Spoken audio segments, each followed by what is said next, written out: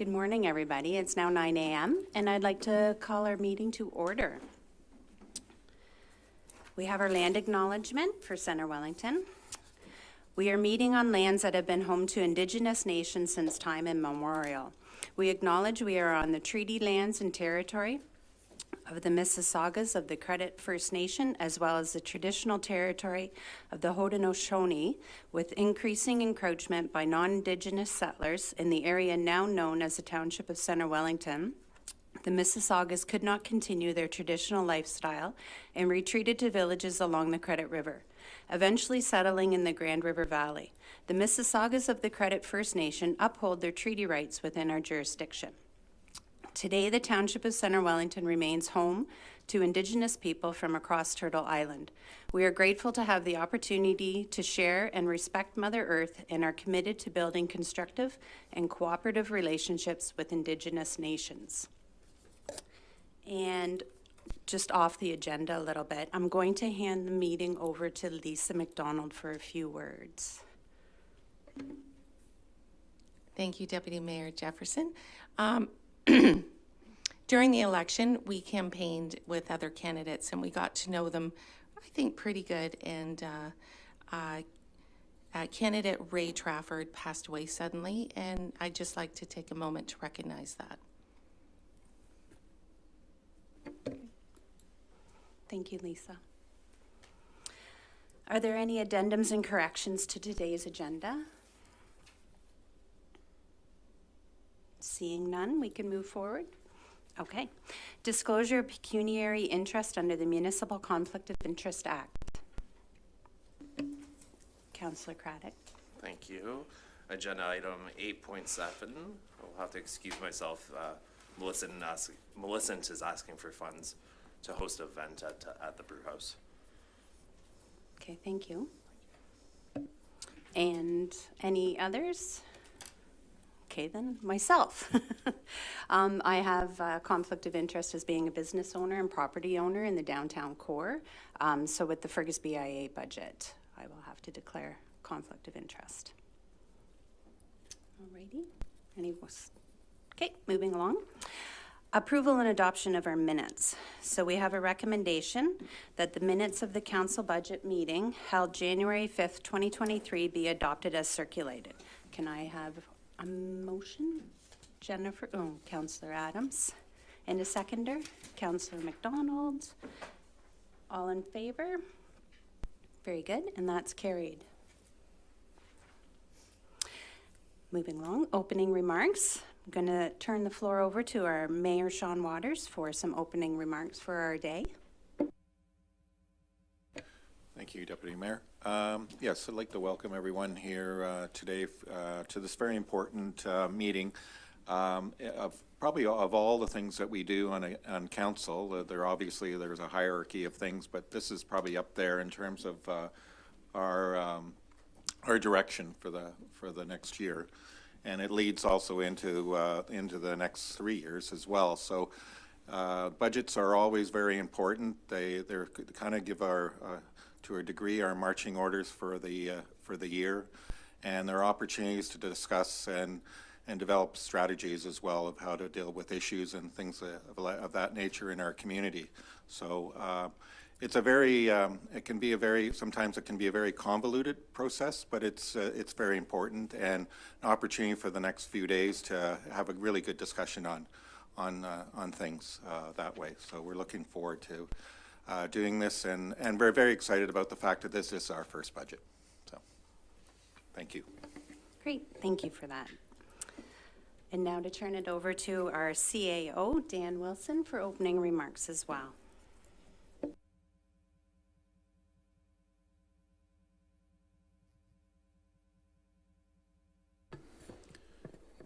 Good morning, council and staff.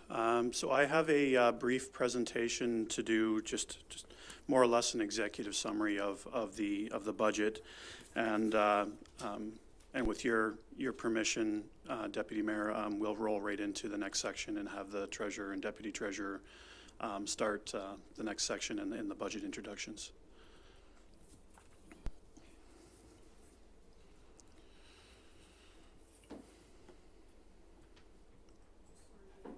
that's okay.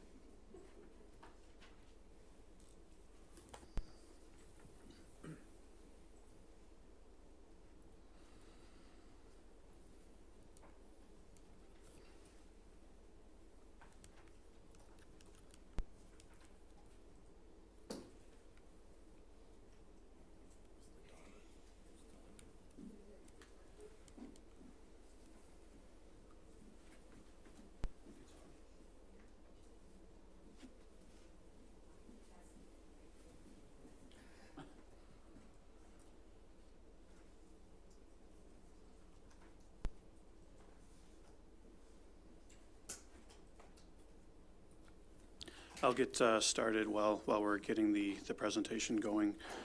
So welcome to the 2023 budget deliberations. So to start things off, I will be providing an executive summary of the budget to council.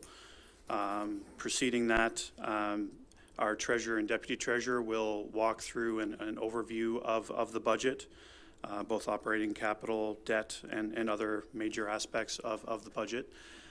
And then we'll actually go through most of the budget book that was provided to council a few weeks ago, and we'll go through that literally page by page to allow lots of opportunity for questions from council. We'll try to pick strategic points along the day, especially when we're doing presentations, to allow for questions from council. So please hold off on any questions until we get to a good point in the conversation to open the floor to that. So to start things off, I want to thank all township staff involved in preparing the 2023 draft budget. As it is every year, it's a very time-consuming and complicated exercise to pull together a draft budget, taking into consideration strategic direction of council, public input, and overall master plans and other reports generated through staff and approved by council. So again, I want to thank all staff involved in the process, and it's been a lot of work to get to where we are today, and they should be proud of the accomplishments made to date on this document. It was a very difficult budget to prepare. We are seeing unprecedented inflation, and I think I mentioned this back on January 5th, and our treasurer will allude to this also in his presentation. We do have a lot of growth happening within Centre Wellington, but at the same time, our assessment growth isn't really reflective of that growth. So that restricts the revenue that we have available to fund growth-related impacts in our budget for 2023. Our goal through this exercise was to set a responsible budget, trying to maintain service levels in this high inflation environment, and we'll try to allude to that as we go forward. Just to give council an idea of the work involved to where we are today in the draft budget book you see in front of you. When we initially compiled the budget book, we were at a tax rate increase of 6.09%. So that was the original ask of the staff when it came to the senior team table to say that the results of impact on inflation, impact of accommodating growth, the increased gas and utility prices, the increase in insurance pricing, all led to a 6.09% increase in taxation. We at the senior team after that found $366,635 in budget reductions, which is the equivalent of 2.27%. Which brings the net regular levy increase down to 3.82%. And when you accommodate the fact that the dedicated capital levy is not increasing, so an increase of 0%, the overall township increase at this point is 3.48%. So that is what is in your budget book, a township impact of 3.48% increase in taxation. You'll find later in our treasurer's presentation that the estimated inflationary impact on our budget is 9.1%. So this is basically saying we're absorbing about 5.62% in this of this inflation, both capital and operating, in this budget. So when I said the budget preparation was difficult, that is why. We're trying to be reasonable and try to absorb as much of that inflation as we can without going backwards from a service level perspective.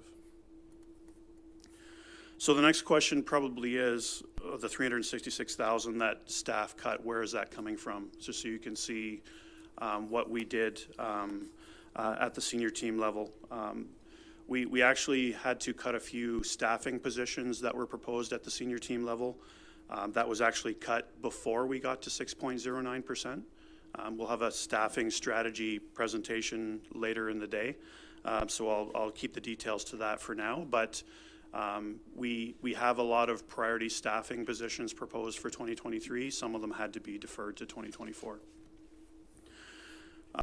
Second item, asset management investment in assets. We had an additional 158,000 in the budget to invest further in our assets, and this was a recommendation coming out of our asset management plan. We did eliminate that 158,000 contribution, and we felt it was okay for this year, given that we had an increase in grant funding. The Ontario Community Infrastructure Fund, OSIF, went up substantially for 2023, and our OLG funds actually are up substantially, given that we are just coming out of COVID years where OLG funds were significantly reduced. So we were able to find the necessary additional funding from an asset management perspective through external sources, rather than having to generate it internally. And I mentioned in January 5th, there are dangers in just solely relying on external sources of funding when it comes to asset management planning. But we feel like we're in an extraordinary year where this additional 158,000 would put undue pressure on our budget, so we eliminated it at this point. Staff training, we had to reduce staff training in various areas by $12,000. This was a discussion at the senior team level. Part of that is additional funding proposed through a leadership and development program initiated through our HR department. So it'll be a partial year of the leadership and development program rather than a full year, and we'll transition to a full year in 2024. The next one, infrastructure services. Much needed increases that were proposed to maintain service levels due to inflationary levels were reduced by 42,500. So this includes brush and tree removal of 5,000, crack sealing and asphalt repair of 5,000, gravel resurfacing of 20,000, safety devices 7,500, and street lighting of $5,000. So this is, again, part of the difficult decision of trying to reduce the budget and having an affordable budget for our taxpayers. The other major area, we increased revenue in different areas, and from a budgeting perspective, increasing revenues has the same effect as decreasing costs. So we have a partnership revenue for human resources that went up 11,200, and that relates to the staffing strategy that we'll talk about later. We have a human resources position that is shared with the Township of Puslinch, and we are going to continue that for a few more months into 2023. Access agreement revenue of $5,000, so this relates to access agreements through infrastructure services when it comes to internet corporations. Investment earnings going up 50,000. We are seeing, with the increase in the prime rate, we are seeing a lot more investment income in the township, so we felt it was justified to increase our investment earnings another $50,000. And then planning permit revenue going up another $50,000, and this relates to the presentation council heard on January 30th around the need to increase our planning fees. So that's a further increase in revenue. There are some a bunch of minor reductions adding up to about 37,000, but that is a summary of what the senior team reduced from a budget perspective to get us from 6.09% down to 3.48%. So I thought that was meaningful information to provide council. So what does our proposed budget, which is 3.48% increase, mean to the average residential property in Centre Wellington? So from a township perspective, that's an additional $45 per household for the year, and that is based on an average assessed residential property of $384,898. And I know that doesn't correspond to market values in today's dollars, but assessed values are in 2016 dollars, so there's no comparison to current market values. So the current average assessed property in Southern Wellington is approximately $384,000, and our proposed budget increase would increase their taxes by about $45 for the year. The total township levy for that average assessed property is anticipated to be $1,338, which you'll see in the middle of the screen highlighted in yellow. The County of Wellington recently passed their budget at 3.8%, and you can see that just below that highlighted area in yellow. That's approximately $93 on the average assessed residential property. The education levy is not going up. That has stayed constant for a number of years.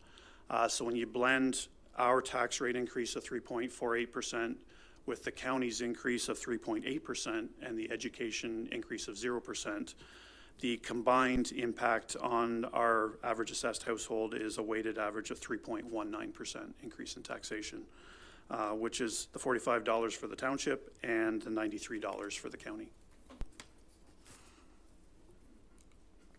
This is looking at our levy graphically. The blue represents our general tax levy. The orange color is our dedicated capital levy, which is there solely for the use of bridges and major culverts. And then the layers on top of that represent assessment growth, both from a dedicated capital levy and a regular levy perspective, as well as the proposed increase in taxation for the year. This is a comparison of all of our neighboring municipalities within Wellington County as also the county itself when it comes to some approved, some draft approved tax rate increases for the year. Wellington North 5%, Minto 4.88%, Guelph Massa 4.85%, Puslinch 4.5%, Mapleton 3.89%, Wellington County 3.8%, Center Wellington 3.48%, and Erin 2.5%. I would like to point out that both Wellington County and Erin used existing reserves to reduce their tax rate, which we at a staff would not recommend doing. That sort of puts you in a hole for the following year. But we were able to provide a tax rate increase of 3.48% without doing that, which is pretty good. This is a combined look at our budget for 2023 compared to 2022, comparing the four major components of our combined budget. Tax-supported operating budget, which is the 3.48% increase, plus assessment growth going from $31 million to $35.1 million. We have our water and wastewater supported operating budgets, which council approved the fee increase on January 5th as part of our fees and charges bylaw. That's based on the recommendations in our fees and our water wastewater rate study. So that is going up. Water 6.1 million to 6.4 million, wastewater 7.3 million to 7.8 million. And then our combined capital budget is where you see the more significant increase, going from 20.5 million to 35.4 million. And I've outlined the three major reasons why our capital is going up so much. I mentioned earlier we did not increase our asset investment through the tax rate increase. So this is actually coming from other sources. Predominantly OLG funds are up significantly, as I said earlier, coming out of a few COVID years where OLG funds were significantly reduced. We actually had a record year of OLG proceeds in 2022 that are now being used in 2023. The Ontario Community Infrastructure Fund, or OCIF, the grant calculation was recalculated this year and resulted in a significant increase in OCIF funding for the township. That will happen on an annual basis. We have a developer agreement for the BD line reconstruction where they upfronted development charges, which provides a lot of additional development charge funding in the budget for 2023. And we have some debt in there for some new water supply implementation as well. So I would say those are the key reasons why our budget has gone up from a capital perspective from 20 million to 35 million. And it's not coming from a tax rate increase, it's coming from other sources. This is a high-level snapshot of the 3-year operating forecast. This is just provided for information only. It shows the 3.48% for 2023. but also shows if variables remain relatively constant for insurance, utilities, staffing costs and so forth, that we can anticipate higher increases for 2024 and 2025. Obviously, this is just for information purposes now. We hope the market calms down between now and when we have to set the next budget. And we will obviously reassess this on a more detailed level when we get into 2024 budget discussions. But we just wanted to provide that for council's information. And to close my presentation, before I turn the floor over to our treasurer, just some of the accomplishments we've had in 2022 that staff should feel proud about both implementing and moving forward throughout the year. Human Resources has been really busy implementing procedures and strategies around staff retention, recruitment, and learning and development.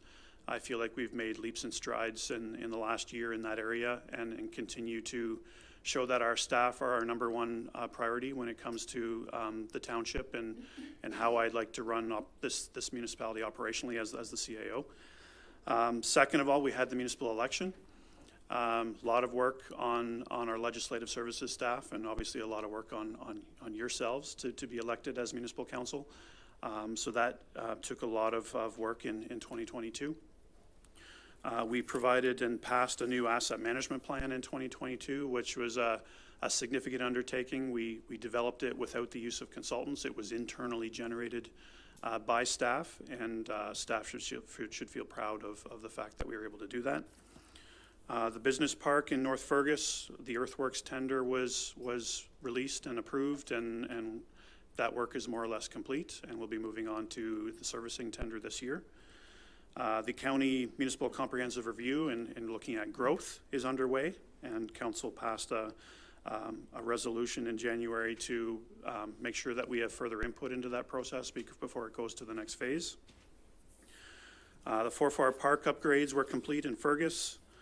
The cultural heritage landscape research for Pierpoint Reserve was initiated, and the CHL OP amendment was initiated. The work for optimizing wells F2 and F5 in Fergus is well underway, and I know our Managing Director of Infrastructure will have more information on that in future months. Our community improvement plan update is underway, where we are working in conjunction with the County of Wellington to make sure that their community improvement plan and ours is aligned going forward. Our Infrastructure Services Department implemented a new annual posted speed limit review that will be brought forward to council annually, looking at concerns from residents as well as other facts to determine if there are changes needed to our speed limits going forward on our various streets. We introduced a land acknowledgement early on in this term of council, which is very important in recognizing the need for truth and reconciliation with our Indigenous communities. We implemented a parking strategy in 2022. We hope to do the same in 2023, as well as roll out a long-term parking strategy for beyond 2023 this year. We implemented a public tree bylaw in 2022. We completed detailed design of the renovations to the Elora Community Center, and this council awarded that tender on January 5th. So we're excited to see that work moving forward. We introduced a shared agreement with the Township of Puslinch for our fire chief to assist them with having a fire chief in Puslinch. We looked at the aquatic levels of service in our aquatics division of community services to ensure that we could effectively recruit and retain lifeguards and provide the level of service needed in the aquatics area of community services. We implemented an early payment agreement for BD Line to make sure the developer is paying development charges early so that we can reconstruct BD Line in 2023. And various infrastructure projects on top of that, including St. George Street East reconstruction in Fergus. So those are just a handful of the accomplishments of staff in the last year.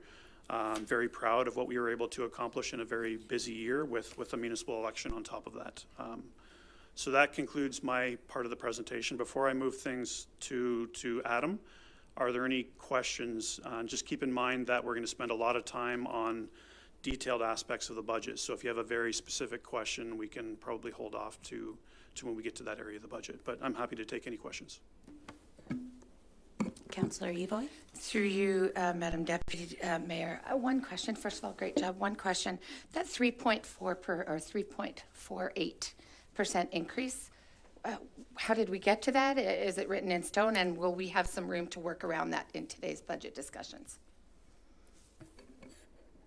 Good question, and through Deputy Mayor Jefferson, that is the starting point for today. If council feels that changes are needed throughout today and throughout Wednesday, motions and resolutions are needed to be passed by council to change where we are now and what staff are presenting as a 3.48% increase. 3.48 was a level that staff were comfortable bringing forward, but we wanted council to be aware of the implications and the cuts that were made to get to 3.48%. So there were a lot of significant, meaningful cuts made to get to that. And yes, this is not set in stone. Council can make changes, but I just encourage council to have a meaningful conversation with staff at this table before we decide to make on any changes going forward. Councillor Wilton? Thank you, and great presentation. Thank you, Dan. I was just curious, related to that, the cuts that were made to get to the 3.48. You mentioned new staff positions had been pulled back. Will that be presented in the presentation later today, or could you describe that a little bit now? Yeah, through Deputy Mayor Jefferson, I will be doing a detailed presentation on the staffing strategy right after our treasurer and deputy treasurer introduce the budget. So that's upcoming. Any other questions?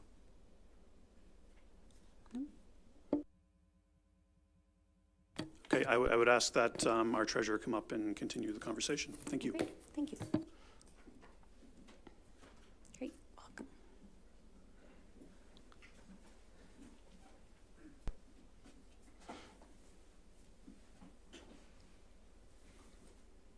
Great. Thank you and welcome, Adam. Thank you, Dan, and good morning, Deputy Mayor Jefferson, members of council.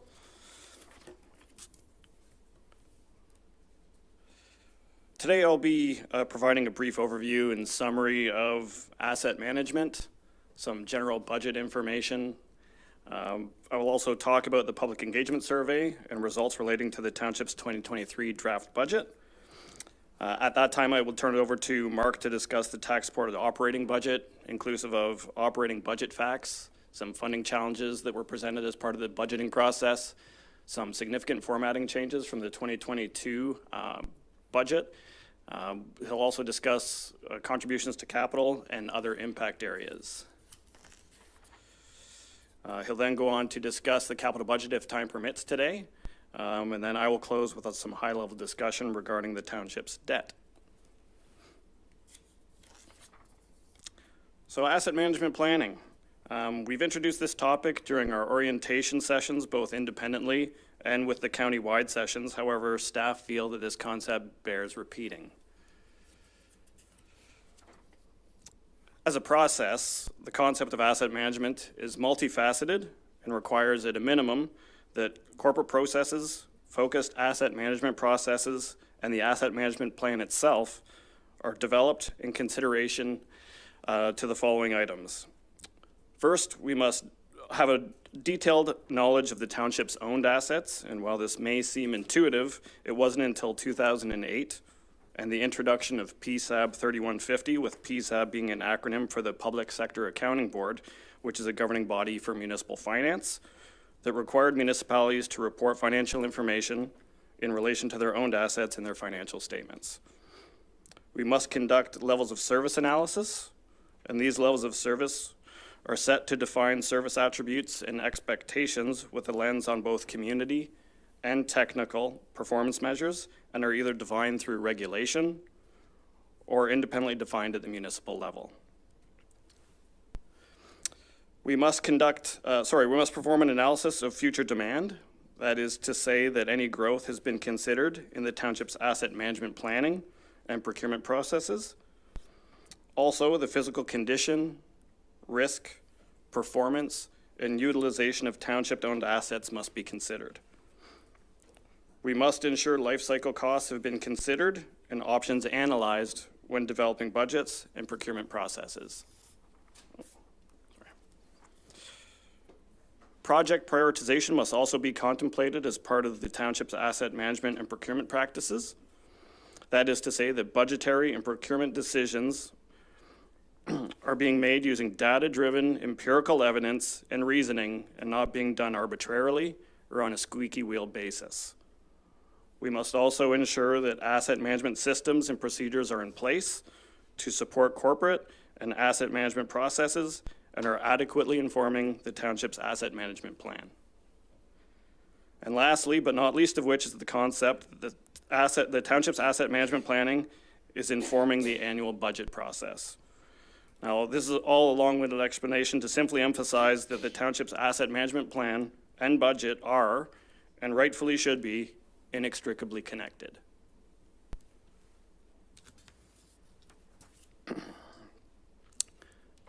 And as the title on this slide would indicate, there are linkages between budget and asset management. On this slide, we have graphically depicted how there are a multitude of plans and processes that inform both asset management and the annual budget, and how they are connected. On the left, we've got strategic planning, departmental plans and processes, and the budget process informing each other, as well as asset management.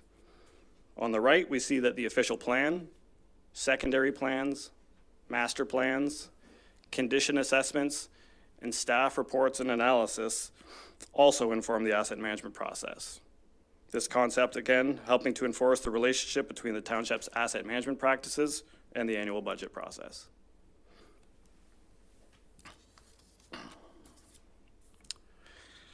This slide has been included for informational purposes, and I apologize for how busy it is. But really the purpose of this slide is to relay the significance of the size, scope, and regulatory timeline for compliance as it relates to the township's asset management practices, policies, and planning. Currently, the township is compliant and well positioned to remain compliant for future regulatory deadlines. However, worth mentioning is that there is a significant amount of work remaining to ensure the continued asset management maturation and compliance from a regulatory standpoint, with the next key date or milestone from the township being July 1st, 2025. The July 1st, 2025 deadline and requisite asset management plan update will require additional content over what was endorsed in 2022.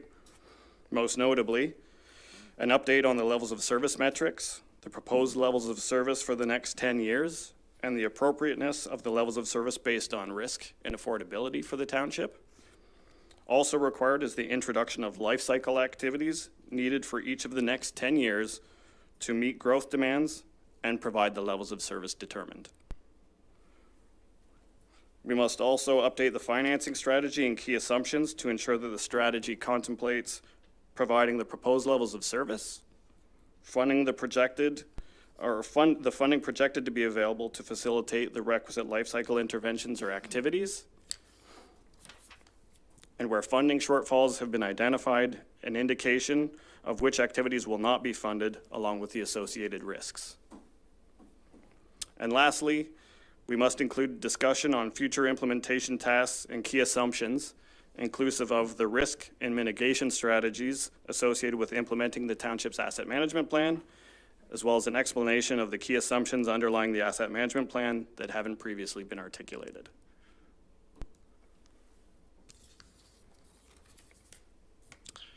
Another slide, and again, apologies for it being on the busy side.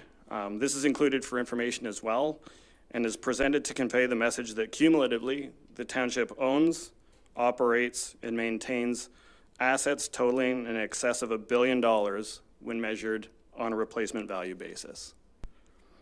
An inventory of this magnitude requires robust policies, procedures, and planning to ensure optimal stewardship.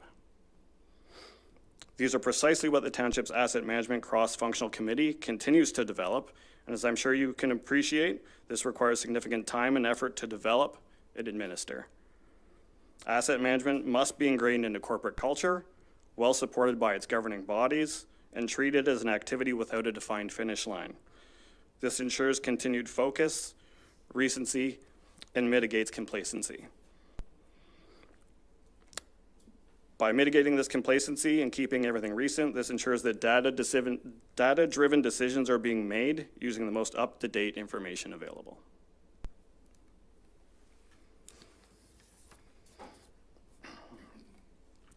And in lockstep with the concept of stewardship of township-owned assets is the available funding to facilitate same. This graph demonstrates the township's progress in managing its capital program funding deficit in relation to the optimal levels established in the 2022 Asset Management Plan.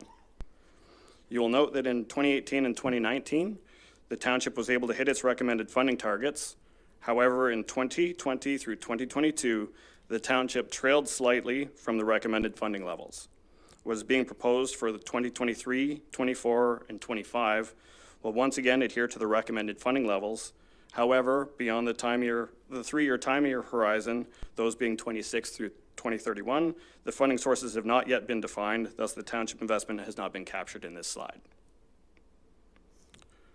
Worth highlighting here is that much of the funding gap closure is being facilitated through external sources, as Dan had previously alluded to, and most notably through the utilization of OCIF and OLG allocations, which are outside of the township's sphere of influence. And kind of echoing Dan's comments, external funding sources are outside of the township's control.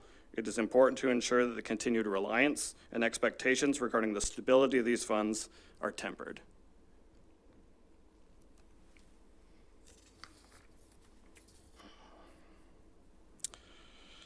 And the previous slide provides a nice segue into our status update on how the township is progressing on the recommendations detailed in the township's 2022 Asset Management Plan.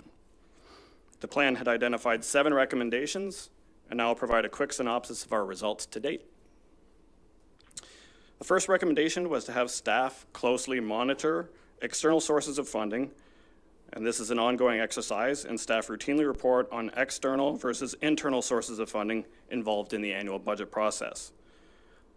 This has been presented in the 2023 draft budget book and will continue in future years. The second recommendation was to ensure that increases in OCIF funding will be dedicated to roads-related rehabilitation and replacement needs. The 2023 draft capital budget is consistent with this approach, with the 2023 projects earmarked as recipients, at least in draft form, being BD Line and East Mill reconstruction, as well as 2 pedestrian crossings.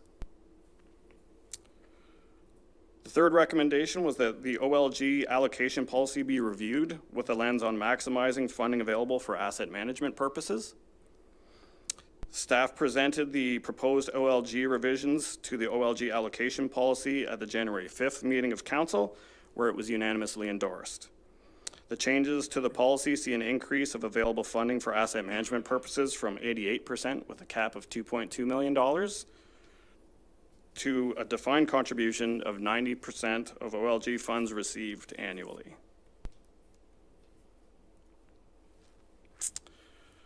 The fourth recommendation suggested that debt payments over the 10-year capital forecast are not to exceed 15% of township revenues, and that you will see in a slide later in this presentation what is being proposed as part of the 2023 draft budget adheres to this recommendation. The fifth recommendation was that a portion of annual taxation assessment growth is to be allocated to asset investment. The 2023 draft budget sees 25% of the realized assessment growth revenue being allocated to asset investment and thus adhering to the plan recommendations. The sixth recommendation was that the township instate a 2% increase in taxation equivalent on an annual basis to provide meaningful increases in tax-supported investment over time. For the purposes of the 2023 draft budget, this has not been implemented, and the reason for this is that other available asset management funding increases for 2023, most notably the significant increases in OCIF and OLG allocations, have provided the necessary annual increases to facilitate the recommended funding levels. And lastly, the township continued to follow water and wastewater rate study recommended rate increases.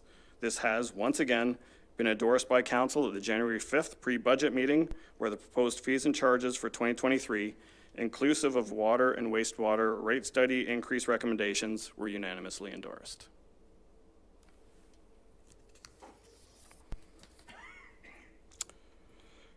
Transitioning away from asset management now to general items influencing the 2023 draft budget, I will start with inflation. And the contents of this slide detail the year-over-year changes to both the Consumer Price Index and the non-residential building construction price indices. As can be seen in both graphics, the recent year increases have been significant. These increases signal that the cost for the township to purchase goods and services necessary to provide services and undergo capital construction work has risen sharply in recent years. In fact, the implications of these indices in weighing the operating and capital activities of the township using 2022 budgetary measures as a proxy would suggest that these inflationary impacts alone would amount to a 9.1% increase in cost to deliver the same service to residents, with all things being equal.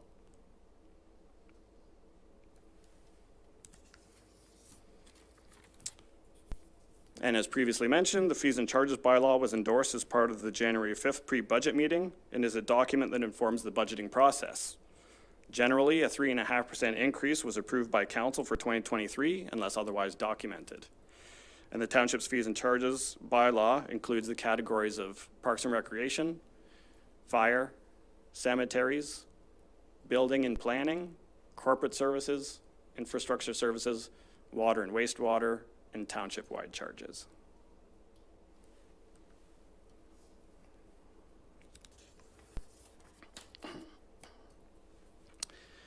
And as part of the 2023 draft budget process, the township staff had made some significant changes to the budget survey when compared to prior years. This was done in an attempt to simplify and focus tax-supported budget feedback, while also providing opportunity for respondents to provide free-form commentary. Connect CW was the host of the survey that ran from December 2nd through December 30th. And with advertisement of the survey being conducted through our corporate website, social media, and radio ads. When compared to prior year, the amount of and quality of feedback is being viewed as a success, with full survey responses up from 33 in 2022 to 270 in 2023. And with comments being provided up from 14 to 236. A full report on the survey results is attached as Appendix E to the 2023 draft budget report included in the agenda.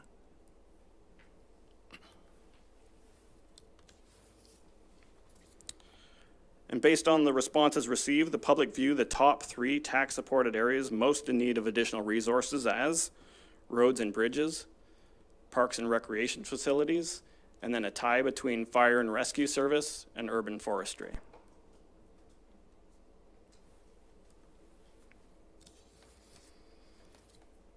And building on the public perception of the top 3 tax-supported areas requiring additional resources, the survey feedback received would suggest that there is a preference to maintain or enhance services through taxation increase in user fees over cutting services to maintain or reduce taxation.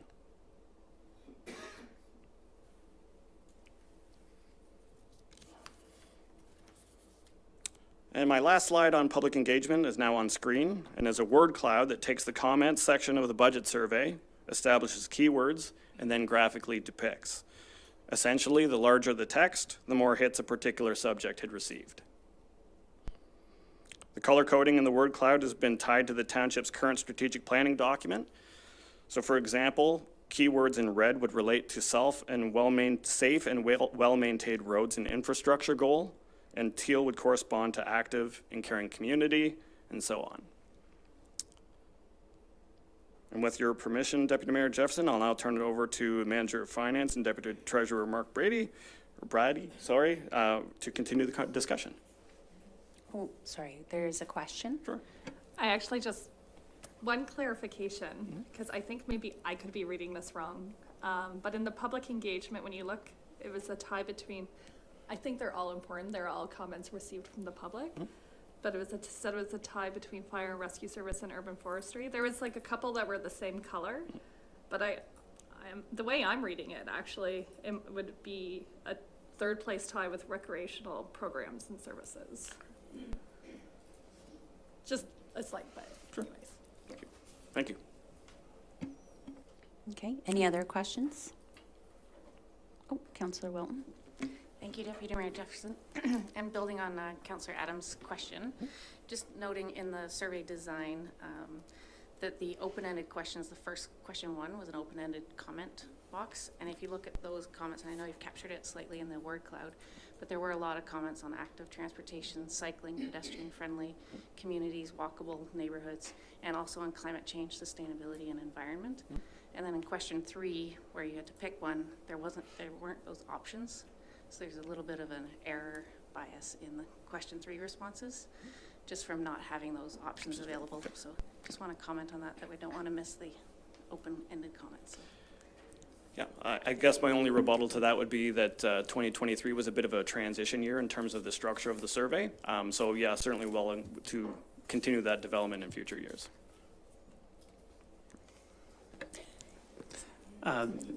Through the Deputy Mayor, I just want to comment that the word cloud was developed just solely based on question 1. So we didn't have the restricted questions. They didn't manipulate the cloud at all. Okay. Any other questions? No? We're good? Okay. Thank you. Thank you, Adam. And welcome, Mark. Thank you, Deputy Mayor Jefferson.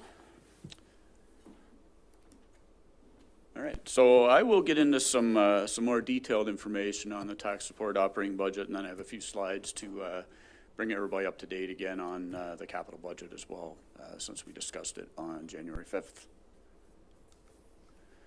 So the first slide here, this is a pretty typical slide we bring forward. This is the average residential tax bill breakdown. So this is based on the average residential assessment of about $385,000. And that is pretty small, but the township portion is 30%, and it has been hovering around that percentage for a number of years, and I'll show you that in the next slide. The education percentage is 13%, and the county percentage is 57%. So when you go and pay your tax bill, 57% or 57 cents on every dollar goes to the county, 13% to education, and we retain 30% here, or 30 cents here. So the next slide essentially shows that evolution since amalgamation. So that goes back to 1999. So the top line is the county, the blue line is the township, and the black line is education. So you can see education's kind of tailed off. The township has gone up a little bit since, or increased a little faster, starting in about 2014 or 15, I think it is, with the implementation of the dedicated capital levy. Next slide, just for information purposes again, the average commercial industrial tax bill breakdown. So the township will maintain 22 cents on the dollar, the county gets 41 cents on the dollar, and education gets 37 cents on the dollar. So I believe this slide was part of the January 5th presentation. You're going to see this slide every year. It's important that we bring this forward. So you have an understanding of the differences between kind of the operating budget and the capital budget. Think about the operating budget, your day-to-day expenditures. So the big part of the operating budget is salaries and benefits. But there's also utilities, insurance, fuel, supplies, and the majority of the operating budget is funded from property taxation. But user fees also make up a component of funding for the operating budget, as do grants, and that includes grants like OSIF and also things like slots money. They come in as revenue into the operating budget, but they do then flow out to reserve funds through the reserve contributions line there. You can see the connection at the bottom. Those amounts sit, and there's also a capital contribution that's built into the operating budget that funds the general capital reserve. Those reserve funds sit there, and then they're used to fund the capital budget on the right-hand side. And a rule of thumb to keep in mind with a township budget for a capital budget item here, it's typically a one-time item, and it's over $5,000. And the reason we do that is if you were to put some of those $50,000 studies or $100,000 studies that are one-time into the operating budget, you're going to get a spike in the tax rate. So the capital budget are your big ticket items. Those are going to be your road reconstructions, your asset replacements, new facilities, and new vehicles. And the capital budget isn't just funded from reserve funds. It's funded from development charges, or a significant portion, especially this year. grants, so these would be one-off grants under specific programs that the government may put out, like CWWF or ICIP. And then there's also some projects could be funded from developers or partners. Occasionally, there is debt that's taken out on big projects. These typically be facility, like building facilities or other major projects. Once debt is taken out, it then becomes a responsibility of the operating budget in future years to fund those debt payments. Those debt payments could be funded from development charges if they were taken out for a growth-related project. And if they aren't, then they have to be covered off either through property taxation or, in the instance of water, wastewater debt, through user fees. All right? So there's a lot of interrelationships here between the operating and capital budget, and this kind of just scratches the surface of it. Again, just reiterating here, there's kind of two streams, the operating budget, capital budget. They're broken down into three similar components. You've got your tax support operating capital budgets, and then you've got your water and wastewater supported capital and operating budgets as well. One thing you hear interchangeably today is water, wastewater. You may hear as the environmental budget. You may hear it as the user pay budget, okay? Kind of one and the same. So now I'll just get into some specifics to do with the 2023 operating budget. So the total operating budget is $49.3 million. Tax support is about $35 million of that, and the user pay or the water wastewater budget is about $14 million. For the 2023 budget process, we started the process as we typically do in June, and that usually starts with kind of rolling forward the capital budget, having meetings at a senior management level to start with, saying, what projects now, can we still go ahead with them? Have there been some preliminary environmental assessments that have been done that are going to delay things, that a project may have to be delayed? We're also looking at getting the pricing updated as well. And we also start with the preparation of vehicle and equipment replacement schedules that find their way into the budget book as well. We get into August, we started looking at the 10-year bridge and culvert plan, which is also in your budget book. And then we also started initiating operating budget discussions at a staff level. And this involves myself and another finance staff member going out and meeting with every department, essentially, one-on-one. We go through every single line. I think there's about 2,500 lines now. So it's a very time-consuming process. And that carries basically from August straight into probably early November, we wrap those up. Meanwhile, behind the scenes, we're still developing the capital budget, working on updating those numbers, and we're starting to work on the 10-year forecast once we get into kind of November. December is a time period of pulling everything together. We started working on the 3-year operating forecast and starting to draft those sections of the budget book that we're able to pull together. We had a meeting on January 5th, pre-budget meeting, to go over a big focus that was the capital budget. And then we published the 2023 draft budget book a couple of weeks ago. And here we are today at day one of our budget meetings. And we have another day scheduled for Wednesday.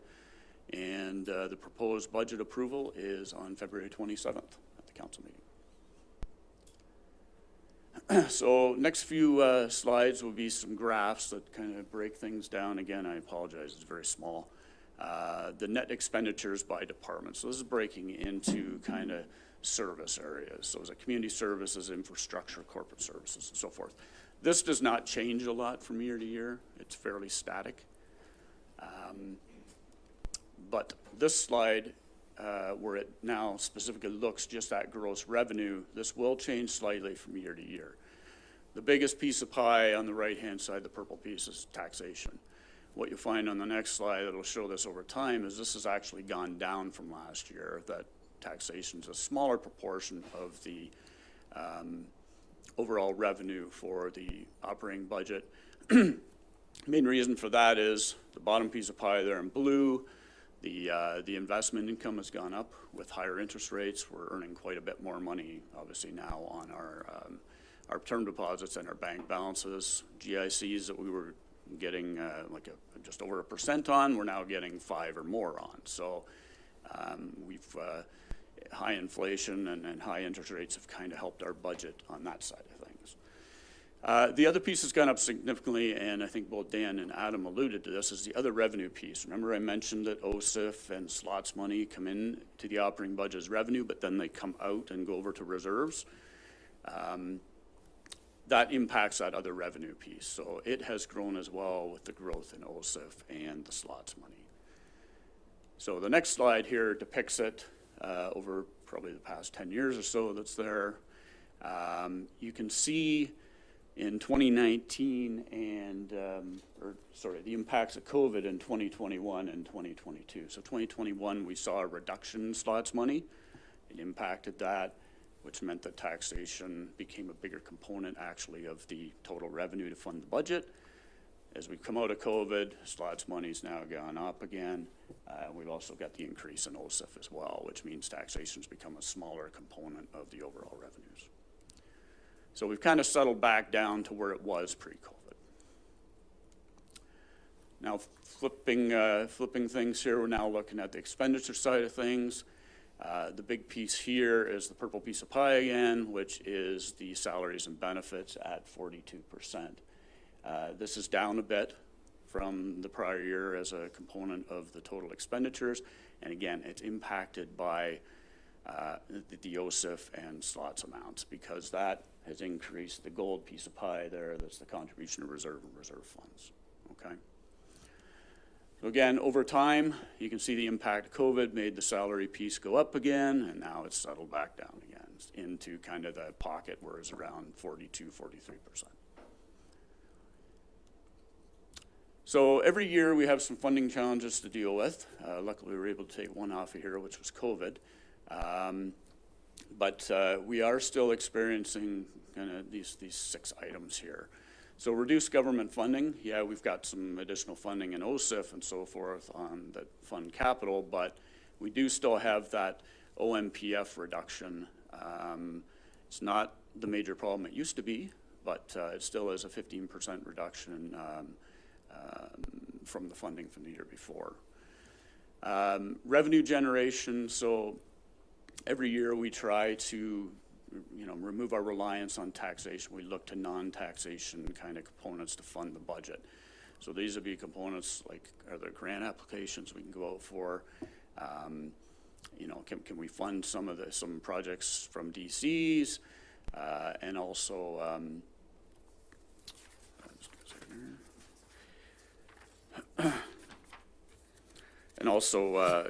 can we increase user fees where it makes sense? We also need to fund legislative requirements each year. So these would be things like accessibility requirements and minimum maintenance standards for roads. And we also need to fund source water protection. We also need to maintain our existing services. So these would be our existing programs and so forth that are offered at our community facilities. And we have to offer fire services, clean water, and wastewater as well. And we also have funding commitments. So one significant funding commitment for next year is we have a debt servicing commitment of $2.9 million. So that's principal and interest payments on our existing debt. And this is a strange economic environment. For a number of years, we've always been dealing with low interest rates, low inflation. Now the tables have turned and we've got high inflation, high interest rates.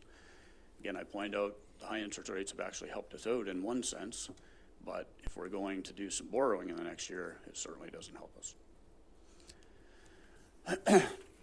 Now, I will point out, and you probably noticed this if you've been flipping through the budget book, there are some significant format changes we made to the operating budget. We created a new division this year by separating out the HR division from the CAO division. In the past, probably 5 or 6 years, they were kind of combined. We've also moved various accounts from the general bin cost center, which really is a cost center where basically items that didn't fit anywhere else just went to general administration.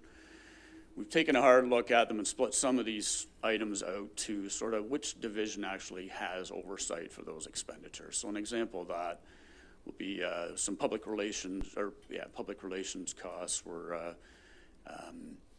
moved to the CAO and communications area. We split out retiree benefits and moved them to the HR area. We also created a new cost center for the old medical building at 205 Queen Street in Fergus, which is housing some staff now. In the 2022 budget, it really wasn't fully determined exactly what was going to happen with that building, so we actually left it in general administration. Now that we're progressing and it has staff in there now, we thought it was best to split it out as its own cost center. So we will go through that. We also consolidated the Fergus and Elora downtown budgets. In the past, we essentially had 4 budgets for the downtown areas. They're not significant in the whole scheme of things. So instead of Fergus and Elora beautification downtown budgets, we now have one called Center Wellington beautification and a Center Wellington maintenance budget. Beautification is handled by community services. The maintenance budget's overseen by public works.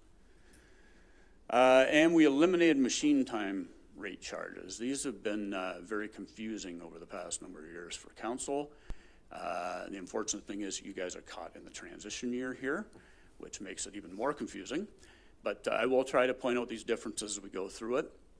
It's easiest when we get to a page to walk you through it, but I do have a slide here that basically in prior years, vehicles and large equipment were assigned an annual rate that could be charged at various, basically to various cost centers, mainly within the operations page and transportation, water, wastewater, and parks pages. So really it impacts 4 main areas. There are cemeteries impacted slightly as well, but those are your 4 main areas.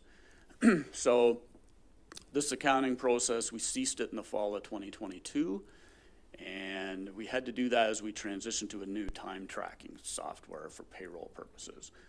The system didn't have the ability to track these machine time charges as well. So we took a hard look at it and decided it's time to just get rid of this.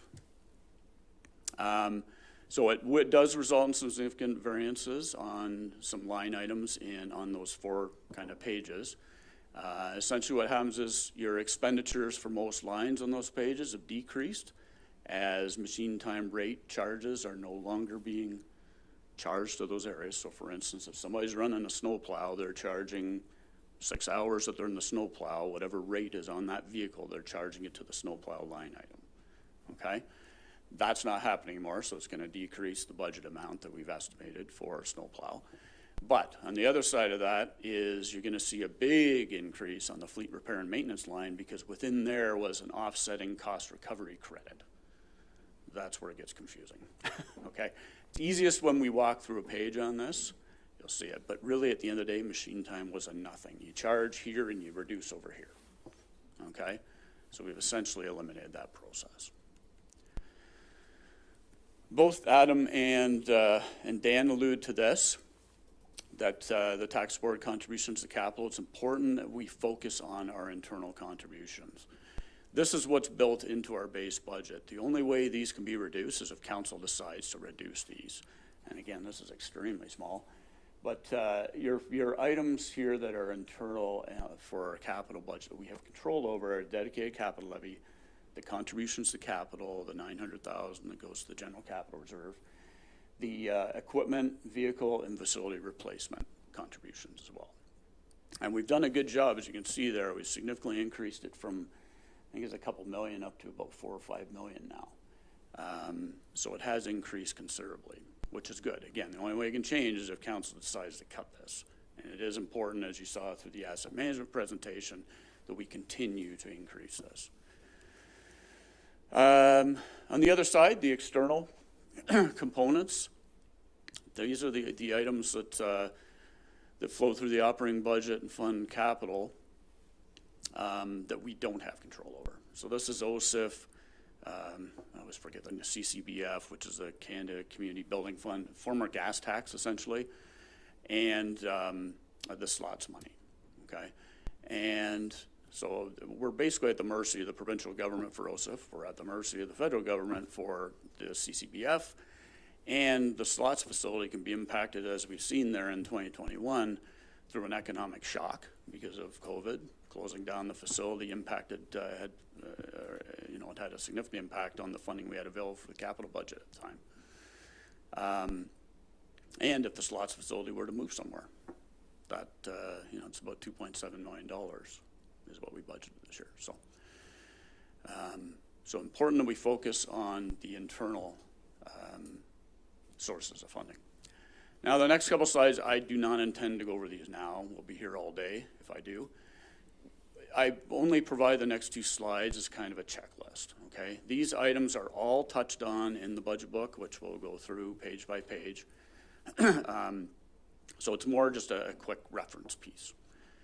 So slide 1 essentially are all items I pulled out of the budget that are increasing expenditures or increasing the tax rate somewhat. These are all items over 10 grand. And the next slide are all the items that actually reduce the tax rate, and these are the items over 10,000 as well. And then there is obviously a plug at the end that's about $60,000 that is really net expenditures that are under that 10 grand, and they add up to about 60,000.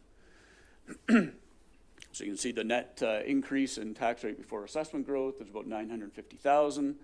Take out the assessment growth, and then the net increase in the tax levy rate due to the items listed above is about $617,000 and gets us to the 3.82, okay?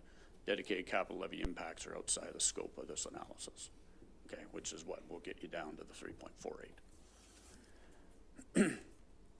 Okay, just a quick slide here on how the growth, the assessment growth was allocated. I think it's kind of been touched on a bit earlier as well, but for staffing strategy implementation, about half of it was used to fund the tax-supported portion of the staffing strategy, which I'm sure Dan will speak to after this presentation. We put 25%, or about $84,000, to asset management, and that you'll see found its way into the facility replacement, to fund the facility replacement schedule. Gave it a good kickstart, as it's the first year we've actually split out and created that schedule. And then the other 25% went to other operating revenues. So just a few slides on the capital budget here. I think I've got a handful. So basically, the draft capital budget facts, and this has been updated from when we met on January 5th. There were some tenders awarded. So I've taken, or we've adjusted for those tenders in the capital budget, and these are the new numbers now, okay? We also provided in the report to the budget, there's a schedule in there that takes you from the capital budget on January 5th to the capital budget now. And I'll walk you through that when we get to the capital budget section of the book. So tax support, or the total capital budget's now about $35.4 million. I think it was about 37 or 38 million a month ago. Tax supported of that is about 25.3 million, and the user pay is just over 10 million. So just some graphs again. So sources of financing here. So the tax supported revenue is about 60%. Essentially this, the big, I guess I'll just point out the big change here is really the red piece of pie, development charges. Okay, that piece is not usually that big. The reason it is, and Dan alluded to this in his presentation, is due to that early payment agreement with a developer so that we could do BD line. And the gross expenditure side of things, again, this doesn't change a lot. The key thing here is that water, wastewater usually make up almost a third of the budget. This year it's about 28%, so we're pretty close to, a typical budget from an environmental standpoint. Internal reserves, we used $25.6 million of internal reserves this year, and that is significant. The big reason for this, and I talked about this a month ago, was the economic development piece of pie there, the bottom right blue color. That's huge. Usually it doesn't even show up in this pie, but it's big this year because that's the source of funding for the Dixon Drive servicing, or the business park servicing, okay? The other piece of pie that's very significant, I guess, is the brownish color, I guess, on the top left, which is the OSIF funding. Okay, we got increased OSIF funding this year. It's found its way into funding a number of projects from roads and bridges. Well, basically, it's roads and bridges is a big part of it. And my final slide here, this just again shows how the, basically the capital budget by funding area. So you can see the average is the orange and the blue is the 2023 budget. So there's a little bit of extra funding, I guess, 79%, typically it's 72% is going to transportation at the expense this year, I guess, of Parks and Recreation, which typically is 17%, and this year it's at 10. All right, I'll turn it back over, I guess, to Adam, unless there's some questions at this point. Yeah, we can do questions. Are there any questions for Mark? Councillor Evoy? Thank you, through you, Deputy Mayor. So, as we recognize that there was considerably less income and no tax rise, plus although you took COVID off the line, we did learn some lessons about ensuring we've got healthy spaces available, plus with 23 and how much of our reserve costs our reserves we've used, I'm inclined to ask that number about township getting 30 and county getting 57. Who's written that formula, and is that something that we have any say in?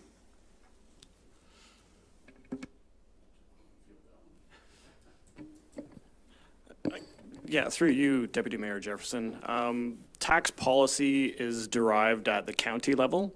We have very little input into that. However, the percentage basis is not out of line for what the other member municipalities are experiencing as well. Thanks for clarifying. Any other questions for Mark? Councillor Wilton? Thank you, Deputy Mayor Jefferson. This is actually a question for Mr. McNabb. I forgot to ask it earlier. So, in the asset management plan, I think I've asked this at previous meetings, but where do natural assets and green assets fit into the asset management plan? Like all our parks, park spaces, trails, any of those types, do they fit in at all, or are these counted separately? Thank you for the question, Councillor Wilton, and through you, Deputy Mayor Jefferson. We do have some of those documented in our current asset management plan. However, that is certainly an area where we need some additional maturity, and we continue to develop that through the cross-functional asset management committee. Great. Oh, Councillor McDonald? Through you, Deputy Mayor Jefferson. You referenced the sports books a few times, and that if they went away, you know, what would that look like? I do caution us always relying on those funds. It is a lot of funds, and my understanding, the intent of it initially was for the betterment of the community, so parks and recreation and, you know, community services in that manner. So I do caution us relying on it that much. And I just wanted to state that because I do realize about 5 years ago there was, you know, we were at risk. We could lose the slots, the sports books. You know, that's an added advantage that we just signed that in January. So I just want to put that caution out there in the budget. Thanks. I should mention as well that within your package, we did provide a history of where the slots money, like what projects it has funded over time. I can't remember what appendix it is, but it is in the budget package. Okay, thank you. Any other questions? No, we're good. Thank you, Mark.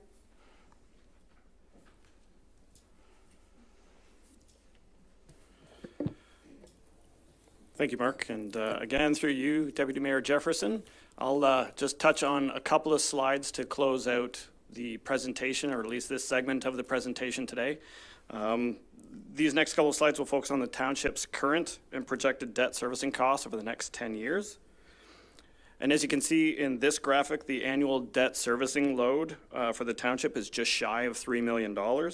It is being carried to support multiple service areas. And while there is new debt scheduled for 2023 to support the township's water supply strategy and corporate operations facility, the servicing costs are not anticipated to start until 2024, which is see a slight increase in 2024. In 2025, you'll see a reduction. This comes with the termination of 3 existing debentures that the township currently holds, and these are related to the Fergus Sportsplex, the Fergus Water Tower, and the Fergus Library in conjunction with the county. The gradual increase in debt servicing costs beginning in 2026 are largely attributable to two major projects, and those being the corporate operations facility and the expansion of the Fergus wastewater treatment plant.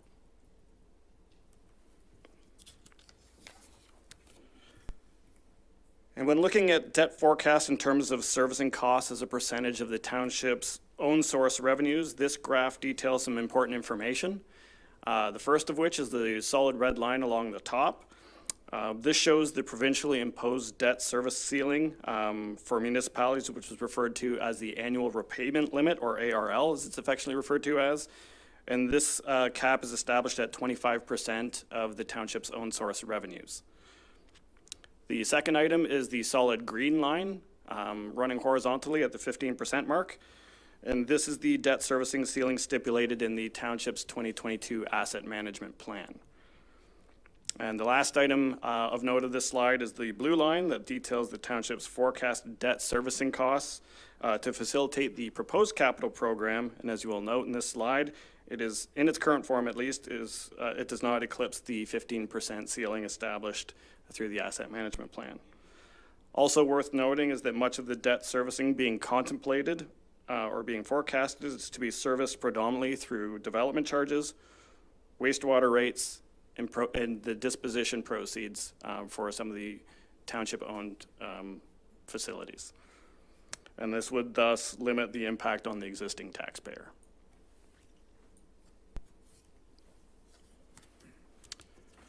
And with that, that effectively brings our presentation for Mark and I to a close before we transition to Dan's presentation on the staffing strategy. But again, happy to field any questions the council may have at this time.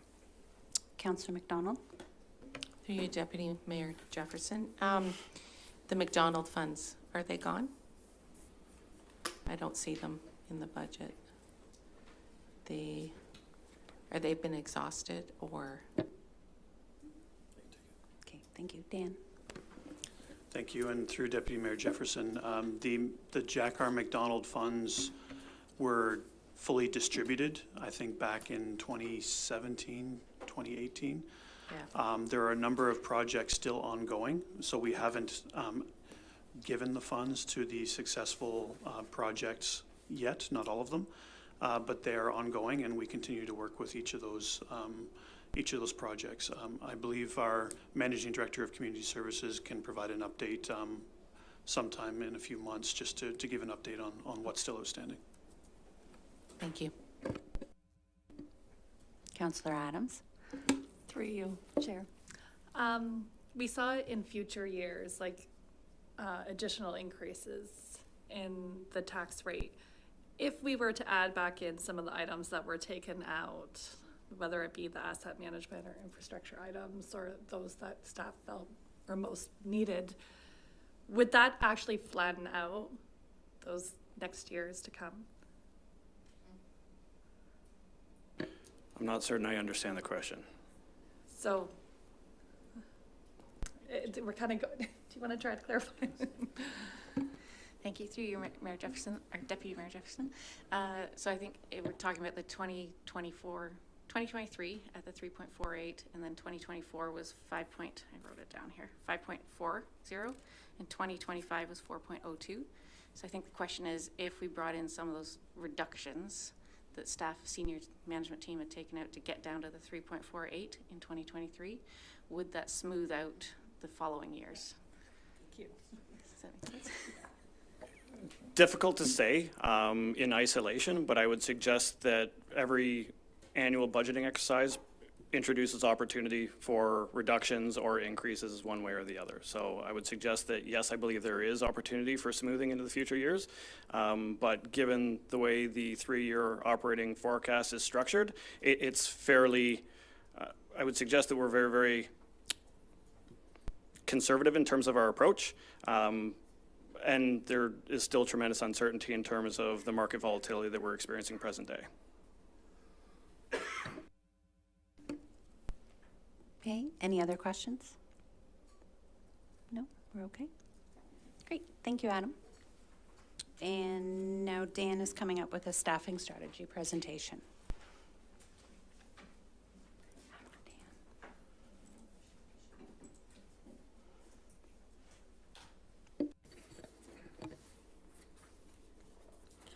Okay, our Chief Human Resources Officer, Rashid, is under the weather today. So this was going to be a joint presentation between Rashid and I. So I will do my absolute best on his slides before moving to my slides.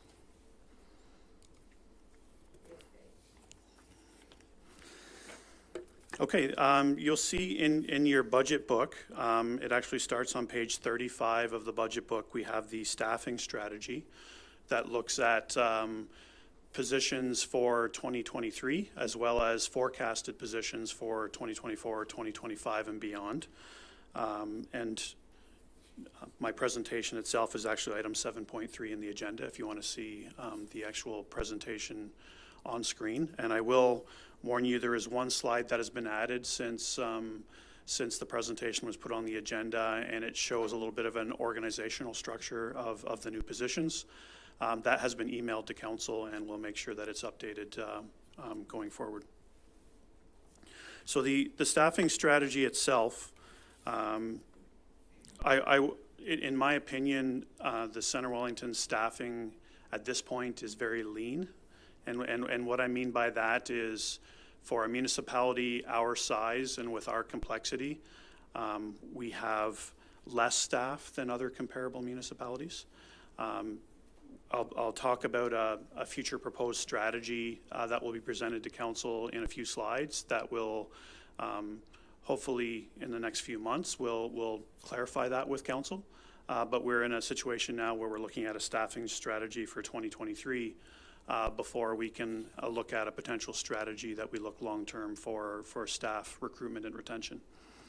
But when it comes to a staffing strategy, our goal is to look at our growth demands. So as you know, Centre Wellington is growing significantly, not only now, but going into the future 20, 25 years. So how do we make sure that our staffing needs keeps up with growth? So we need to identify that in our staffing strategy. Legislative needs, you'll see there's a number of positions recommended for 2023 that are purely due to legislative requirements. We need to make sure that we have the staffing needed to keep up with those legislative needs. And number 3 are new services. If we are proposing or implementing new services, we need to make sure we have the staffing necessary to address those new services. So I would say those are the 3 key areas in which staffing is considered and addressed through the strategy. And in a minute, you'll see the actual process that the senior team goes through to actually prepare the staffing strategy on an annual basis. I mentioned a future policy for council consideration, and this is just a heads up so that council can see this coming in the number of months, but we want to bring a policy forward to council that will look at how we establish and maintain staffing levels going forward. We want to talk about the benefits of having a staffing policy, a work-life balance side of things for staff, looking at leading by example, being an employer of choice, looking at the health and safety of our staff. We want to make sure we address this in a formal policy that is eventually approved by council. We want to make sure that we ensure that municipal spending on staffing costs are affordable and sustainable over time, so that the strategy or the policy itself will address that. And we want to make sure that we're planning accordingly for growth. So we are doing this at a staff level, but we want council to formally sign off on a policy that addresses this. So this is something that will be coming forward in the near future. In terms of the staffing strategy for 2023, it's very much a formalized process operationally at a staff level. We have a staffing strategy, which is very much a workforce planning tool that we use at a senior team level. And we have this new position request process, which is really a business case being provided by the various divisions and departments to the senior team to be evaluated. And I'm going to go through that whole process so council gets a comfort level of the process involved in eventually bringing forward new positions in the staffing strategy.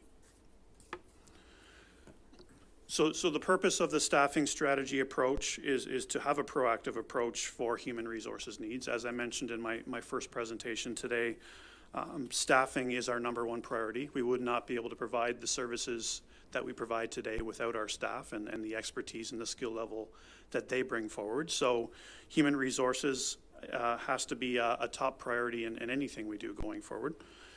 We need to anticipate future demands, and I mentioned both from a growth perspective and a meeting legislation perspective. We need to look at demands from both sides of this.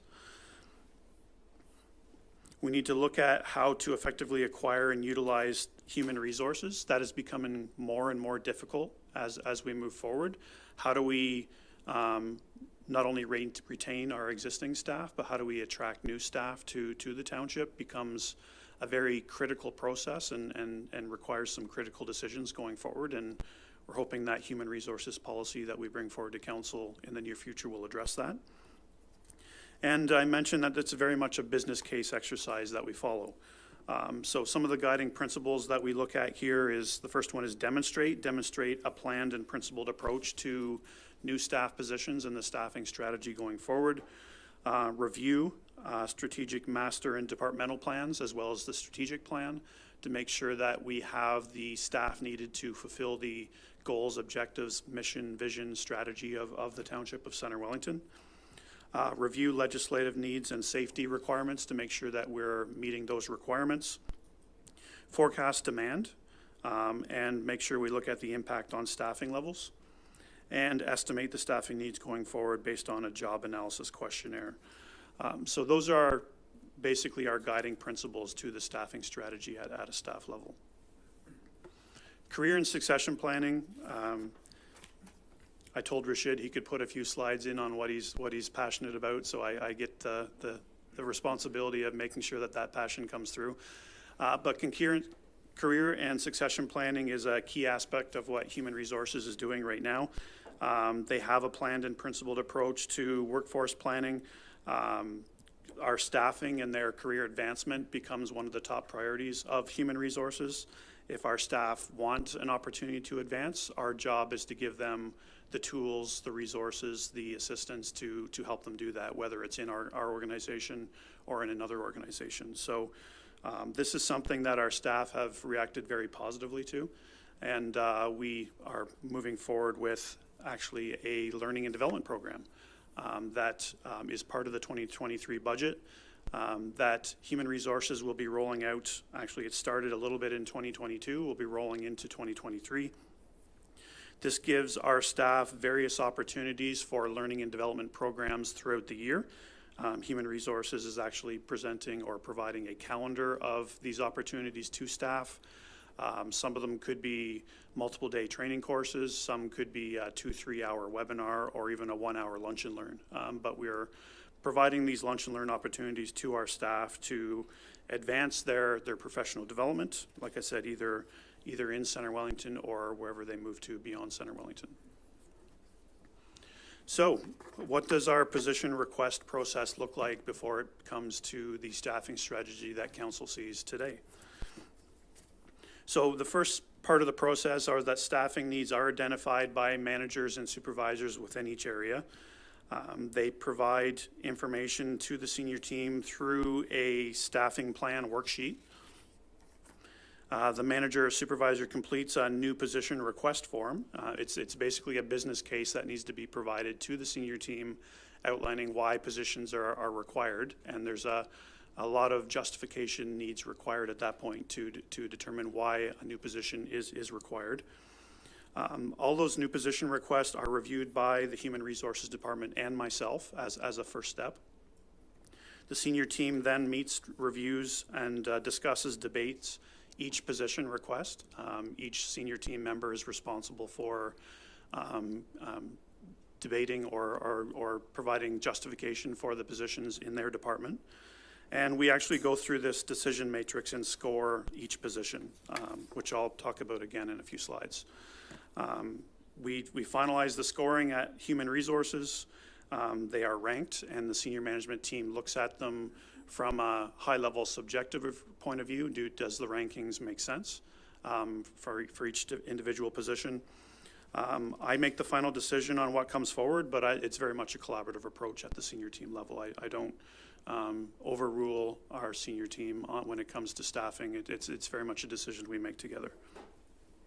We communicate the decisions to managers on a draft perspective, and then we come to council as part of the budget process and get the funding approved to move forward with those staffing positions.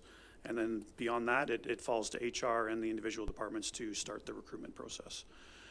So I'm not going to go into a lot of detail, but there's a lot of forms and guidance documents prepared for staff and the senior team to go through that process, so that we can go right from the identification of a need right through to a position that makes its way onto the staffing strategy and is actually included in the budget. This is the decision aid matrix that we use to evaluate the positions, and I don't expect you to be able to read all of that right now, but we look at a number of different areas and score each position based on a number of different areas, including is it meeting a legislative need? Is it supporting strategic priorities? Is it helping with health and safety? Does it benefit more than one department? Does the position provide corporate efficiencies? Is there an ongoing cost recovery or an alternate source of revenue for the position? Is it mitigating risk? Does it give us an opportunity to provide in-house expertise so that there's less reliance on consultants? Does it offset high workload? And is it a citizen value service delivery? So we evaluate every single position based on that matrix, and that helps us, at least initially, rank every position from the most critical position to the least critical position for that year. And then based on funding availability and subjective discussions at the senior team, some positions have to come off the list. And unless there's subjectively something wrong with our analysis, it's the items or the positions at the bottom of the list that get taken off the list. I mentioned funding and the funding limitations when it comes to staffing. This is the formula we use to determine the funding for staffing going forward. The first one is tax-supported growth. Adam and Mark mentioned that we have tax-supported growth of 2.12% this year, and we're going based off of the unofficial strategy at this point that 50% of that growth can be used for staffing recruitment. I mentioned earlier our staffing levels are considered lean, and using assessment growth as a way to try to alleviate that without having the staffing impact our tax rate. So I will say that the positions shown in the staffing strategy for 2023 do not impact the 2.48% taxation. It's within alternate sources of funding as well as taxation growth that we are funding these positions. Item 2 is water wastewater supported. So if we have positions funded through the water wastewater budget, that's accounted for through the water wastewater rate study, through the rates we charge for water wastewater, and that has its own source of funding for positions. So we have some of that.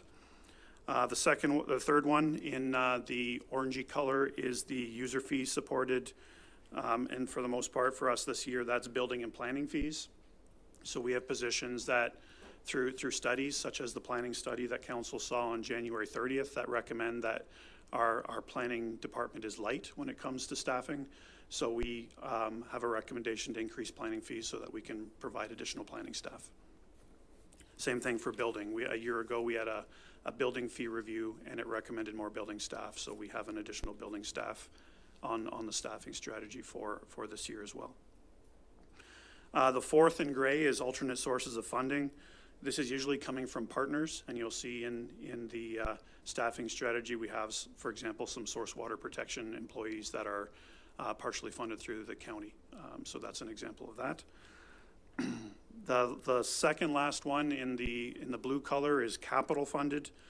This isn't something for 2023, but if we have some additional project managers required to maintain our capital program, in some cases we use capital funding to fund those project managers.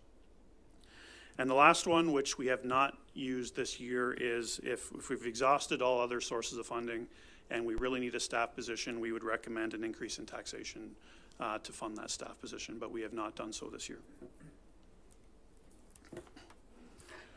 This is the new staffing proposed for 2023, and I will caution the word new because yes, there are 14 positions listed here, but 5 of them are existing positions that we are changing the scope, or we're changing them from part-time to full-time, or from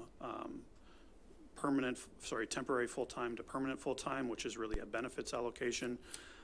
We're really only asking for 9 new positions, and like I said, no impact on the tax rate from an increase perspective. The other 5 are positions, and we'll go through that in a minute here. I'm not going to spend too much time on each position identified for 2023. We'll leave that to the question and answer period for council, and the senior team will be here to back me up for their positions and help answer your questions. But we do have the slide that was created for today that is not in the agenda package that has been emailed to you, which is a high-level look at the organizational chart.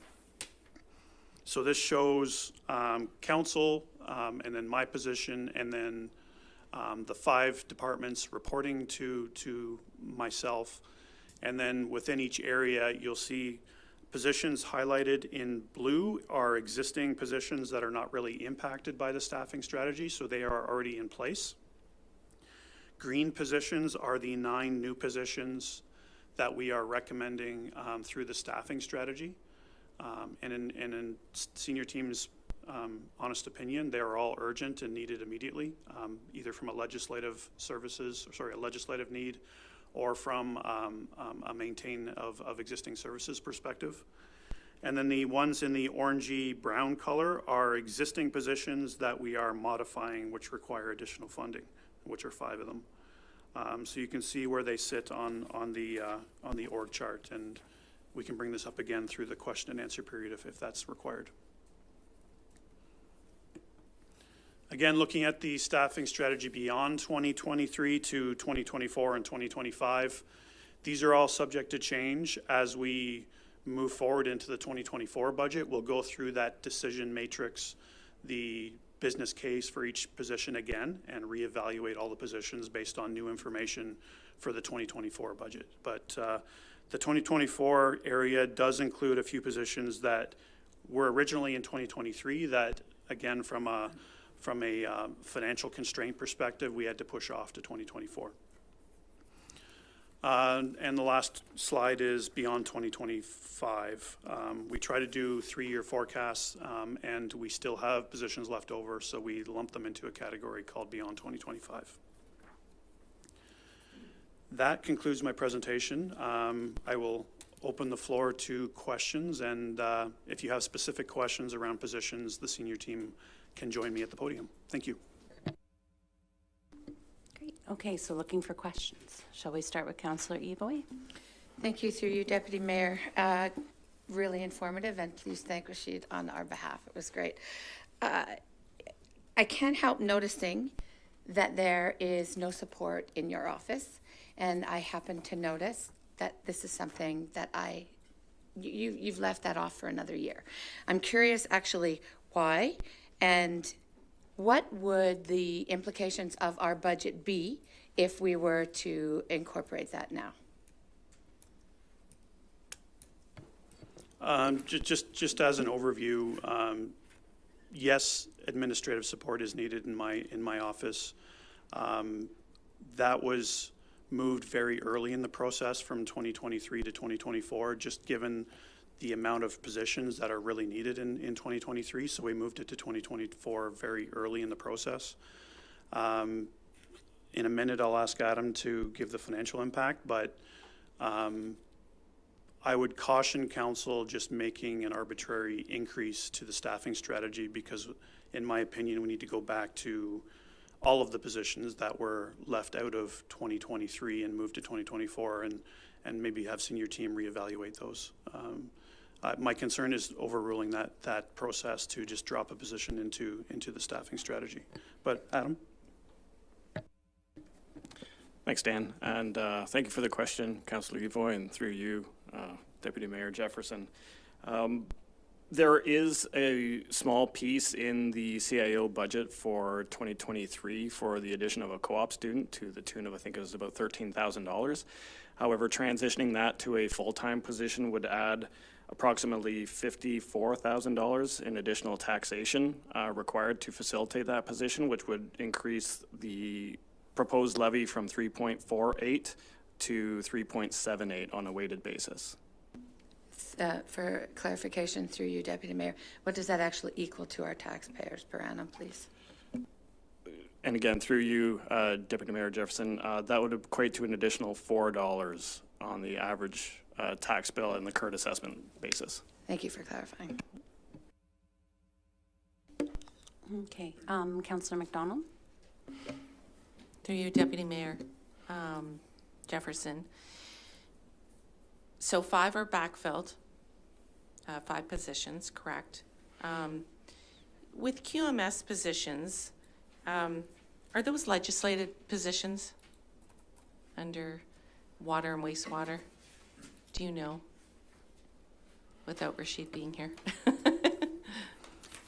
Through the Deputy Mayor, I'll start this conversation and maybe Colin can add to this. We have one position in 2023 called a Compliance and QMS Coordinator.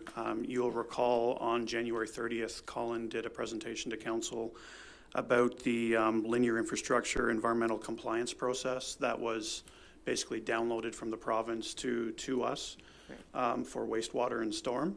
That is a legislative requirement, and we need an additional staff position to do that. We have a QMS position currently for water. This would be an additional QMS position for storm and wastewater. Okay, and just for clarification, I'd like to see that any positions under water and wastewater, you know, although it doesn't fall in line with emergency services in the scope of a municipal government, it is kind of an emergency service, and council as a whole, we are the signing authority for the water, and that came out of regulations from Walkerton. So it is super important. So I definitely like to see those moved up. That's just an ask, more sooner than later.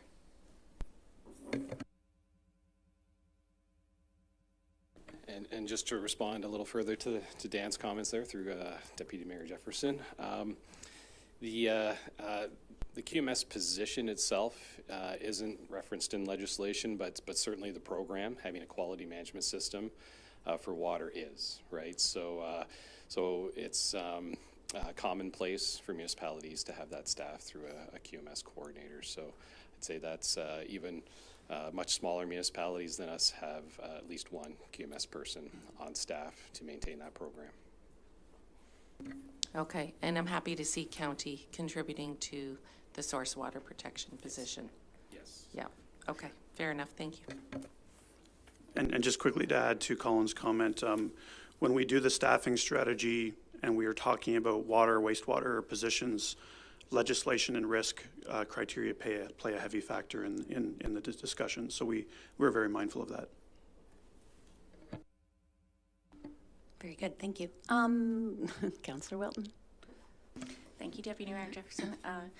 One question, I'm concerned that the climate change position is pushed out to 2025. So a couple comments on that or questions. Is there a possibility to share a climate change position with the county's climate change coordinator, or how will our positions, the staffing positions and the decision matrix you showed and all of that tie in with the strategic plan process? Through the Deputy Mayor, and again, I'll start this one and Colin can come up if I missed anything. I'm hoping through county CAO conversations, we can talk about climate change and trying to have it uniform across the county and maybe supported through the county itself. So I want to have discussions with the CAOs about that. I understand there's a concern about having a township position in 2025, but I'm hoping we can get around that through some type of mutual aid discussion across the county. So I would hope through that and maybe through the strategic planning exercise we go through with council in the next few months that we can show the importance of climate change and try to come up with a game plan going forward that doesn't wait until 2025.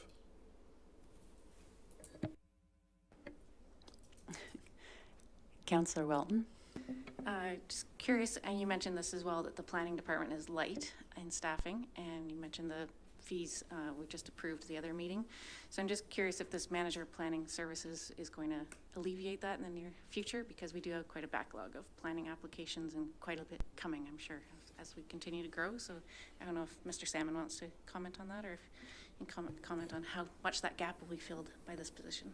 Yeah, through the Deputy Mayor, I'll start, and Brett can add to it if he has anything to add. So the study prepared by Watson and Associates showed that I think it was around 2.5 FTEs short when it comes to the planning department and filling the planning application demand going forward. Part of that was the work that our managing director is doing. Our managing director is very hands-on when it comes to permit applications, where technically we should have a manager sort of between the managing director and the other planning staff to fulfill some of that need. So the hope is to get a working manager to come in as the manager of planning to fulfill the needs to alleviate the managing director and to do planning applications and alleviate the planning application demand, as well as the secondary position that is requested is more of the technical side of things from a planning perspective. So the positions requested are very much in alignment with where the demand is based on that planning fee study. Thank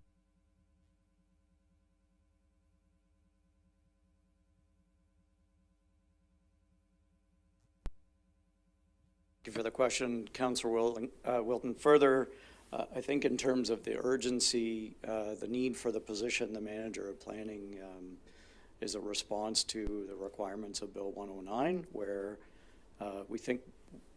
we're told we're going to be given a 6-month pause until July the 1st. But once that date kicks in, there'll be legislated decision times for planning applications, site plans, and zoning amendments, or will be required to refund fees. So we don't want to do that. And so in order to move the process along, we need additional staff. And the manager of planning services, I envision being the person that will kind of oversee the creation of changes that we need to make in our own internal procedures in order to speed up the timeline. And as Dan alluded to, the development engineering technologist position is the staff person that reviews the engineering detail on all of our site plan applications, and is the staff that does the work to inspect the site to make sure that they've complied with a site plan agreement. So again, that part of the position is key to meeting the Bill 109 legislative requirements going forward. Thank you.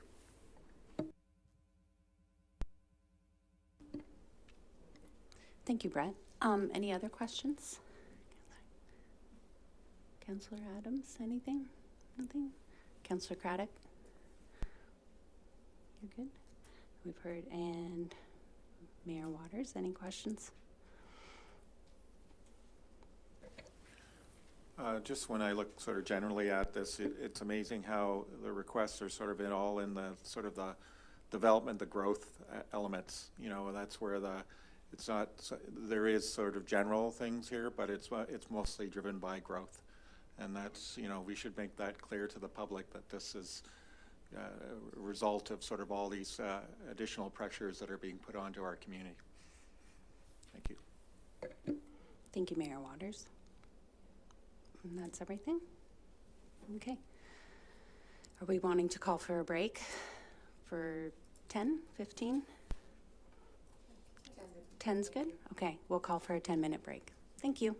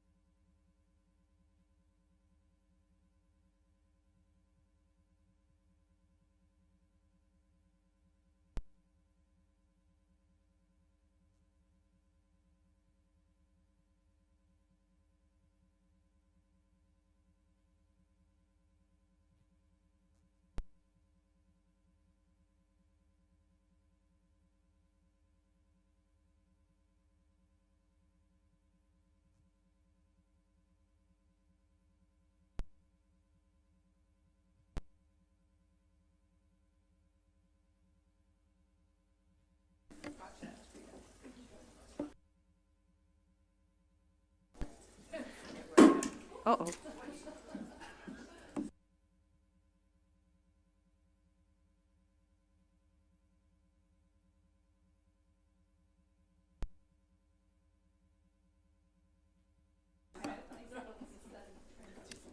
Alrighty, we're going to call the session back to order. We're working with section 7, and we're going to go to tax-supported operating budget with Mark. All right, thank you very much. So I think what we'll do, we've touched on, basically through the presentation, we're pretty much up to page 49 in the budget book, okay? So if everybody could go to that page, and the page numbers I'm referring to are actually the page numbers that are on the budget book, not the PDF page number, okay? So it should be in the bottom right-hand corner, basically, the page number. It's called the 2023 Tax-Supported Operating Budget Summary.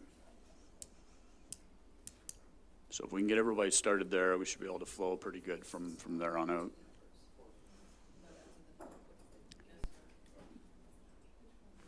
Yes, that's exactly what it looks like there. Yeah, it would be page 55 of the PDF document. Okay, so essentially what this page here is, and there's 2 or 3 pages here, this is a summary of all the tax-supported operating budget cost centers. So if you flip through the budget book, you will have seen detailed pages. Those detailed pages are essentially summarized in this summary here, okay? So this is just a 50,000 foot level look at the overall operating budget. One thing I will caution you here is focus on the dollar amounts, as the percentages can be very, very misleading. Okay, a very small dollar amount change could be a huge percentage change in a very small cost center or department. Okay, so I'm not going to dwell on these pages. Just these are a good little cheat sheet to have, and we'll just get right into the pages that essentially support this. So.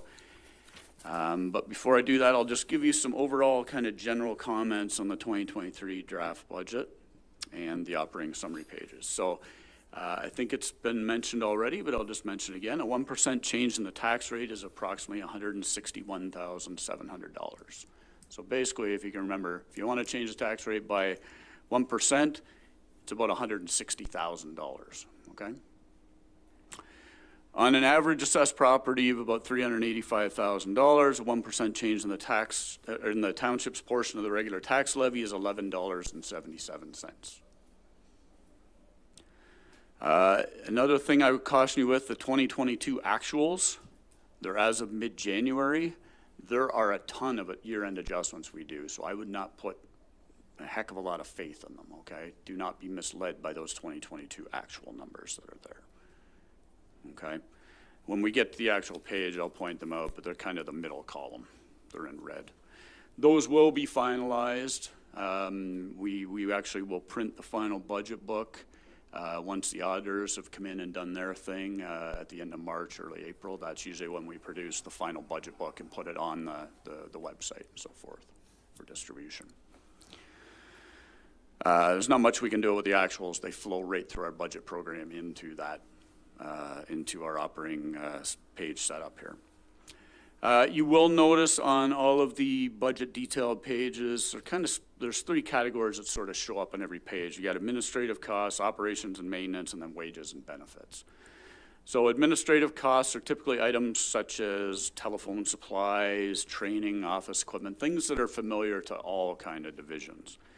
Operations and maintenance line are typically expenditures that are unique to that department. Okay, so an example would be in finance, the audit fee is in there, okay? Legislative services and the operations maintenance line is mainly election costs, okay?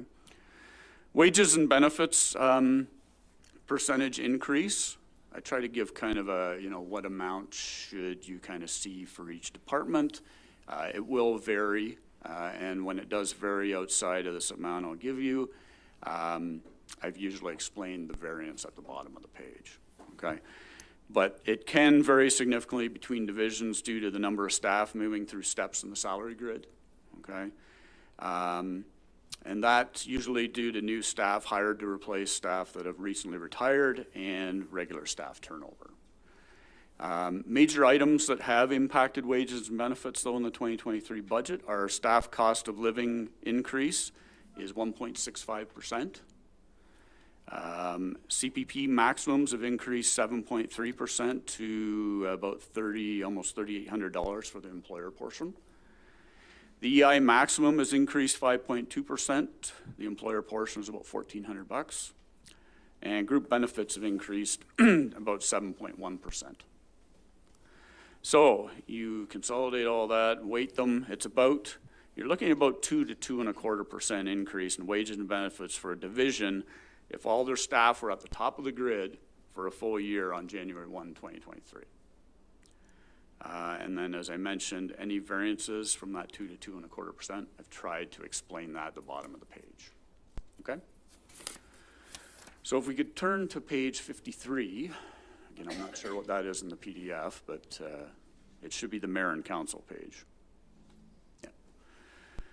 So essentially what I'll do is I'll introduce each of the pages and then open it up for questions. And in my introduction, essentially, I'm going to give you the high-level overview of the stuff that's summarized in the major changes at the bottom of each page.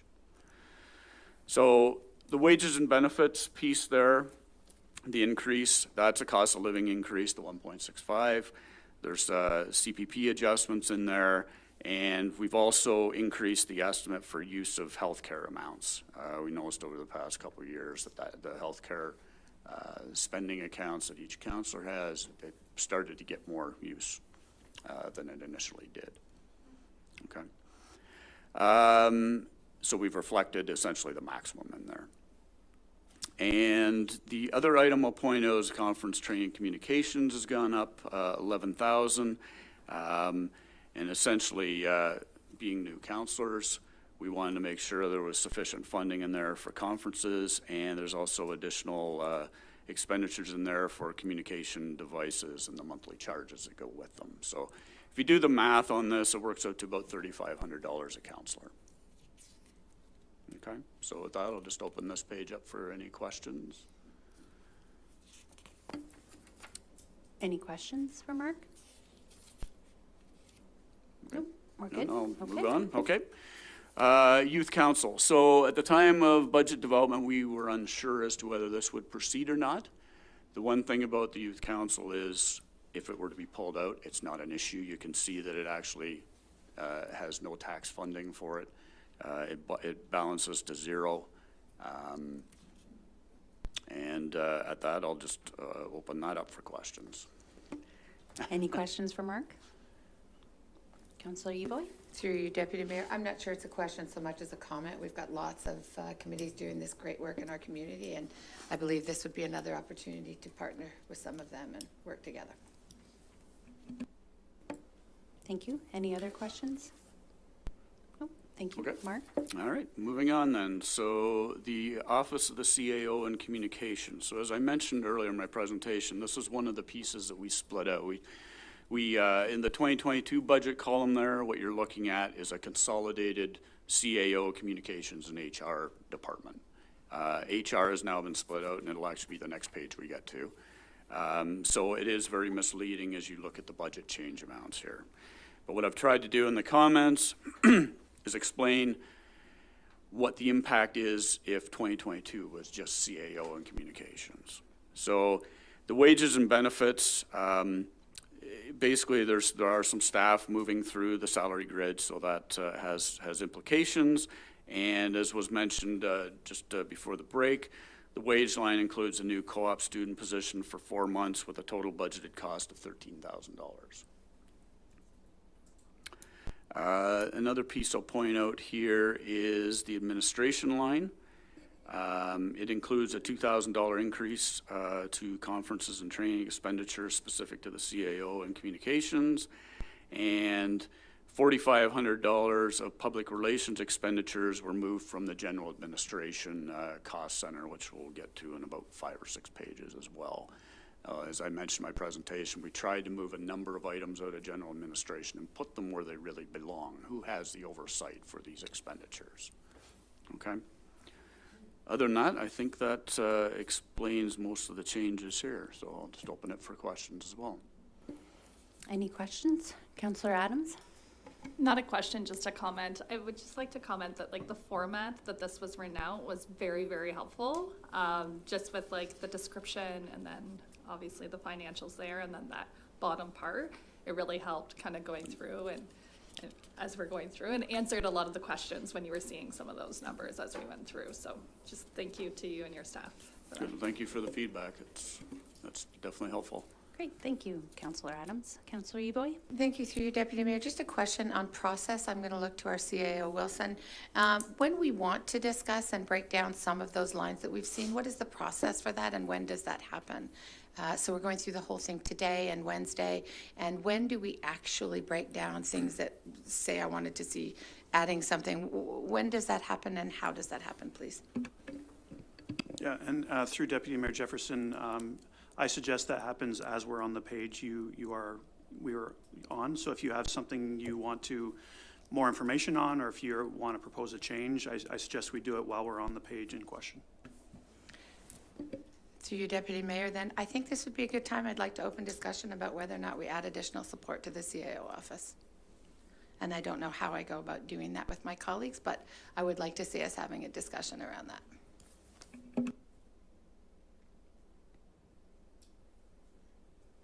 Councillor Adams? I'm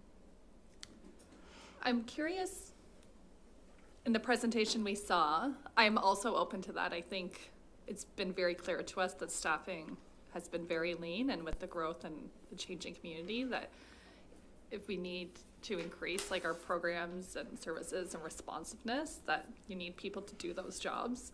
I'm just mindful too that like there was a process and you spoke to that process. We did see the lists of like the proposed positions in 2024. I'm assuming they have been like ranked according to like the process you have now. Like, is there certain, before we kind of like start looking at one position over the other, like, is there kind of a critical ranking within those 2024 positions that maybe we could have a conversation with? And that might be a good starting point as we go through these other positions, or like these other departments? Through the Deputy Mayor, just a few comments. When it comes to changes or recommended changes throughout the whole budget book, what I suggest we do is identify them as we're on the individual pages. We'll park them to the side so that we can look at all of them at once at the end of this process. So, for example, if you're proposing a change to the CAO budget, let's throw it on a parking list right now, and when we get to the end of the process, we can deal with all of them together. My second comment is regarding to CAO position specifically. What I would respectfully ask of council is if we're going to deal with that parking lot list, say on Wednesday, that gives me tomorrow to talk to the senior team about the staffing strategy. Like I said earlier, it was very much a collaborative approach at the senior team level, and before we suggest potential changes to the staffing strategy that are outlined today, I'd like to talk to the senior team about it tomorrow.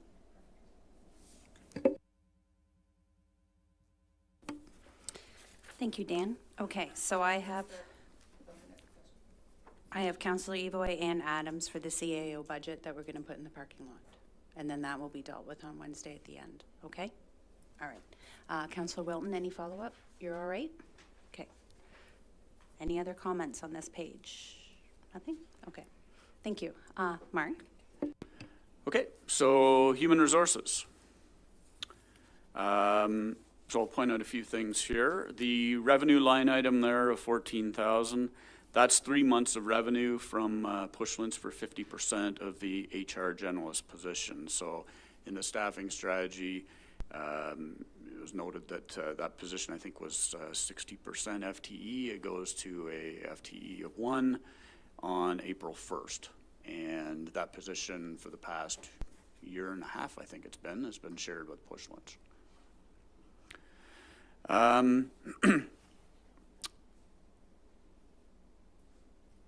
Well, sure, or like.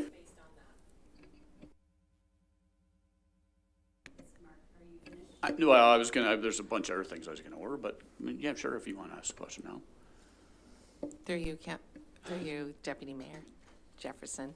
just while you're on that point, that one particular position, will we, once it becomes 1.0 FTE, will it continue to be shared with Puslinch? No, it will not. Or it will be in-house under Center Wellington, and then Puslinch will be left to do their own? Through you, Correct. Deputy Mayor Jefferson, yeah, that is correct. It will be Okay. our 100% our staff person. That's why the revenue essentially is going to be eliminated. Okay, I like that answer. Thank you. Point out a couple other items here. Within the operations and maintenance line is $60,000 of retiree benefits estimated expenditures, okay? This is another item that was sitting in general administration cost center in the past. We've moved it here because it's HR that oversees retiree benefits. So there's a $60,000 expenditure in operations and maintenance for it. We have a reserve that actually funds those retiree benefits, and that's what the transfer from reserves is of $60,000. So essentially the budget impact on taxation here is really nothing from that standpoint, but the other piece that ties in there is how do you fund the reserve? Well, that's funded from the transfers to reserves there of $50,000. That's at the bottom, okay? So essentially we're looking at a net decrease really in our retiree benefits reserve of $10,000, but we think we have sufficient funding there as is. So we're in good shape. I'll point out with the wages and benefits line there. Again, there's a number of staff moving through the salary grid. You've got your cost of living increase and statutory and regular benefit adjustments as well. The administration line, there's a $4,300 increase in conference and training expenditures. That's just specifically for HR staff. And then in the operations and maintenance line, I think it was Dan had alluded to the fact that there's going to be a new learning and development program, and there's a $17,500 amount in there for this new program. And I'll also point out that $15,000 of employee recognition and appreciation expenditures that used to sit in general administration have been moved to the HR department as well, as they oversee all the employee recognition type events and functions. Okay, so I'll just open it for questions again on this page. Questions for Mark? None? None shown? Okay. Okay, next page, the Emergency Ops Center is the fairly small cost center. This essentially is for secure phone and cable in the council chambers here and Veterans Hall below us. And it includes a very small provision for emergency supplies like cots and blankets and so forth in the event of an emergency. Okay, any questions on that page? No? Okay, thank you. Okay, so now we're into kind of the corporate services area.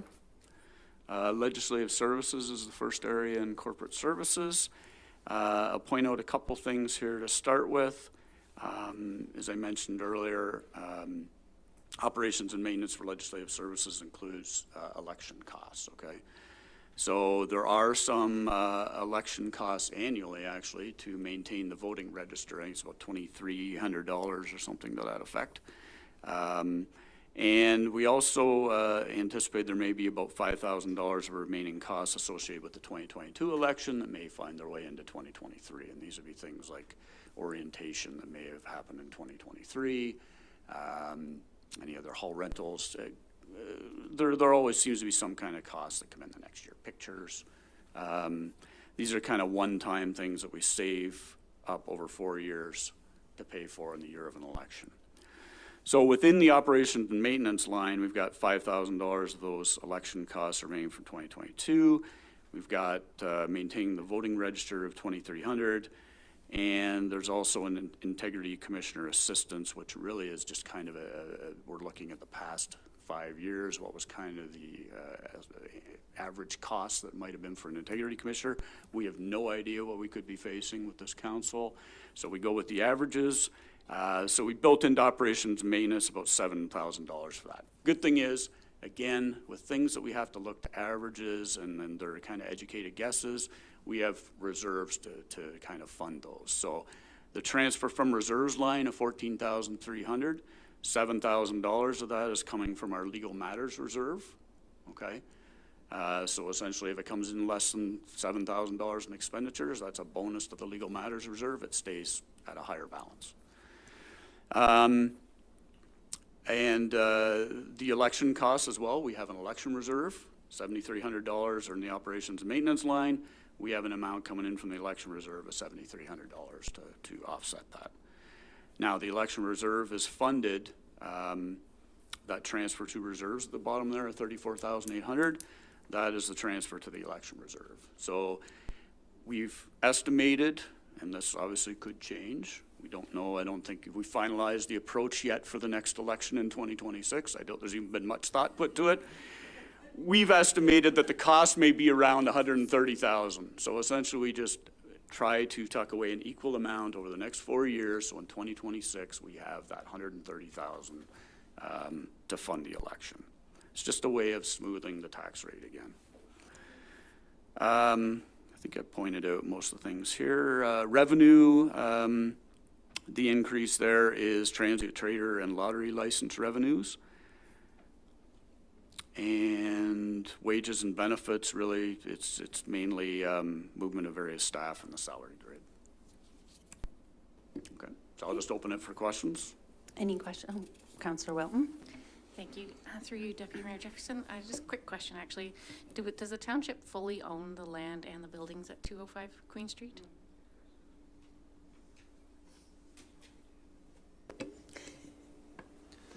Through the Deputy Mayor, yes, we do.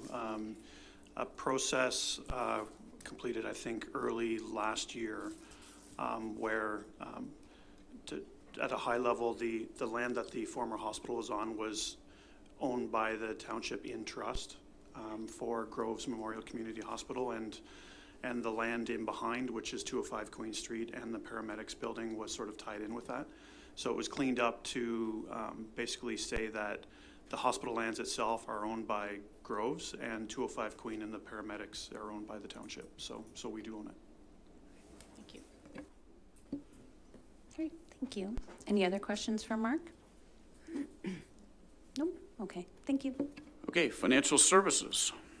So I'll point out a couple items here. The increase in revenue is due to a $7,500 increase in revenue from the Township of Mapleton for funding half of the asset management technician position that resides in finance. So we essentially have a shared position, and we have for a little over a year now, I guess, with Mapleton. And there's also a $5,500 increase in estimated tax arrears notices revenue, as the threshold for notices will be lowered or has been lowered in 2023. The wages and benefits increase, again, it's outside of that quarter, sort of 2 to 2.25% that I'd mentioned.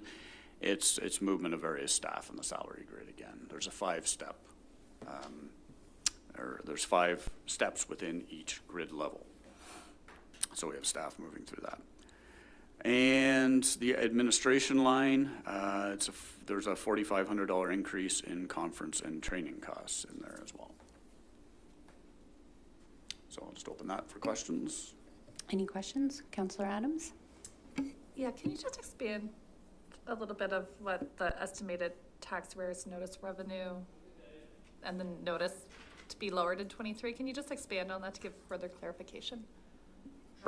Sure. So I believe, and Adam, you can correct me if I'm wrong on some of this, but we were saying them out at certain times in the year for a threshold. I think it was $100 or more. We'd send out an arrears notice.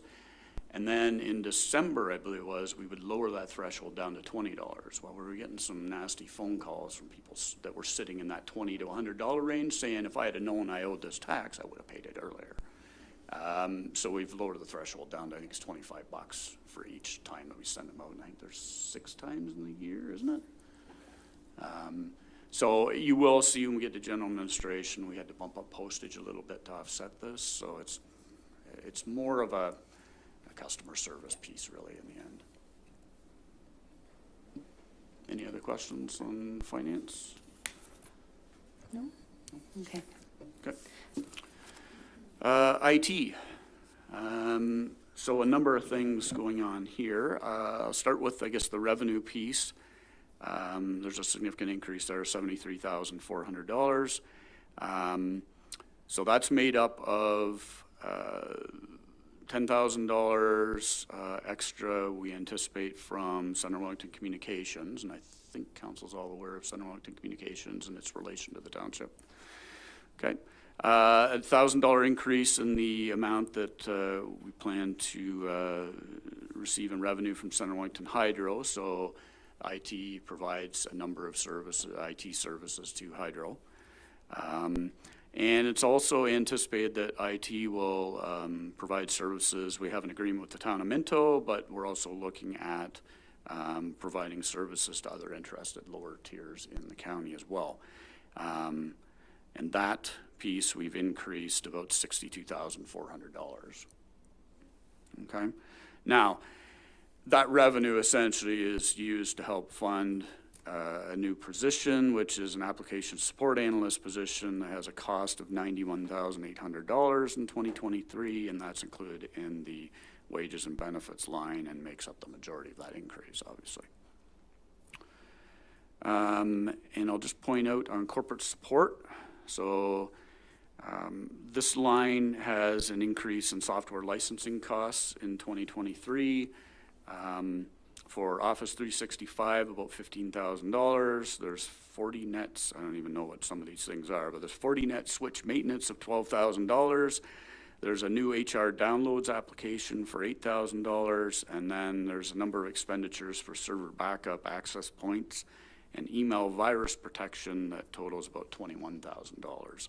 So corporate support essentially is a lot of our software licensing costs and server licensing costs and things like that. Also in corporate support, there's a $17,000 increase in internet service charges that are charged from Central Wellington Communications in 2023. The reason for that is the infrastructure is getting a little older within Central Wellington Communications. I think it's probably, we've had that company now for close to 10 years, if it isn't 10 years now. So some of the infrastructure needs to be repaired, or repair costs essentially are going up in that company. And as costs go up in that company, the charge to the township goes up as well. All right, any questions on IT? Councillor Wilton? Thank you, Deputy Mayor Jefferson. Just curious, and I'm not sure who's the right person to answer this, but are we adequately protected for cybersecurity and any hacking? I know it's in the description here, but I'm just curious if there's any concern there. Thanks. Thank you for the question, Councillor Wilton, and through you, Deputy Mayor Jefferson. It's difficult to say, just given the atmosphere that we operate in. Being a township and a municipality, we are constantly taking heat from a cyber standpoint. You will note that the Fortinet item in here, that's for some of our systems hardening. We also carry cybersecurity insurance, which is up for renewal, I believe, in March. So we like to think we are, but given the current state of the marketplace, both on an insurance standpoint and the cyber threats that are prevalent, it's almost time where we have to start becoming more proactive in our system hardening and buying back some of that risk. It's becoming cost prohibitive to carry cyber insurance, but our IT team is doing an absolute bang up job in terms of making sure our systems are up to date. And you'll see also in the capital program, there are some other external penetration testing that we'd like to do just to ensure that we are kind of front and center in terms of keeping our systems up to date. Thank you for that. Any other questions? No? Okay, thank you, Mark. All right, next page, general administration. So this one is always a treat to try to explain, so bear with me.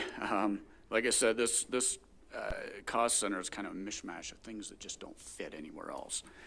So I'll kind of just work my way down top to bottom here. So the revenue line down $45,000. The main reason for that is $40,000 in 2022's budget. We had built in $40,000 of potential rental revenue for 205 Queen Street. In the end, once everything kind of settled, we determined that we weren't going to pursue that route. So that revenue has been pulled out. And as I mentioned earlier, 205 Queen Street is actually on the next page as well. So the costs that go with it have been pulled out in the 2023 draft budget column as well. Now, I will point out again, these pages that have transfers from reserve get very confusing to try to explain to you, but what I usually try to do is I start with the expenditure piece first and then explain where it's funded from. So within operations and maintenance, we've got WSIB costs.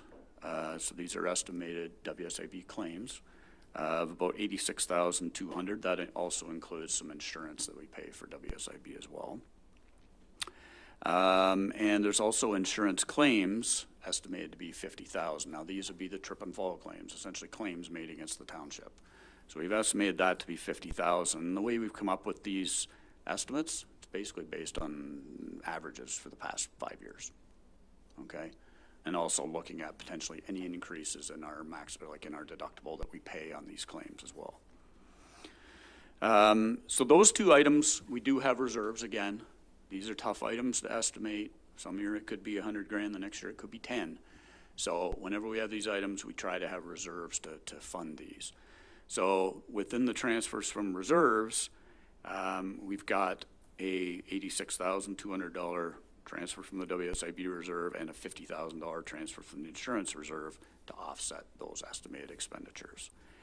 Now, to fund that reserve for WSIB and insurance claims, other departments contribute to it each year, okay? Based on, and it's kind of weighted based on where those claims typically would come from. So with WSIB claims, environmental, PW, and I think it's fire contribute the biggest share, because that's where, if there's any WSIB claims, that's where they come from. The insurance claims reserve is funded more from where, you know, a lot of the trip and fall, a lot of the claims are trip and fall, they come from sidewalk clearing and things like that, right? So Public Works bears the brunt of that contribution, okay? So it's all built into the budget in the various departments, and they contribute kind of proportionally to where the claims typically come from, okay? Retiree benefits, you'll see there's nothing there because it has been moved to HR, okay? Some other items here, let me just see here. The reduction in the administration line, 4,500 was moved to the public relation costs, was moved to CAO and communications, as we talked about earlier. And that decrease is offset by an increase of $3,000 for postage costs, which is heavily related to the increase arrears notices we're sending out of finance. Okay, so you can see that a lot of this stuff is very interrelated. Other changes in the operations and maintenance line. So there's a $16,400 decrease in estimated WSIB expenditures. So again, I'm looking to 5-year averages on that stuff, and probably the 6th year had a high claim amount. It's just kind of fell outside of our average scope. The transfer of estimated tax write-offs to has been, so tax write-offs essentially been moved to taxation township purposes cost center, which is near the end of the budget book. That's about $110,000.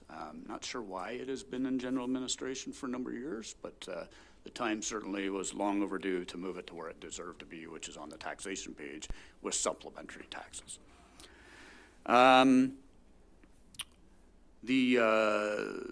We spoke about this earlier. The employee recognition and appreciation expenditures have been moved to the Human Resources Division 2023. That's about a $12,600 amount.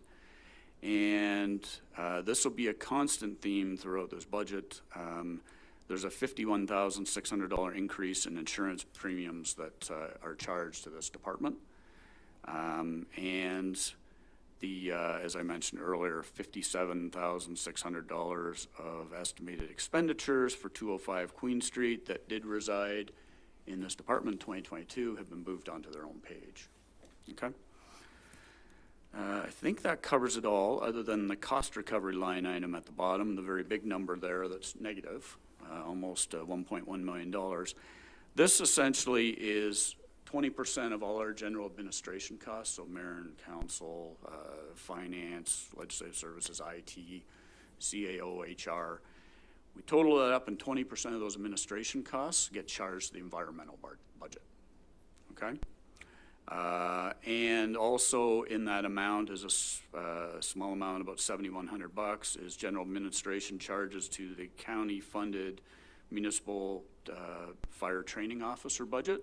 And there's about $10,000 of general administration costs that are charged to the county-funded risk management official budget as well. So this ensures that we recoup our general administration costs from the county as well for oversight, bylaws that may go through our council and so forth. Okay, accounting services are provided. Okay? So this is probably the most confusing page that we have in the budget, so I'll open up for questions at this point. Questions?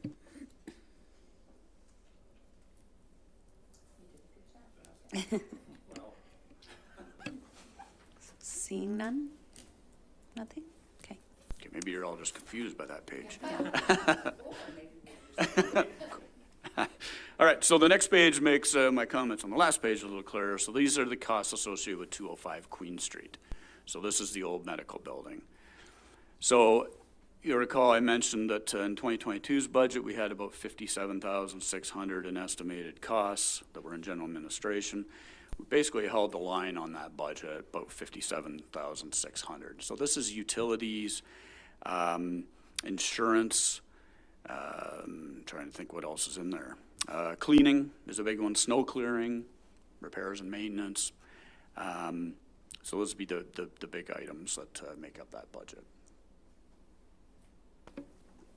And Dan has some comments to add as well. Yes, sorry, through the Deputy Mayor, before we get to questions, in the near future, Council will have to decide the future use of 205 Queen Street. Right now, we're using about 50% of the square footage for IT staff, water wastewater staff, and source water protection staff, as well as touchdown stations for staff who are in Fergus and need a place to work. So that's the bottom floor. The top floor right now is empty. In the near future, we'll be discussing the need to use some of that space temporarily as we transition to the construction of the new operations center. And also, on another side note, Angela Stanley, the CEO of the Groves Hospital, and I will be doing a presentation to Council at the end of this month about healthcare professional recruitment. And we may have an opportunity to use some of that space for healthcare professional recruitment going forward as well. But I ask Council, at least for budget purposes, the costs in the budget right now are just to keep the building operating. And we can have future discussion around admin space and healthcare professional recruitment in the coming months, and we can address that accordingly. Okay, so we're opening for questions. Councillor Eby. Thank you, through Deputy Mayor. Thank you, CAO Wilson. That really clarified what was going to be my question. I'm left with only a tiny piece of a question to that. Is that going to be enough, and will the changes that I anticipate we're going to need to revamp that building to make it useful for all the things I'd like to see it used for, including recruitment and or rental, is that going to affect our overall budget? Because I don't know the kinds of numbers that we might need, and I don't want this to be a surprise in a couple of months that we don't have the money for. Thank you for the question, and through the Deputy Mayor. We do have a capital project in capital for office retrofit. That is a provisional cost to if we need to retrofit this building, because we are out of space administratively in this building, but it's also if we need to retrofit 205 Queen Street for either our use, or if we're going to get into healthcare physician recruitment, then it can accommodate that as well. But we're still working out the details on that, and hopefully we'll have more to tell you at the end of February. Great, thank you so much. Any other questions? Seeing none. Okay, Mark. All right, next page, bylaw enforcement. So I'll point out a couple of items here. The increase in the administration line. That's due to an increase in public relations and training and conference expenditures, so it's $1,000. The fleet repair and maintenance line, this will be a common theme too as we get to departments that have vehicles. Fuel and insurance costs obviously are up. So that explains the $725 increase there. And again, I will point out here as well in the operations and maintenance line is a $5,000 amount for external prosecution assistance. Again, this is kind of based on history. This can fluctuate quite a bit from year to year. So we look to the legal reserve to fund that estimate of $5,000 in 2023. So that's what the transfer from reserve amount is. Okay. And if there's any questions on that page. No? Okay. Mark? Councillor Adams? Through you, Deputy Mayor.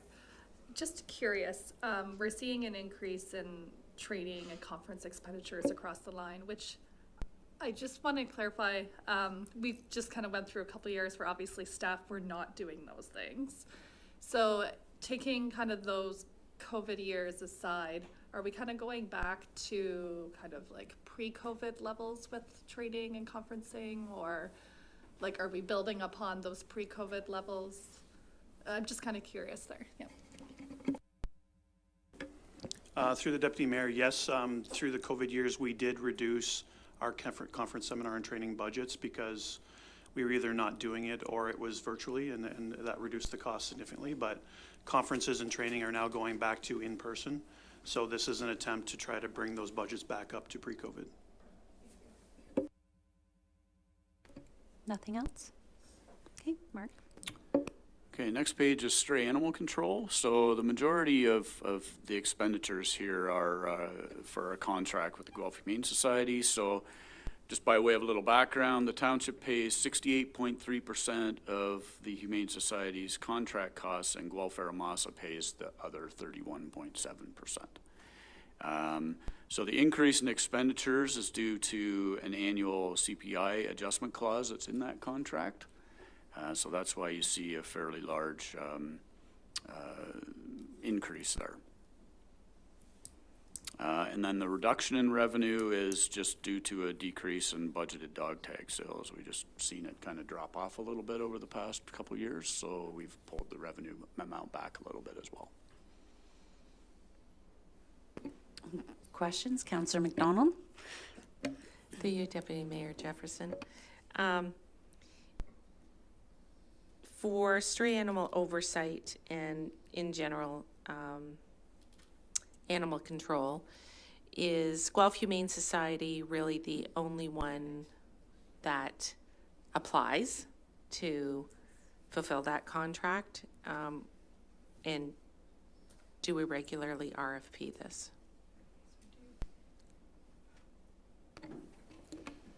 Yeah. Thank you for the question, Councilor McDonald, and through you, Deputy Mayor Jefferson. We've just recently entered into an extension agreement with the Guelph Humane Society for 6 months. This is going to enable the township to effectively get our core services in order to enable us to market this once again. From a historical standpoint, I can't really comment on whether or not the Guelph Humane Society was typical in terms of being the only respondent to our RFP process. But I will say that the extension agreement does afford us the opportunity to at least get to a point where we can effectively RFP for the core services we were wanting to provide as a township. Mm-hmm. Okay. I have a pretty good understanding of the Guelph Humane Society and how they work, and they do offer services that are hard to find, you know, in a broader scope of animal control. So working with, I guess, Guelph Aramasa, that's an advantage. But I definitely like to see how this moves forward. Thank you. Question, Councillor Eboy? Thank you. Follow up on that through you, Deputy Mayor. Actually, I was under the impression that they are the only people that tend to respond to the RFPs. I would like to ask the question of whether or not we are in a position to hire our own person, and how does that look financially on the budget, so that we are no longer at the whim of one, or maybe more, but from what I understand, it's only ever one organization, that we incorporate our own in-house. Thank you for the questions and comments, and again, through you, Deputy Mayor Jefferson. I think there is certainly opportunity there, and we did hold the line effectively on budget with the CPI increase, with the understanding that if, one, we're not successful with an RFP process, that we may have to look internally in terms of providing services on our own, which would require staffing up and making sure that we have the facilities in place to effectively manage animal control. So I take your point, and it is certainly not lost on township staff. I would suggest that this is likely going to become a topic through the strategic planning process and licensing and what have you. And we have a question from Councillor Wilton. Thank you, Deputy Mayor Jefferson. Just a question that was brought forward by a resident, actually. On the revenue side of things, has there ever been any consideration of doing cats? The question was brought forward because they actually do more damage to gardens and wildlife. So, thank you. Through you, Deputy Mayor Jefferson, we did as staff propose, not so much from a revenue point of view, but a registration point of view.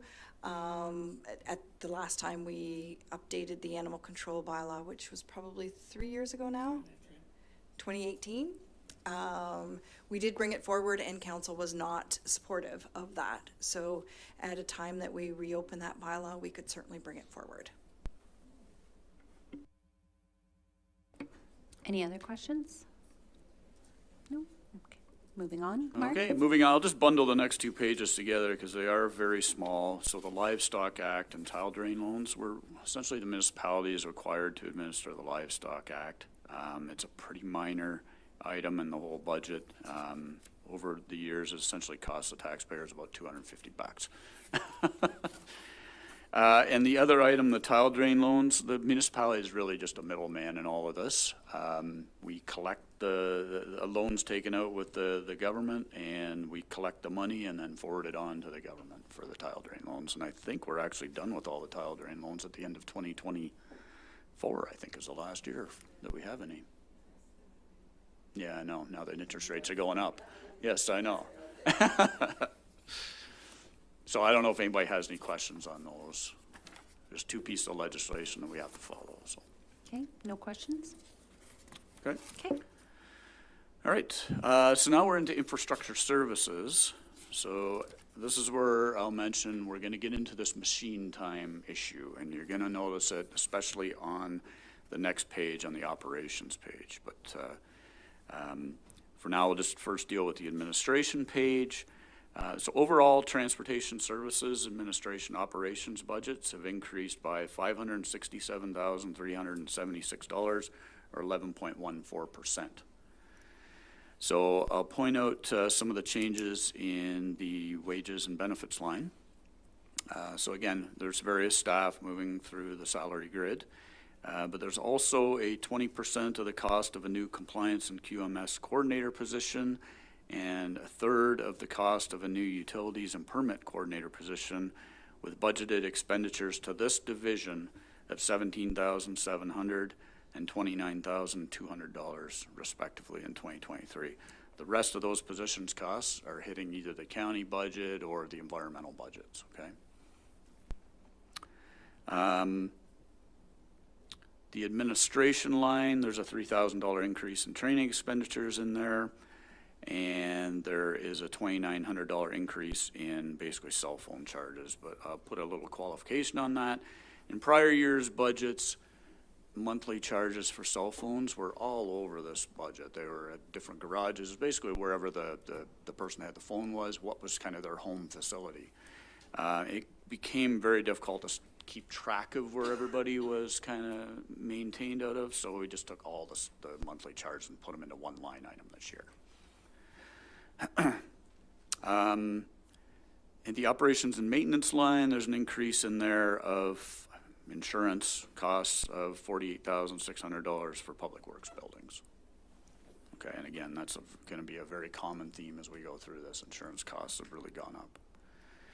And then the cost recovery here, this is recovery of costs associated with administering the county risk management officials' budget. So this is kind of a charge to the county for oversight, again, of staff, basically the risk management official staff by our public works staff. All right, any questions on that page? No? Okay. All right, so the next one is where now we will start to see the impacts of the machine time eliminations. You see a lot of negatives in the budget change column there. And what those are, that is due to the elimination of the machine rate charges. And you'll see it's offset by a very large increase in the fleet repair and maintenance line. And that increase is about $1 million, well, it is $1 million. So the mechanism within fleet repair and maintenance was there was a kind of a negative amount, a cost recovery amount of $1 million in 2022. And as individual hourly staff go out and use a snowplow or a grader or whatever, each of those pieces of equipment had a machine time attached to it. So it'd be $100 an hour, $200 an hour, or whatever. So if it had $100 an hour and they won't spend 10 hours plowing snow, it'd be $1,000 would get charged to the snowplow area. So $1,000 would get expensed there, and there would be a recovery in that fleet repair and maintenance line of $1,000 that offsets it. So at the end of the day, by getting rid of this, all you're left with are the true external costs and labor costs. Okay? So that explains why we've got a $1.255 million increase in fleet repair and maintenance, or at least part of it. And it explains pretty much why we've got all those reductions and all those line items for expenses. So I'll highlight some of the actual external type changes that have taken place here. So the decrease in revenue is due to a reduction in municipal access permit charges of $3,900 and miscellaneous revenue of $7,500. So there's a lot of little miscellaneous revenues that are within this budget. That could be things like scrap metal sales and things like that, or sewer connection charges. Okay. The fleet repair and maintenance. So I mentioned the $1 million that's gone out of there, that credit or recovery, but in kind of true external costs, we've increased vehicle insurance premiums. Actually have only gone up $8,600 in this department. But repair and maintenance costs are $57,000 increase from the year before, and that's due to our aging fleet. And there is a $145,000 increase in estimated fuel costs. Okay. Again, we're not dealing with gas prices here, we're dealing with diesel costs, right? And diesel prices are still very, very high. I'll point out a couple other items. Dust laying, anything to do with chemicals have gone through the roof as well, cost-wise. So dust laying is a chemical. So there's a $20,000 increase in material costs included for dust laying. Gravel resurfacing, there's built in a $20,000 increase in material costs. And for plowing, sanding, and scarifying, so this is the snowplow budget, there's a $15,000 increase in material costs for sand and salt. Okay, so those I think are the big changes. Again, all of those minor reduction, well, not minor, those reduction amounts are usually machine time. So I'll open it for questions. Questions? Councillor Evoy? Through you, Deputy Mayor, I'm just curious, and I've gone through this, but I'm not a whiz by any means. I don't see anywhere where we're dedicating funds to not just maintenance, but upkeep and potentially even more on our collective properties and buildings there. And there seems to be a feel that much of it is beginning to fall into disrepair, and I'm not sure where that line is and how I'm missing it. Through the Deputy Mayor, are you, sorry, Councillor Evo, are you referring to municipally owned buildings and facilities? Yes, okay. It is something that we've worked hard as staff to incorporate into this budget compared to previous budgets. You will notice when we get to the replacement schedules, there are new schedules for facility replacement schedules. And they are to be more proactive in our facility maintenance and rehabilitation going forward. As well, in the staffing strategy, we're dedicating staff to looking at our facilities going forward. So it's something we were very reactive to in the past that we want to become more proactive on. Definitely, and just as a final word on that, I think that's something that this council is obligated to start taking a responsible look at. Thank you. Any other questions? Mayor Waters?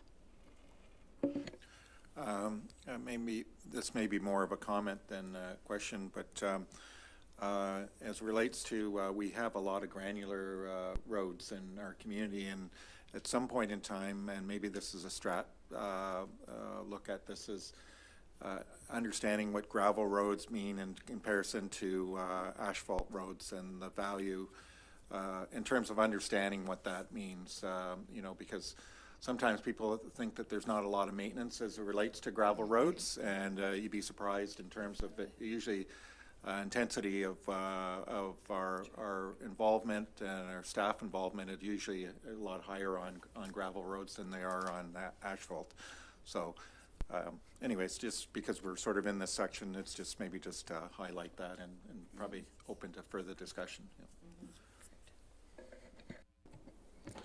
Thank you for the comments, Mayor Waters, and through you, Deputy Mayor Jefferson. You're absolutely right, and as part of our maturation processes from an asset management standpoint, defining what some of those levels of service are, and also the 10-year life cycle intervention costs associated with those assets will come to light in greater detail as we continue down that path.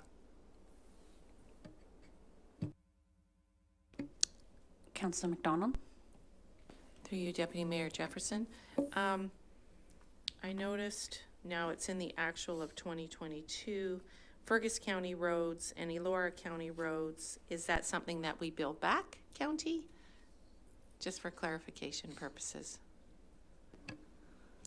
Through you, Deputy Mayor Jefferson, yeah, 100%. That is a bill back that we do the county. So when you see the final budget pages, I think actually those line items will disappear. Okay, because great. there'll be nothing there. So Okay. it's obviously year-end adjustment that we have to do. So. Okay, perfect. Perfect, thank you. Great, thank you. Any other questions? Nothing? Okay. Okay, so moving on, the next 3 pages I'll just kind of bundle together because this is one of the format changes. So we took the Fergus, there was a page in the past for Fergus downtown maintenance and a page for Elora downtown maintenance. We've consolidated them together into this on page 72, which is Center Wellington downtown maintenance. So this essentially is just regular maintenance done downtown with hourly staff and garbage pickup and so forth. So again, the consolidated budgets have been decreased slightly from the prior year, and part of that is due to the elimination of machine time charges. Okay. And there's a reduction in hourly labor costs have been allocated to the downtown cost centers as well.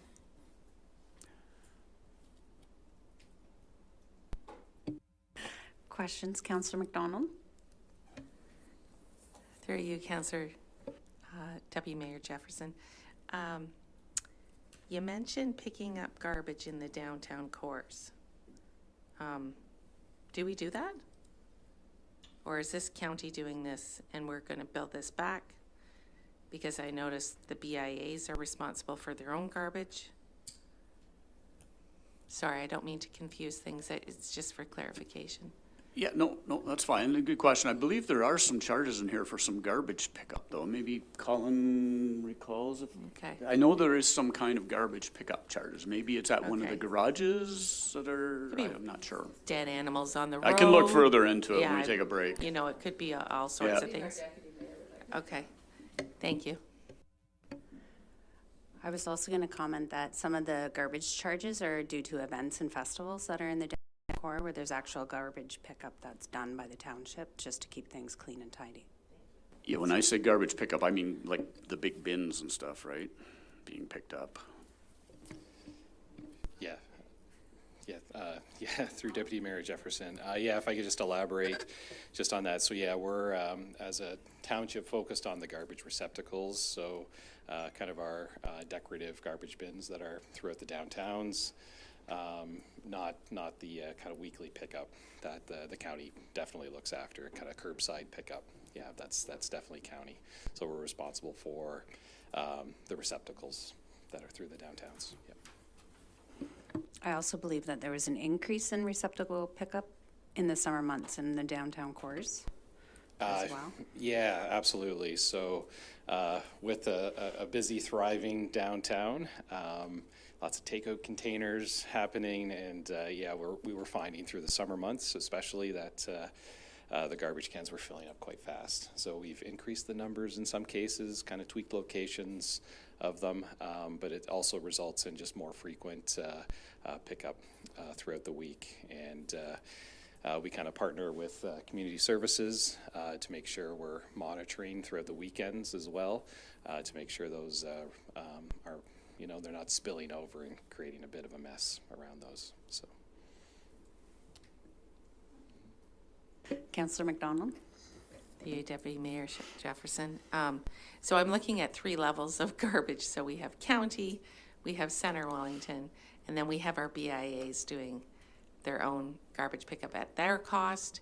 And so I'm just curious, are we billing back county for any of the garbage besides what we already pay them?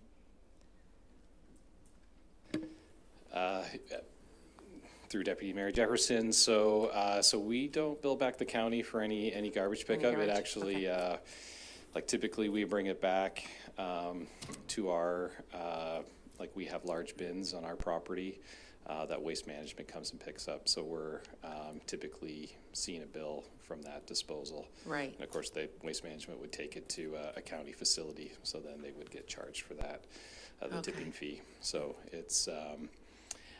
There are some occasions we do have a specific dedicated truck that does pick up garbage as well, and sometimes that goes right straight to the county facility to drop off a waste load there. So, so a couple different ways that we address that. And we would be charged for that. Yeah, tipping fees. Yeah, we're not exempt from tipping fees, unfortunately. So, so yeah, that's a fee that we would pay. Okay. Yep. Thank you. Any other questions? Oh, Councillor Wilton. Thank you. Through you, Deputy Mayor Jefferson. Just curious where, I have 2 questions. One is where Bellwood shows up. Do they get any maintenance? There's quite a lot of potential in the small but mighty downtown of Bellwood. So just curious how Bellwood fits into this cost center.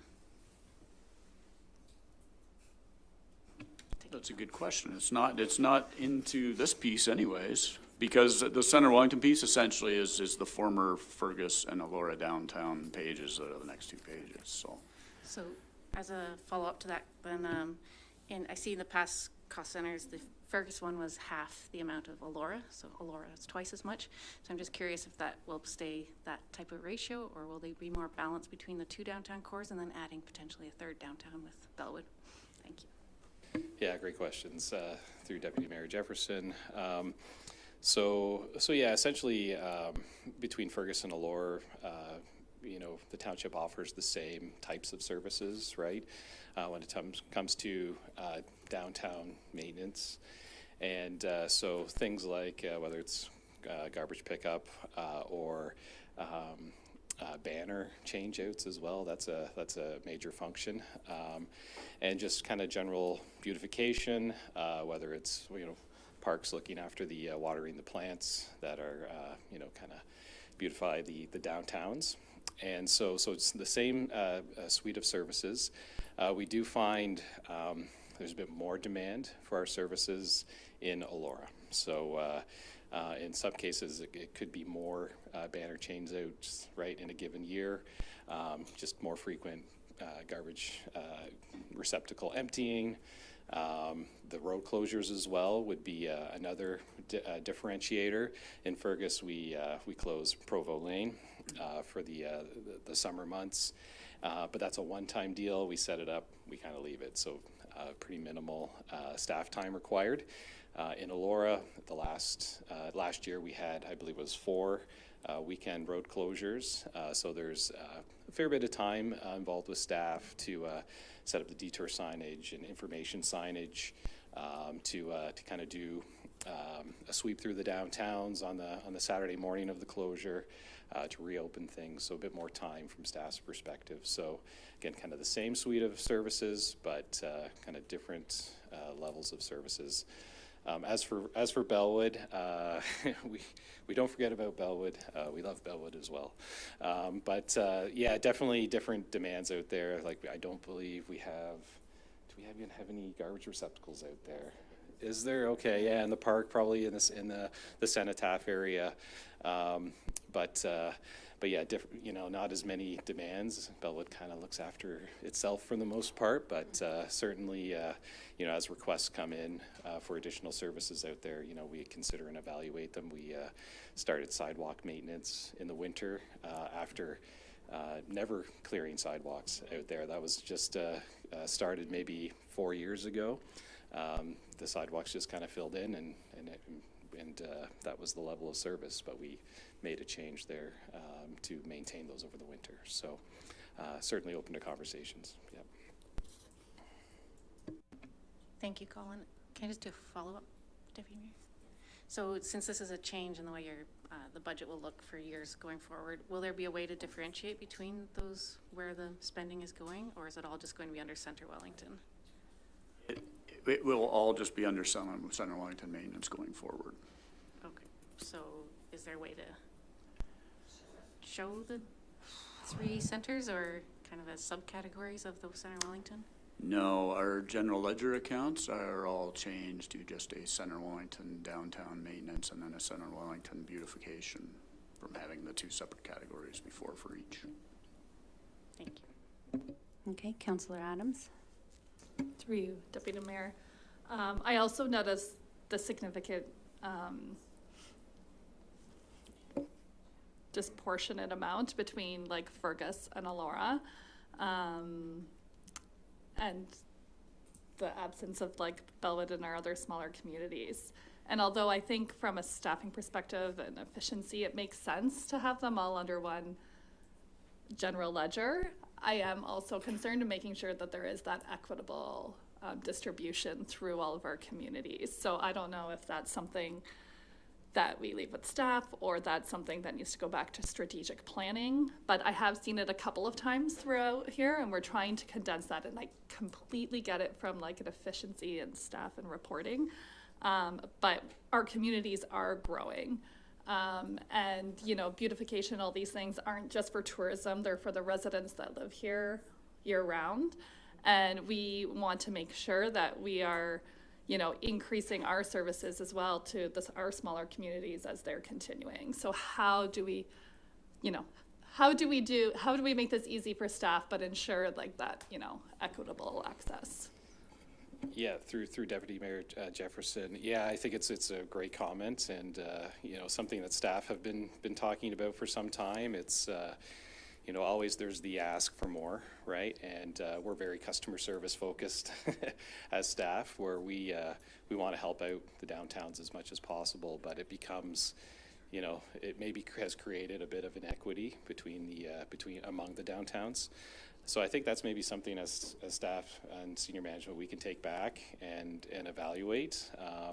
What is the appropriate, what we would call level of service, basically, for each of the downtowns, and start to have that discussion with the BIAs and all come to a mutual understanding that, okay, we just can't have infinite asks. There's got to be some sort of limit set. So anyway, I don't know, Dan, if you have anything else to add to that.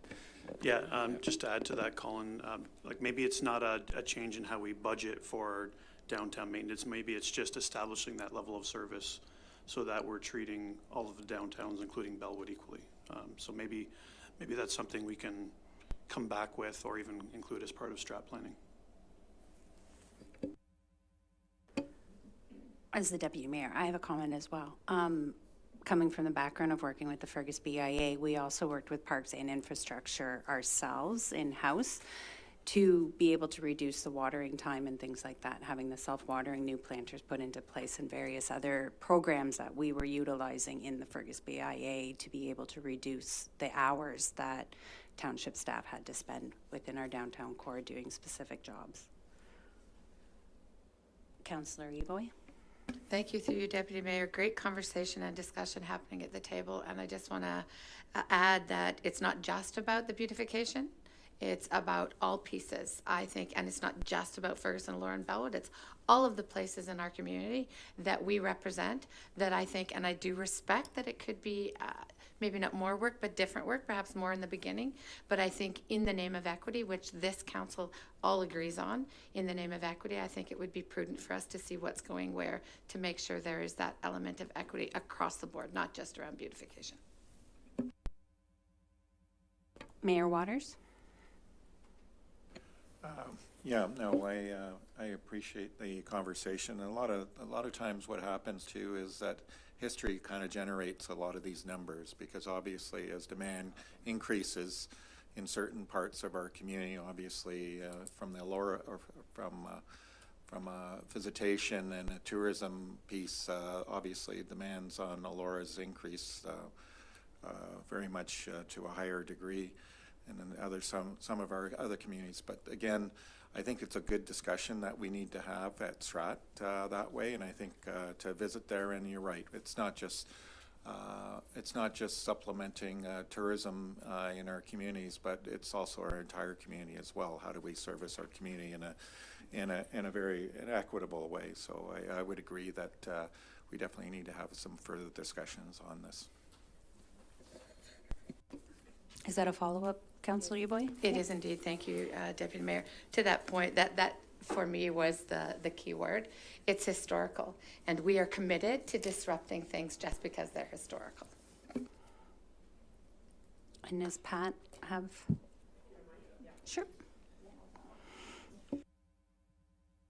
I thought I would come up because you're going to have the same questions when you get to my department and ask about beautification. So I thought we'll do this all at once. There is a couple of differences in our budgets between Elora and Fergus. So there's an increase about $24,000 in Elora. There's about a $10,000 increase in the garbage collection between May and September in the comparisons, and that is strictly due to the number of tourists and the amount of garbage collected.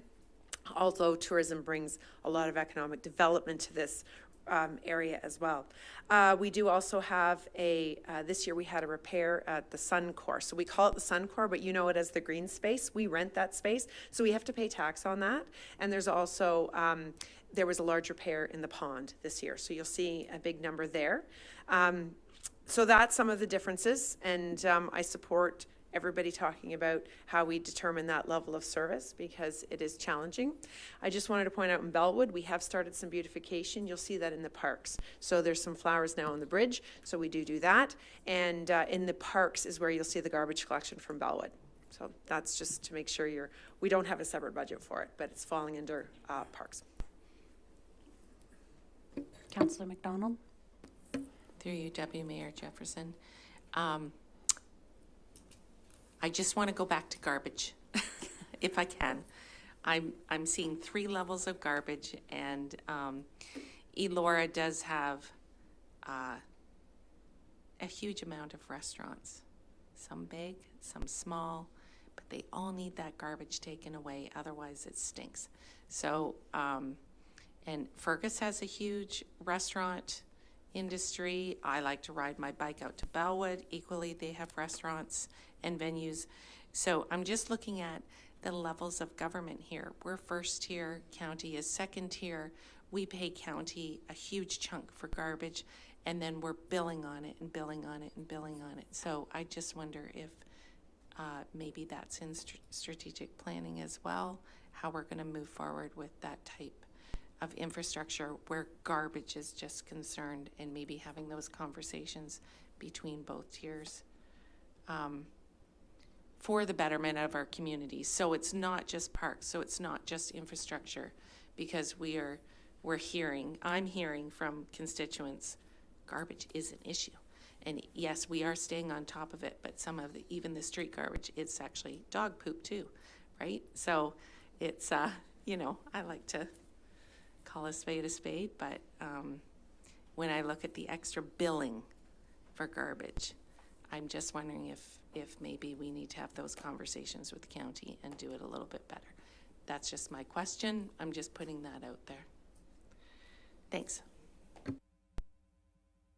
I'm not sure if you wanted us to address that, or is that just a comment? I guess if it could be an opportunity. Okay. Okay. That's all. Yep, we'll look into that for the future. We have lots of dumpsters. We fill them all with all sorts of garbage, so we'll take a good look through that. We've been notified that lunch is ready, so I'm going to call a break. Are we wanting to do half hour, 45 minutes? 45. 30? All right, so we'll do 30. Take a break. It's 12:16.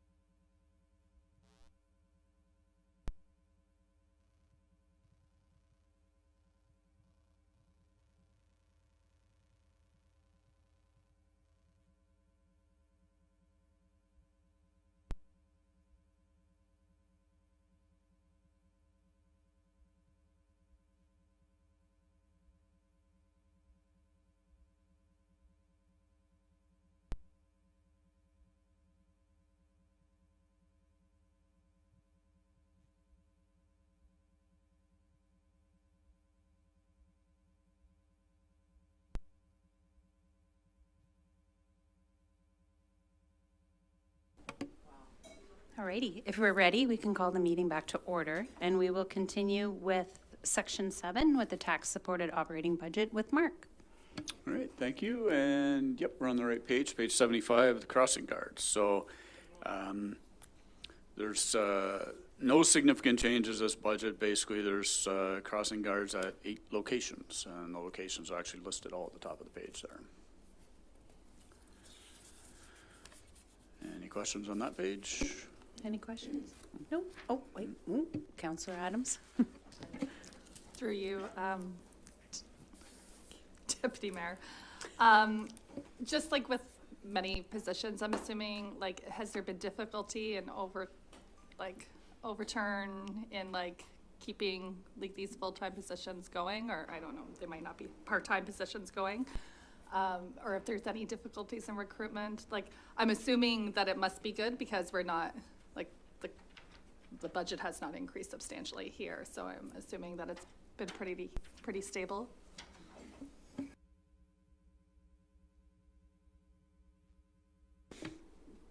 Through you, Deputy Mayor, John Gaddy from Public Works. You're asking about the turnover of staff, is that? Yeah. We have had a few come and go. There's not a lot of response to postings, but it's adequate. So we actually just had one of our spare guards hand in notice, so we do have a second one. So we're holding steady, but it's always a bit of a unknown. So. Thank you. Councillor McDonald. Through you, Deputy Mayor Jefferson. Do we have a crossing guard at Salem School on, is that line 15? Through you, Deputy Mayor Jefferson. No, we do not. We did some studies there. We do have in the budget to upgrade the crossing to one of the pedestrian crossings with the flags. Right. So I've met with the current principal there. I believe there might be a change coming. Mm-hmm. And explain the plan. So that seems to be satisfactory for now, and we can certainly monitor it after the fact. But we have plans for physical rather than staffing. So yeah, fair enough. Okay, thank you. Okay, thank you. And Mayor Waters, question? More of a history, I guess. With crossing guards, how do we, with school boards, obviously they have budgets for the school and that, and how did our relationship with school boards happen that we end up being sort of the purveyors of crossing guards? How did that, it's because we're on our open road allowance, or how does that, I don't quite maybe some clarity there. yeah, through you, Deputy Mayor, I'm not sure of the history either, but it is clear that traffic control on the road allowance is municipal responsibility. Anything on the school property is the school board. So. Any other questions? Oh, Councillor Craddock. Just in regards to physical crosswalks, is there any talk or any proposal for something at the high school, CW High School? I just have heard from residents that it's quite dangerous for their kids to get across to the east side.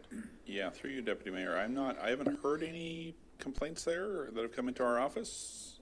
So yeah, we have no plans for there, but should there be a concern, we're more than happy to look into it.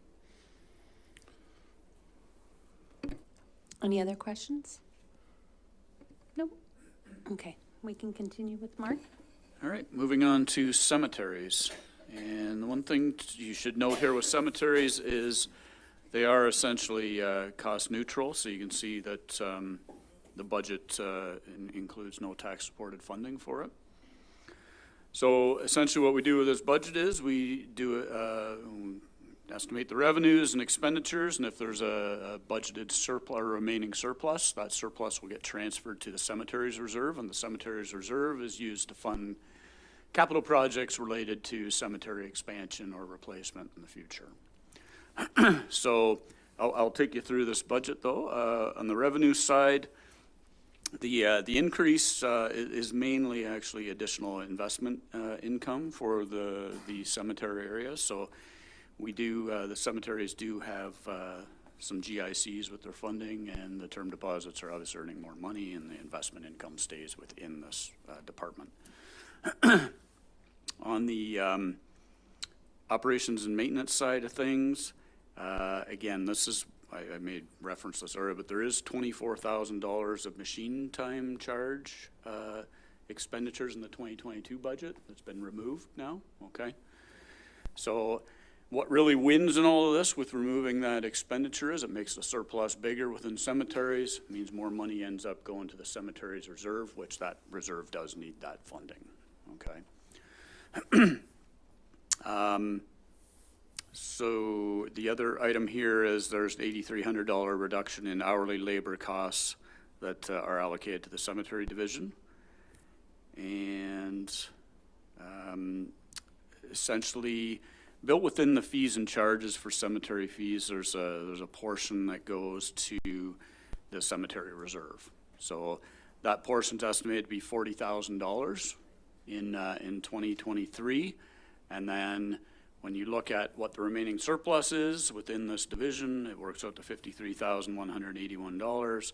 That ends up going to the cemetery reserve as well. So that $93,181 is all going to the cemetery reserve, and it's made up of the $40,000 from the fees and charges and $53,000 roughly from the surplus from this department. Okay, any questions on cemeteries? Anyone? Not seeing any. Okay. So now we'll move into community services, and the first division is fire, so page 78. Okay. So on the revenue side of things, the main reason for the increase of $88,000 is $81,300 fee is charged to the Township of Push Lynch for fire chief services that the township's fire chief provides to Push Lynch. The wages and benefits increase, that's due to movement of various staff in the salary grid. The fire chief also received a step increase due to the additional services they provide to the Township of Push Lynch. And volunteer firefighter wage costs are also in the wages and benefits there. And we increased that $7,400 from the year before. And the way we budget for volunteer firefighter costs is we usually look at averages on that, because they can vary significantly from year to year based on not just the number of calls, but the type of calls that they get. Is it okay if I finish? Okay. So a couple other items, operations and maintenance. The increase there is mainly due to dispatch costs. So the city of Guelph provides dispatch services. So cost of that's gone up about $11,000. And there's also facility insurance premium increases in there as well. And the fleet repair and maintenance, again, typical theme throughout. Fleet insurance premiums are up almost $7,500. Fleet fuel is up $8,000 we added, and repairs and maintenance we added about $5,000 for that as well due to the aging fleet. And the two fire stations, so Fergus and Elora fire stations there, the increase of about $5,500. Combined, that's mainly due to an increase in utility costs and telephone expenditures. You'll also note, like Public Works had a charge that goes to the the municipal risk management official position, which is funded by the county. Fire also has a charge to the county-funded fire training officer position as well, and that totals almost $14,000. Okay, so any questions on fire? Okay, Councillor Evoy. Thank you, through your Deputy Mayor. Just for our people who might be joining us in this meeting, can you just take a minute to address the term volunteer wages for our volunteer firefighters and the wages line, please? Thank you. Sure. So we do have volunteers here for providing firefighter services. I think right now we're at around 60 volunteer firefighters. At full complement, I think we'd be at 66, I think it is. And by full complement, I mean that's normally what we'd like to have. So we are at 60, and that's what we based the budget on. And the volunteers get paid as they come to calls, essentially. That's what I was looking for, and a great big thank you to all of our volunteer firefighters. Great, thank you. Any other questions? No, seeing none. Mark? All right, next page. So this is the county-funded municipal fire training officer page. So this is, the revenue amount is essentially all from the county, and we bill them quarterly. So the way we do this budget is we do up what the total expenses are, and that's what essentially will get estimated to be billed to the county. So a couple little changes here. Fleet repair and maintenance is up again because of fuel costs and insurance costs. And the transfer to reserves that you see there of $7,500, that is money that essentially we set aside in a reserve so that we're able to replace the training officer's vehicle. I'm not sure what the life of it is, but there is a specific vehicle replacement schedule there. It's probably 8 or 10 years. And the cost recovery applied, so that's the piece I was talking about before, where we've got charges from general administration, and we've also got charges from the fire division's budget. It totals $21,000 that essentially gets charged to the county at the end. All right, any questions on that page? Any questions? No, seeing none. Mark? Okay. All right, the next one is the community service, so Parks, Rec, and Culture's the administration piece of it. Excuse me. All right, so overall, the increase in the Parks, Rec, and Culture budget is $410,742, which is 11.9% increase. That encompasses pages 80 to 87, okay? It'll essentially take you to, I think the page 87 is like parks or something like that. So I'll point out a couple things on this page because there are some major changes here. The increase in the revenue is due to anticipated revenue from community partnerships, which I believe a report was brought forward on that to council recently. The increase in the wages and benefits line, again, movement of various staff in the salary grid, but there's also a new manager of parks and open spaces position with a total cost of $119,500. There's also the conversion of the community development coordinator position from kind of a 0.6 FTE to a full-time position with an additional cost of $39,000. And that position essentially is funded from anticipated net revenue from the implementation of the community partnership program, so that $80,000 of revenue.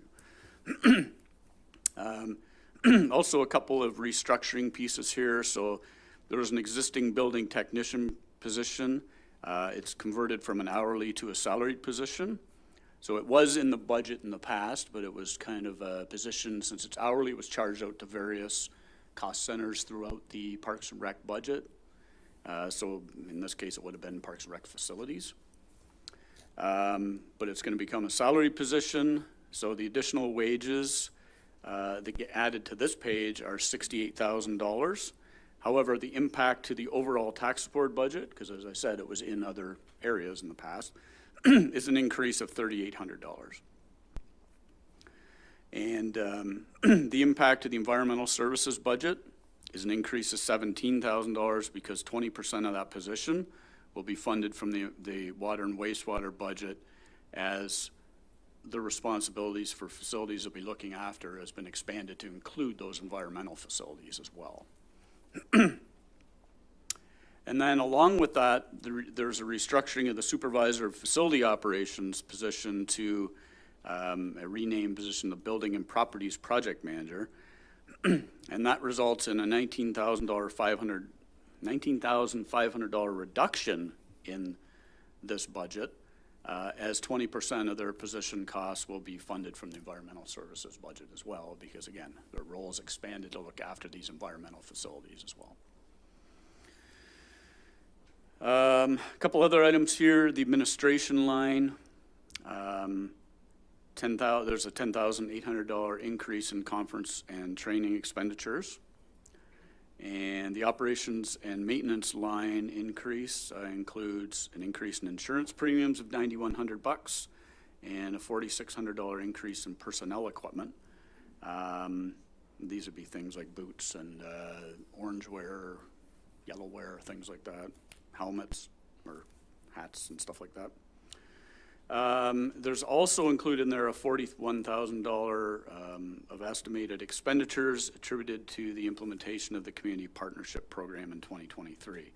So essentially the $80,000 we're getting in revenue, it's split between $39,000 goes to the position, right, to increase it from 0.6 to a full FTE, and then $41,000 is put into the operations and maintenance line for any expenditures that are related to the implementation of that program. And the last item here is on the fleet repair and maintenance. So like the transportation page where we had the machine charges being eliminated. So the fleet repair and maintenance, we've eliminated the cost recovery that was in there for these machine charges. So that eliminated $59,600. So it essentially brings up the cost of this fleet repair and maintenance line. And also included in there is an $8,600 increase in vehicle insurance premiums and a $15,000 increase in estimated fleet fuel costs. So consistent with all the other departments that have vehicles. So there's a lot of changes there. I don't know if there's any questions on that page. Questions? Councillor Adams? Yes, through you, Deputy Mayor. I note that from constituents, I'm hearing that the day and seasonal youth camps kind of sell out really quickly, and there seems to be a need in the community for more of those kind of services. And I'm also aware that like we're closing a facility, so I'm just kind of wondering how those services may be impacted, or if any of these changes here might help improve the capacity of those programs.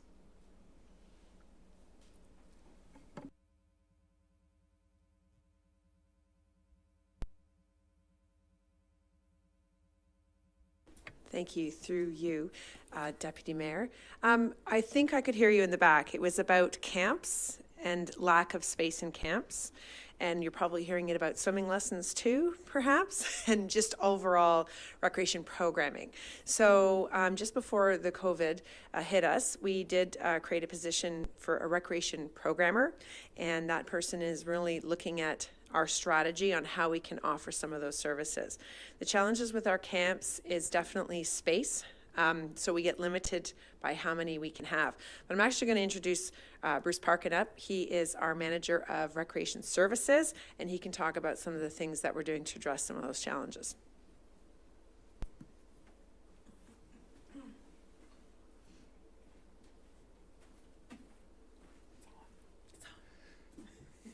Through you, Deputy Mayor.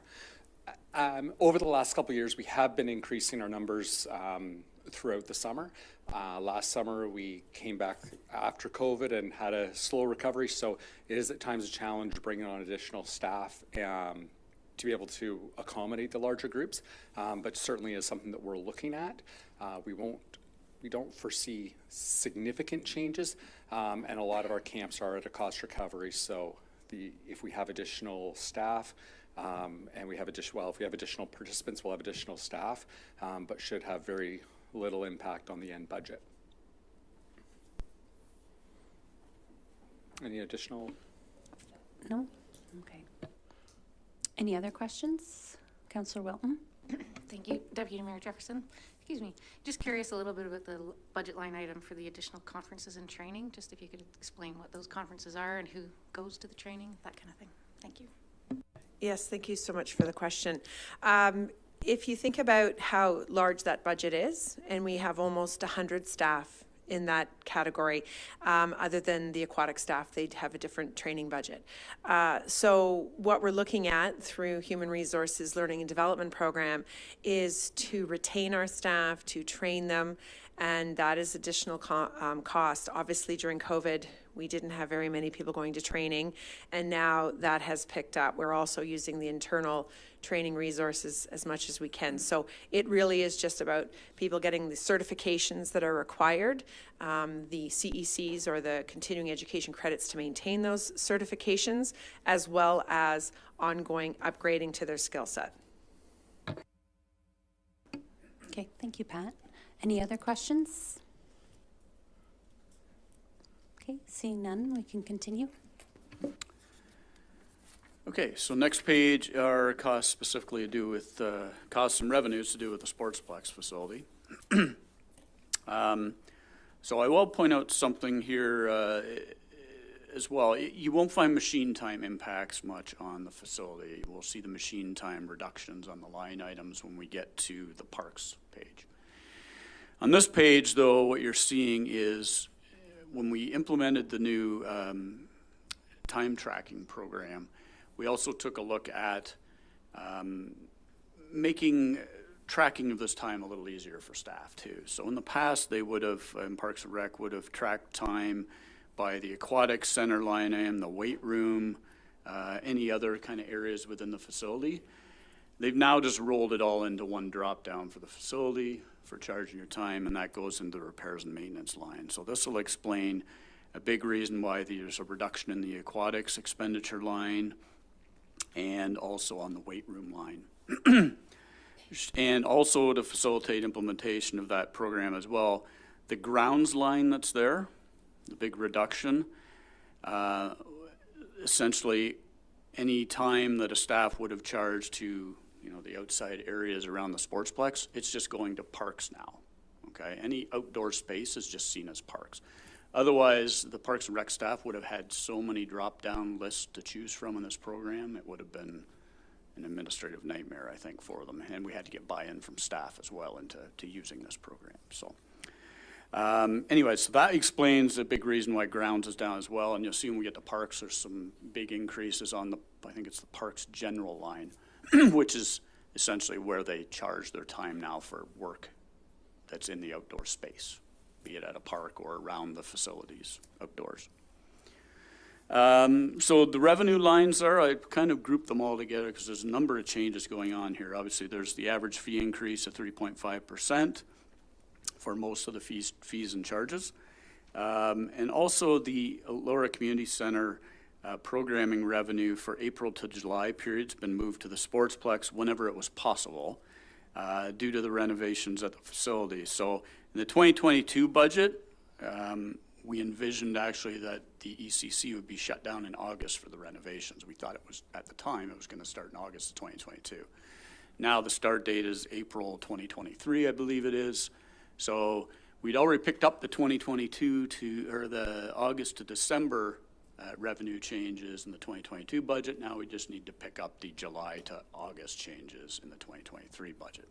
So bottom line is, the revenue that's kind of moved over from the ECC would be lacrosse as a big part of it, probably. Anything would be indoor lacrosse, and maybe any hall rentals if people were willing to go from the ECC over to the Sportsplex for a hall rental.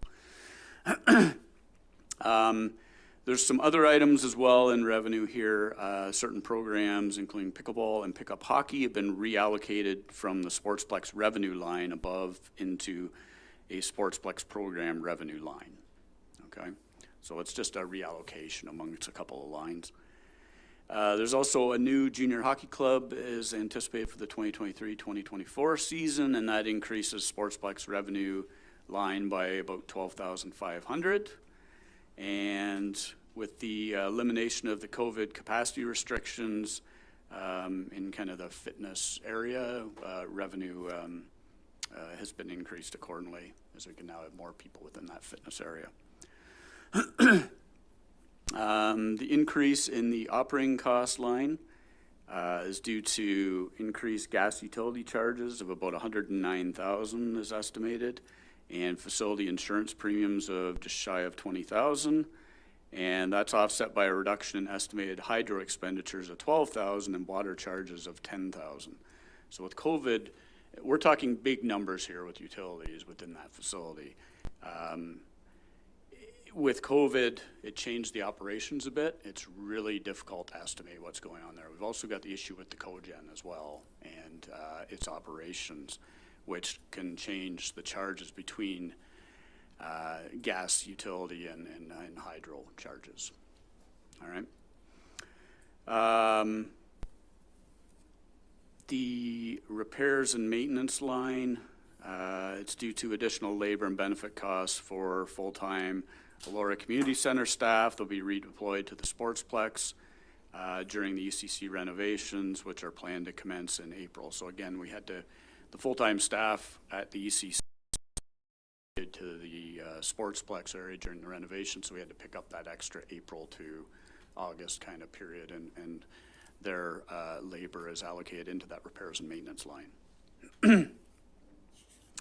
And also there's an increase in external repair costs at the facility of $14,500. So there was a question earlier about, where are the repair costs for the facility? So smaller repair costs are borne within the operating budget. The bigger repair costs are borne within that facility replacement schedule that we have. The aquatic center has an increase in there of $9,000, and that's related to subsidizing staff certification expenditures in an effort to retain the staff in the aquatics area. And there's a reduction in the fitness program line, and that's due to a decrease in certain programs offered in 2023. I think that summarizes all of the changes. A lot going on there. Thank you, Mark. Any questions? Councillor Wilton. Thank you. I was just curious about that last line with the reduction in certain programs. I'm just curious why there is a reduction. It seems like if we're growing, we should be offering more, but maybe I'm missing something. So maybe that's Bruce or Pat.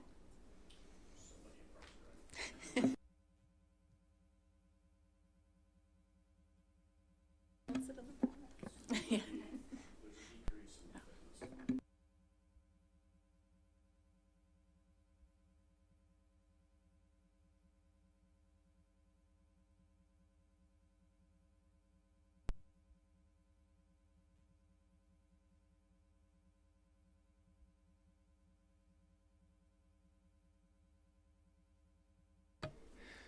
Through you, Deputy Mayor.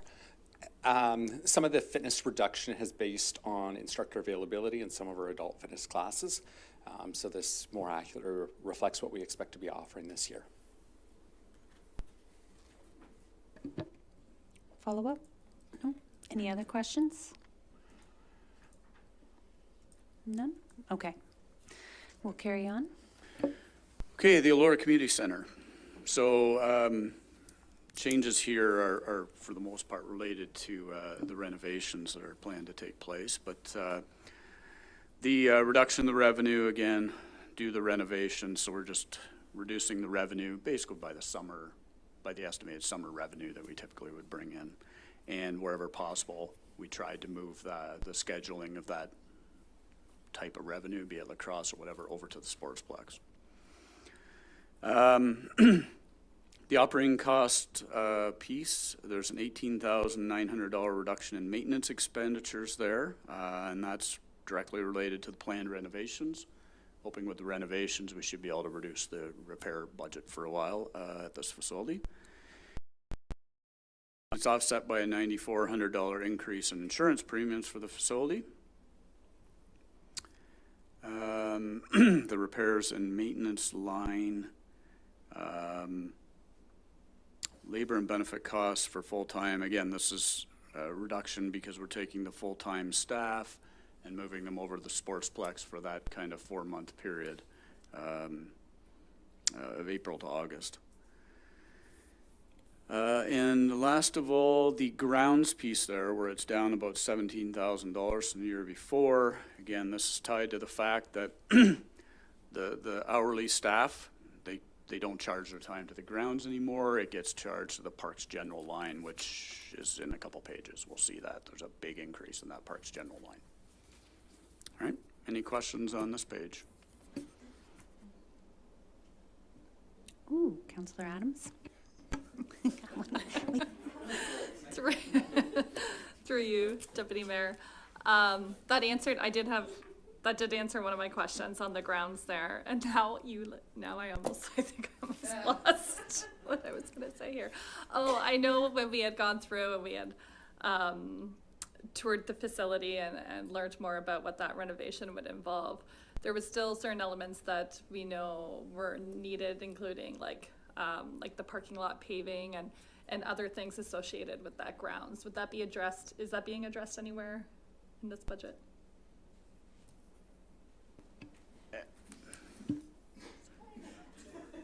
Sorry. I'm going to get my workout. Thank you for the question through you, Deputy Mayor. So the parking lot is actually in the capital budget in the 10-year forecast to be done the year after the renovation is complete. And then the rest of the grounds, there really are just ongoing maintenance items in the grounds of the Elora Community Centre, but the big change will be the parking lot. Just follow up. So, and again, this might be an item then for next year, but I would think that, we have a nice new renovated facility. The grounds also could probably use a little beautification and TLC and stuff, so that would be an item that we would want to talk about for like next year's operating, I guess. So we want to see like kind of some enhancements to the... Yeah. I guess Council can absolutely provide input for us for our next year. I'm just trying to decide if it's a capital or if it's an operating expense. Is it, more plantings and things like that, or is it a redo of the paths and the items like the playground and things that are already there? So we could definitely bring back when that playground is due to be replaced and things like that in a future conversation. But I would welcome any feedback that you're thinking is a priority once the construction is done and where we need to improve. Question, Councillor McDonald? Through you, Deputy Mayor Jefferson. The rest of the Elora Community Centre, so the community side, and when are we looking at doing that? I know it was going to be in a capital budget somewhere. So you're talking really about the hall side, which really isn't being touched. And then there's a few other areas, like really the bleachers are not being touched during this renovation. And we would call the hall side sort of a phase 2. Okay. And that has not yet been put into the forecast. Okay. But I think it's a conversation we need to have once we get to the 2024 planning, because when we were planning 2023, we didn't even know what the tender would come in at that point. So now we have that information, we know where we're at, and we'd love to see a phase 2 project which addresses the hall and the other amenities that are not being addressed through this renovation. And then our phase 3 being, an addition to that facility in the distant future when we need another facility, whether that's an ice pad or something else within our community. Pool. Another pool. Is that what you said? Yeah. Okay. Sorry, did I say that out loud? And so just for my knowledge too, and this is a question that you might know, so for phase 2, will we need to RFP that, or can the original RFP continue into that phase 2? The phase 2, which I talked about, would have to be a brand new RFP project, which would be requiring an RFP for a consultant to lay out what that looks like, and then going to a tender for somebody to construct that change. Perfect. So 2-step process. Thank you. Thank you, Pat. Any more questions? Councillor Craddock. Thank you, Deputy Mayor. How many employees are there at ECC full-time, roughly? I'm going to grab either Matt or Steph. Matt, you want to go ahead and answer? Thanks. Sorry, Matt. Thank you. Through you, Deputy Mayor.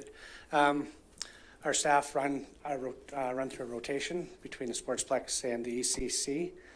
We have a lead hand that takes care of the ECC during the day. So really, we have 3 staff, and we do have some part-time staff just to cover some other shifts. So the redistribution of that during the 4-month period won't be an issue? There's work for them? Yes, so Yeah, unfortunately, the part-time staff, their hours will be decreased as we move some of the staff over to the Sportsplex. Thank you. Any other questions? No? Thanks, Matt and Pat. And moving Right. on with Mark. All right, Bellwood Hall. Not a lot changed here really, other than we built in a slight increase for propane heat at the facility. Any questions on that page? There's questions from Councillor Wilton. Oh, there we go. Thank you, Deputy Mayor Jefferson. Just curious, I know it's not in this budget, but I thought I saw a line item at some point, and there is a need for the Bellwood Hall to be renovated for accessibility to make it more useful to the community. So just curious when that is happening and where that line item shows up.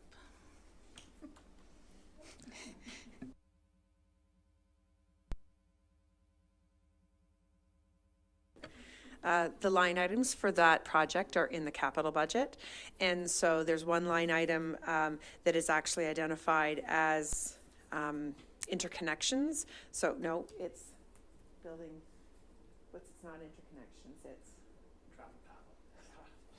facility path of travel. So interconnections is our trails one. I get the two names mixed up. So we have money in there to do the design work as a line item, and then the budget to improve the Bellwood facility is in that budget there. So we're looking forward to that. Once this year is when we're starting to do some of the design work. We've already started that, and we're continuing down that road to see how we can make those washrooms that are on the lower floor accessible. Any other questions? Nope. Okay. We'll carry on.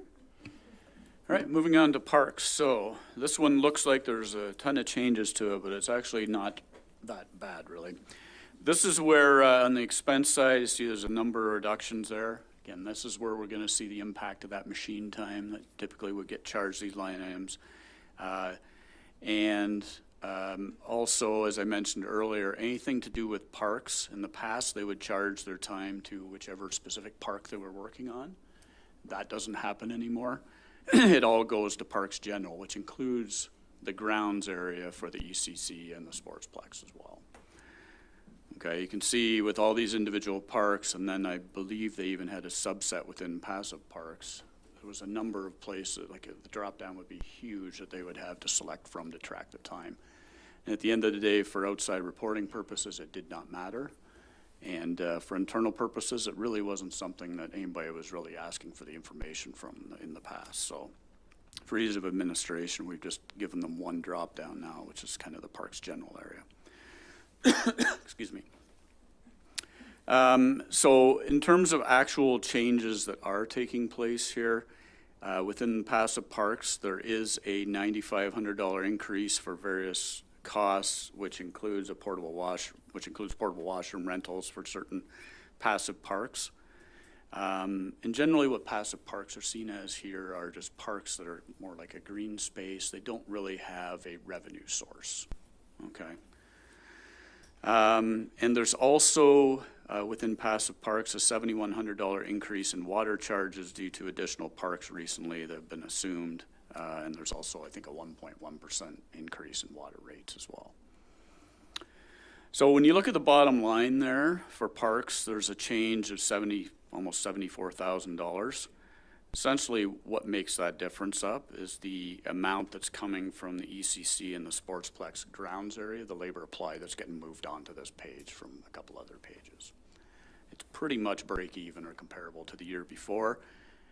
Once you take out the labor changes, the machine time elimination, and the two increases that I just spoke to. Okay?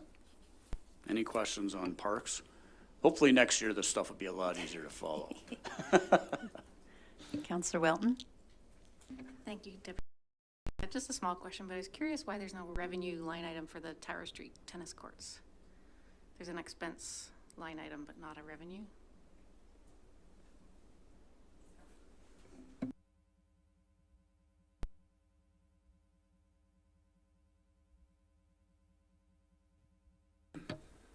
through you, Deputy Mayor.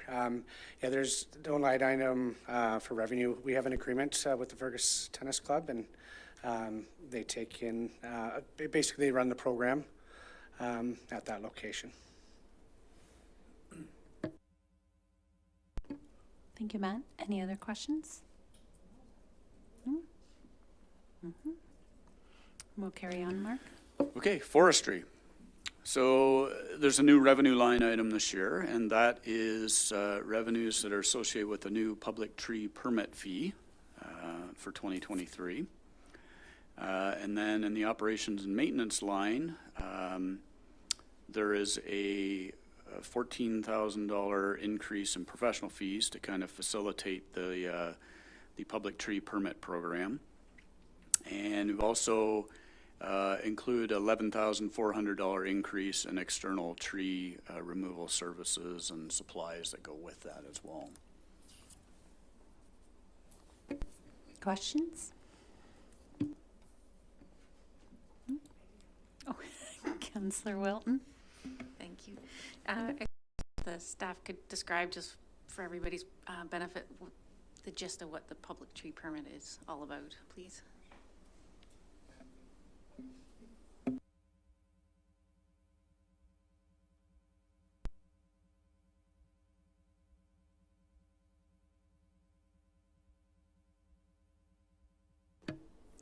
Through you, Deputy Mayor Jefferson. So the tree permit is the process we're using to manage the trees on public property bylaw. So the bylaw is in place to ensure that trees owned by a township on township property are protected from injury or removal. And the permit will be required for anyone who's anticipated work on their property that'll have an impact on our trees. And so it's going to be a public document that you can access through our website. You can apply, and it'll provide all the information that residents, contractors, or developers will need to work through the process. Any other questions for Matt? No? Okay, thank you. All right, greenhouses. So in line, I guess this is an outdoor kind of area. Any labor in the past that would have been charged to the greenhouse area is now also going to the Parks General Cost Center. And that total about $9,400. And that reduction, it's offset by a $4,500 increase in material and plant costs for basic materials and plants in the greenhouse. Any questions? No? Okay. Thank you, Mark. Okay, next page, this other expenditures, this was long overdue as well. We've essentially moved this transfer from what's called the Newton Public Swim Reserve.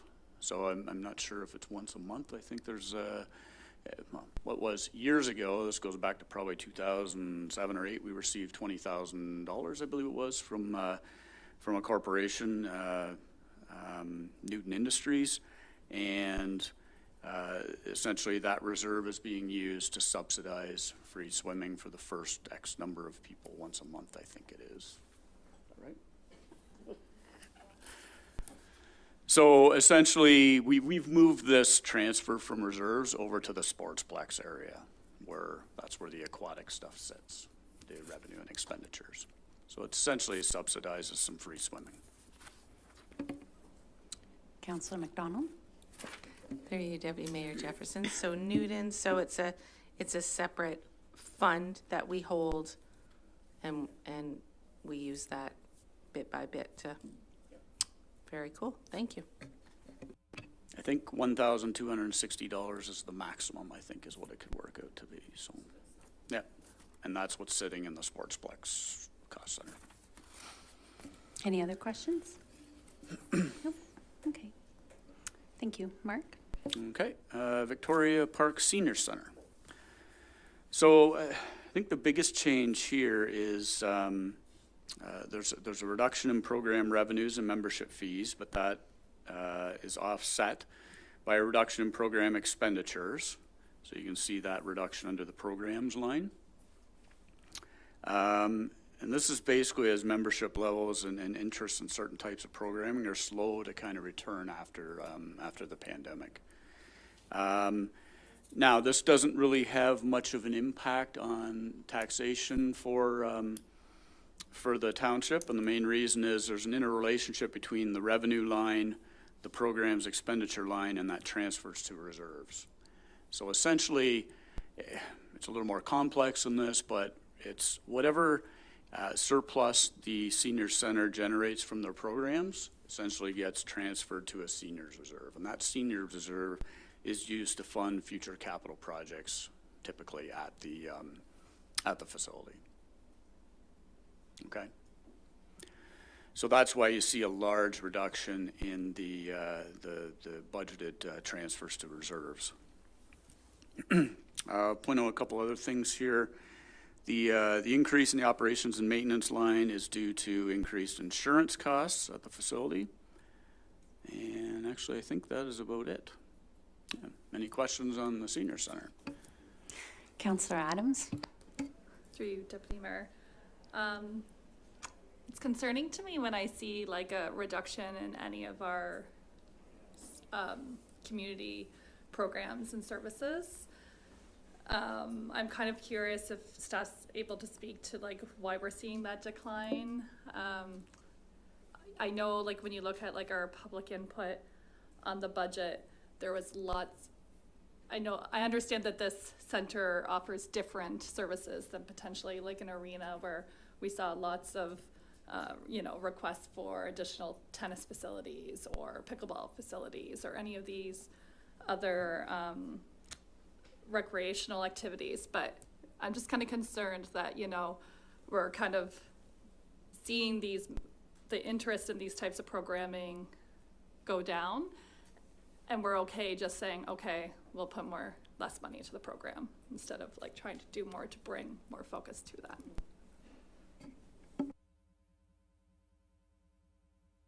Thank you for the question, through you, Deputy Mayor. The senior center during COVID was closed, and it has been the slowest recovery facility. So just before COVID, we had about 1,000 members, and we're sitting at around 500, which is a great recovery. We were at about 150 when we reopened. So we anticipate that number will gradually increase back to 1,000 and exceed that number. But until it does, the amount of programming we're offering reflects how many members and participants that we actually have there. One of our big turning points was the reinstatement of the paper recreation guide, which a lot of people, why are you doing this? Everything's digital. Well, that center very much relied on that, and it brought a whole bunch of new members. I think 25% of the members we have now are new. So we're recovering. We anticipate this to be another year of recovery, and we're having a different conversation at the next budget meeting. Thanks, Pat.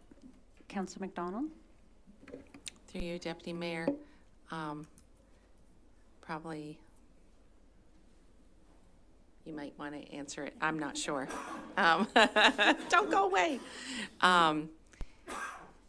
Since we're waiting for membership to come back up, is there the possibility of spreading out to some senior services in Elora instead of folks always having to drive to Fergus for the services? I know the ECC will be shut down, but maybe the basement of the library, like is there, or some things this summer? I've heard from constituents that has been something they would like. Yeah. It's a great question, and it was through you, Deputy Mayor. Just making things up here. It was part of our master plan, and the renovation of the Elora Community Centre is now going to include a customer service desk, which we plan to take advantage of for programming in the hall. So pre-COVID, we had in our mind what kind of programming we wanted to do in the hall, and we had to raise the roof and we had to change that hall. And what COVID actually taught us is that we can do a lot of things in that hall with the way it's built now, whether it's square dancing or card games and all sorts of things. So we are definitely on a path to that and offering those types of programs during the day, evenings and weekends for families at the Elora Community Centre. During the time that we're shut down, that is a fantastic suggestion to look at some other locations that we might be able to use. So we're going to take a look at that. That's been the first time I've heard that. So excellent idea. Thank you. Thank you. Thank you, Pat. Any other questions? No? Okay, seeing none, we'll continue with Mark. Okay, I'll just bundle the next 3 pages together because this is something I spoke about earlier. Just like in the infrastructure area where we combine the Center Wellington, the Fergus and Elora downtown budgets for maintenance, we also combine the downtown budgets for beautification. So no real comments other than what you're looking at on page A9 is a consolidation of the following 2 pages. Any questions there? Oh, Councillor Evoy. Your enthusiasm is catchy. Through you, Madam Deputy Mayor. Again, in reference to our earlier conversation about what is in Center Wellington downtown, are places like, are we spending the time and energy beautifying places like Bellwood in this journey? Through you, Deputy Mayor, I think the comment was made this morning that costs associated with kind of the Bellwood area are actually borne within the parks budget is where they're sitting. So some garbage pickup or whatever that is happening out there. Matt will expand upon that probably. Through you, Deputy Mayor. Over the past 5 years, we've worked with the Bellwood Lions, and we've put up baskets along the bridge, along the county bridge, and we're just looking at working with them to expand that a bit more into the hamlet as well. And so yeah, basically they donated the baskets and we filled them with the flowers. Thank you, and with your permission, Madam Deputy, just to follow up on that, do we get our baskets in Fergus and Elora through service clubs as well? No, the baskets in the downtown area, we work with the two, both Fergus and Elora BIAs on the baskets and the planters. Okay, thank you so much for clarifying.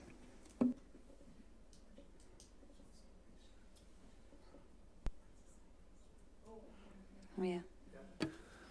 Sorry, through you. We also, for our downtowns, we have 2 different Hort Societies in Center Wellington. One's the Elora Salem Hort Society, as well as the Fergus Hort Society. And without their effort, they put so much time and effort in beautifying our downtowns. And without them, we would be nowhere close to what our downtowns look like. So a big shout out to them for sure. Thank you, Matt. Any further questions? Okay, thanks. Thank you. All right, we'll move on to page 92, which is the Fergus Wayscale building. And essentially what this building, the majority of the costs associated with this are for the downtown washroom, or it serves as the downtown washroom for Fergus. And I'll just leave it at that. Some pretty minor changes to it from year to year. Any questions? Oh, Councillor. Through you, Madam Deputy. Sorry to clarify, will there be more washrooms coming? Somewhere I think I heard something about more and that we're just adding more space given some of the health concerns of the last few years. Well, there's a washroom going behind this building, right? In the park area. I'm trying to think throughout the budget if there's any others. I don't think so. There's been a few put in the past few years, though, over at O'Brien Park in Elora. Great, good to hear. At this time, the washrooms in the Fergus downtown are sufficient for the demand at this time. If that were to change, then we would look at that, but I have not experienced any feedback to say there's a lineup down the street for that washroom. And the same for Elora, given that you're adding one more here, that'll suffice here. I would say that I don't think I could put enough washrooms in Elora for the peak of tourism time, but the one that's going in here absolutely is to offset some of the challenges we're having at the one at the tourism office.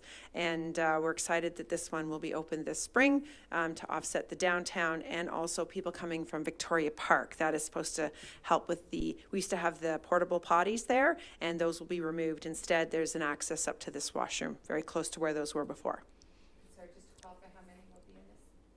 The one that we're building now, it's a single universal accessible washroom. So it's one.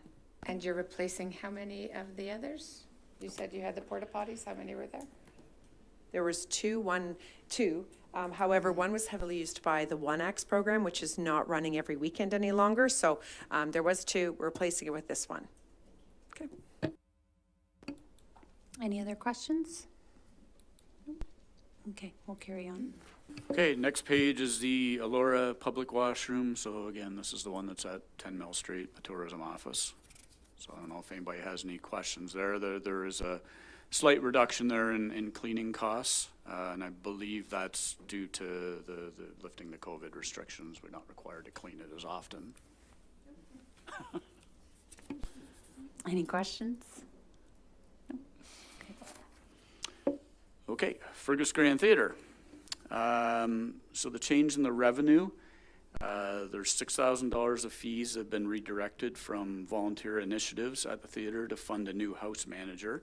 So that new house manager amount is in the wages and benefits line and accounts for the increase there. Also in revenue, there's a $5,000 increase to in-house productions and programming, and that's offset by a corresponding increase in operations and maintenance line of $5,000. And also in revenue, there's a $4,800 increase in rental and service charge revenue. We spoke about the wage increase, the operations and maintenance line. So you've got the $5,000 increase in in-house production costs, and there's also increased utility and insurance costs of the facility. And then built into fees and charges as well is a transfer to a Fergus Grand Theatre reserve, which is used to essentially fund the facility replacement schedule. That's what the transfer reserve is. Okay, questions? Councillor Evoy. Thank you through you, Madam Deputy. Sorry, to clarify, is that an addition to Mr. Gowdy or in, to replace or upgrade? Can you just explain the in-house manager role?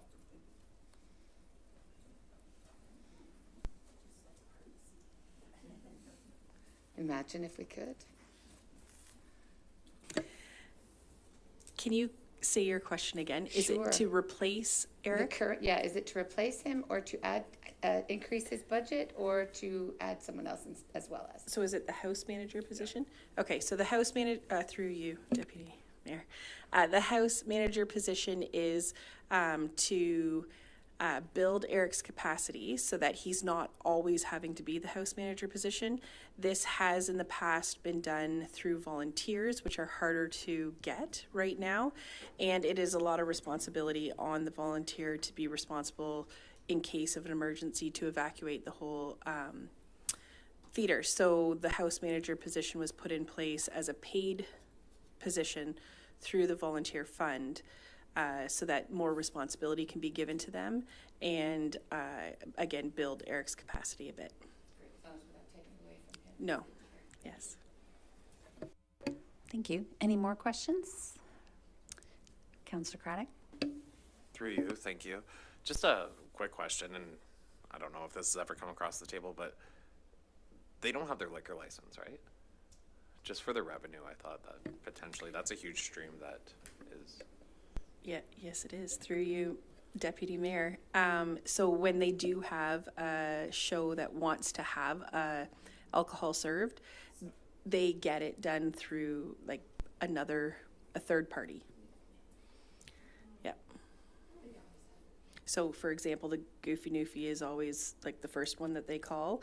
They're smart served, they have the license, they have the product, and they get it done very efficiently. I will back. Great, thank you. Any more questions? Okay, seeing none, we can carry on. All right, tourism.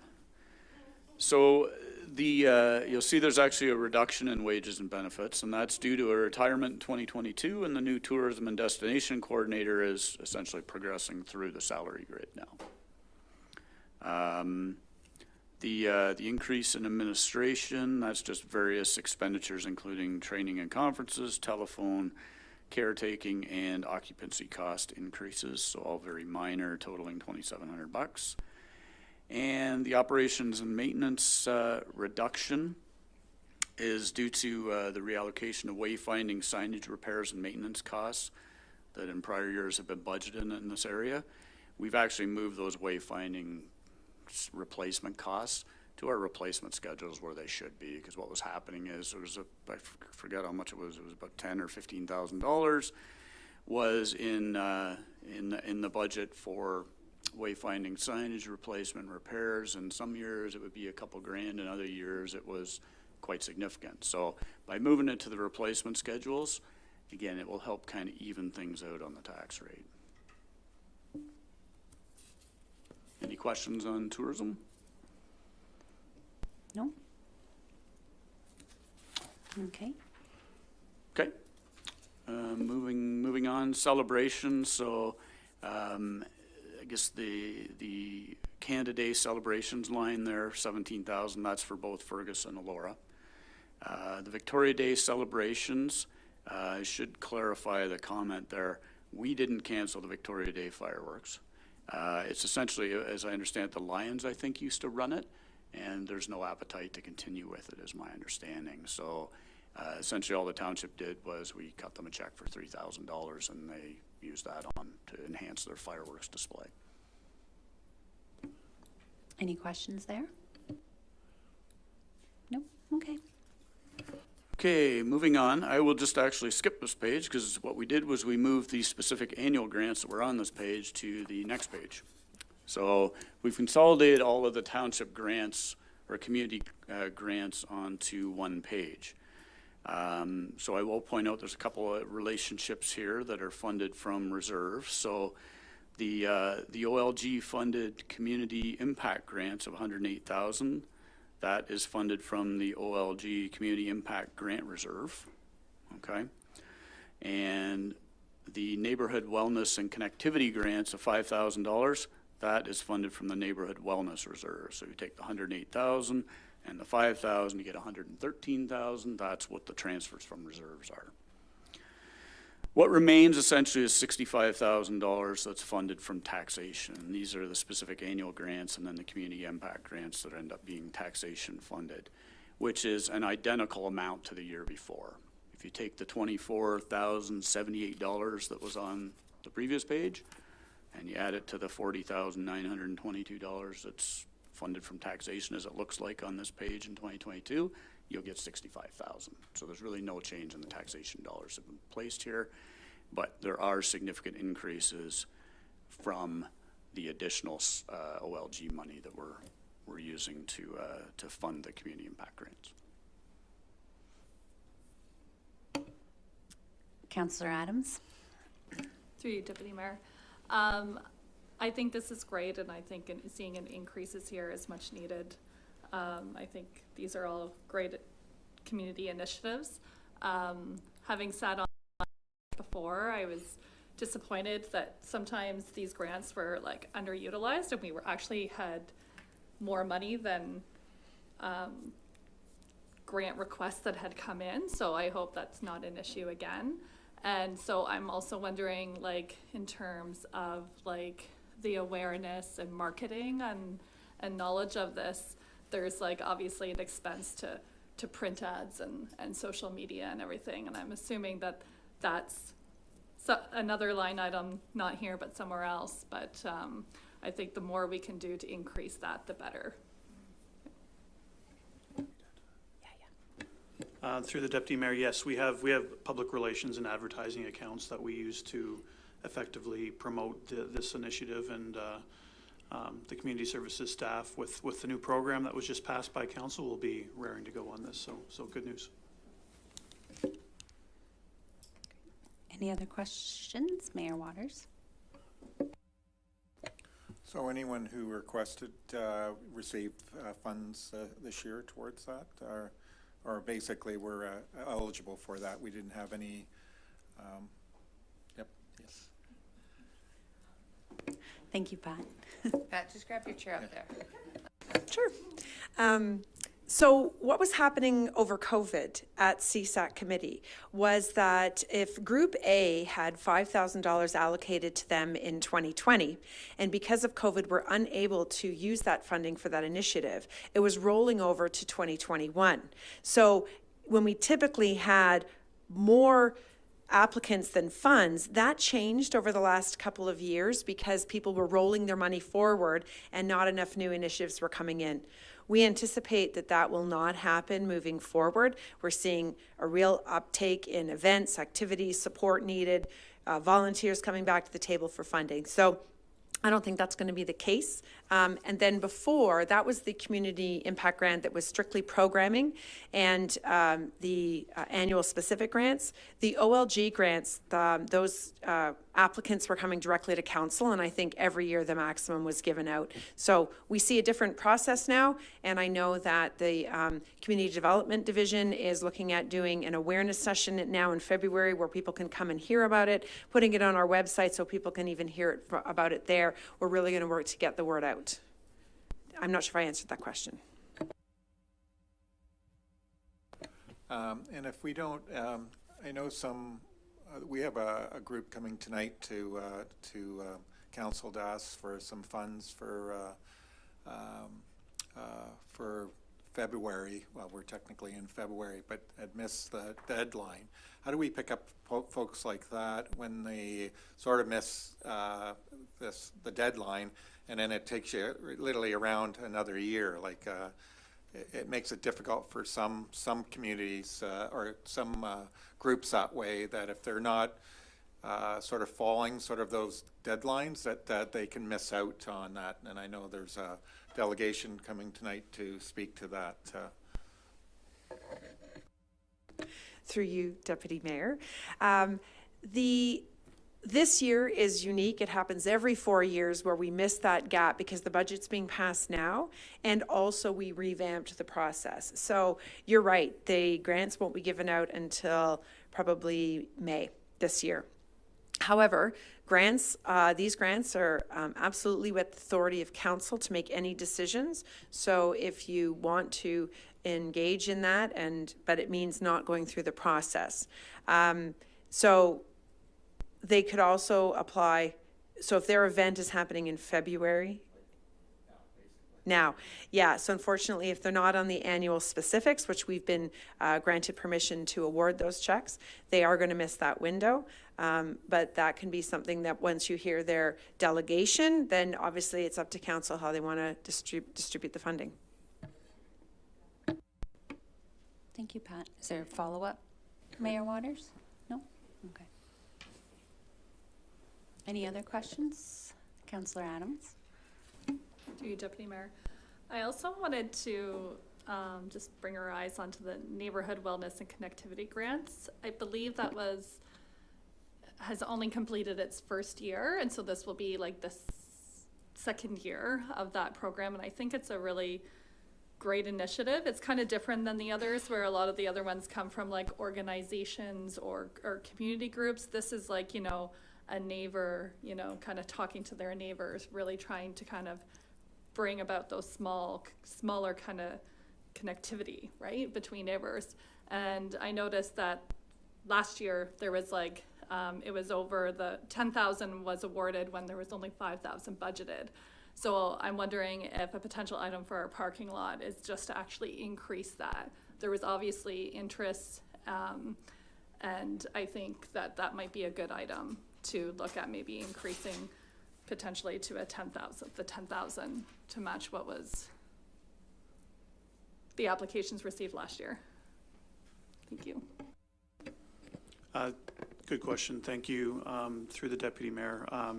There will be a report to Council this month on this specific program, the Neighborhood Wellness and Connectivity Grant. It was kept separate from the program that was passed in January, but eventually we'll just roll up into that program. So we can discuss adding funds to it. It is coming from an existing reserve that has an existing balance of, Mark? There's about 20,000 in there now, so with the $5,000, it'd be down to 15 at the end of 2023. Right. Okay, so we have the opportunity to increase it for 2023 through the use of more of the reserve. And that can be done either as part of the budget process, we can add it to the parking lot for now, or it can happen when we discuss that report later in February.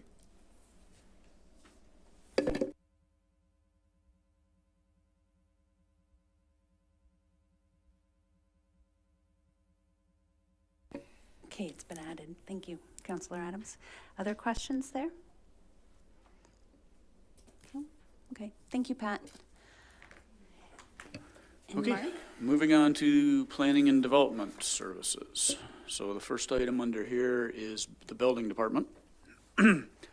So the building department is basically one of these cost neutral kind of departments as well. It doesn't appear that way in here because there is a calculation that's done behind the scenes in accordance with Bill 124 legislation.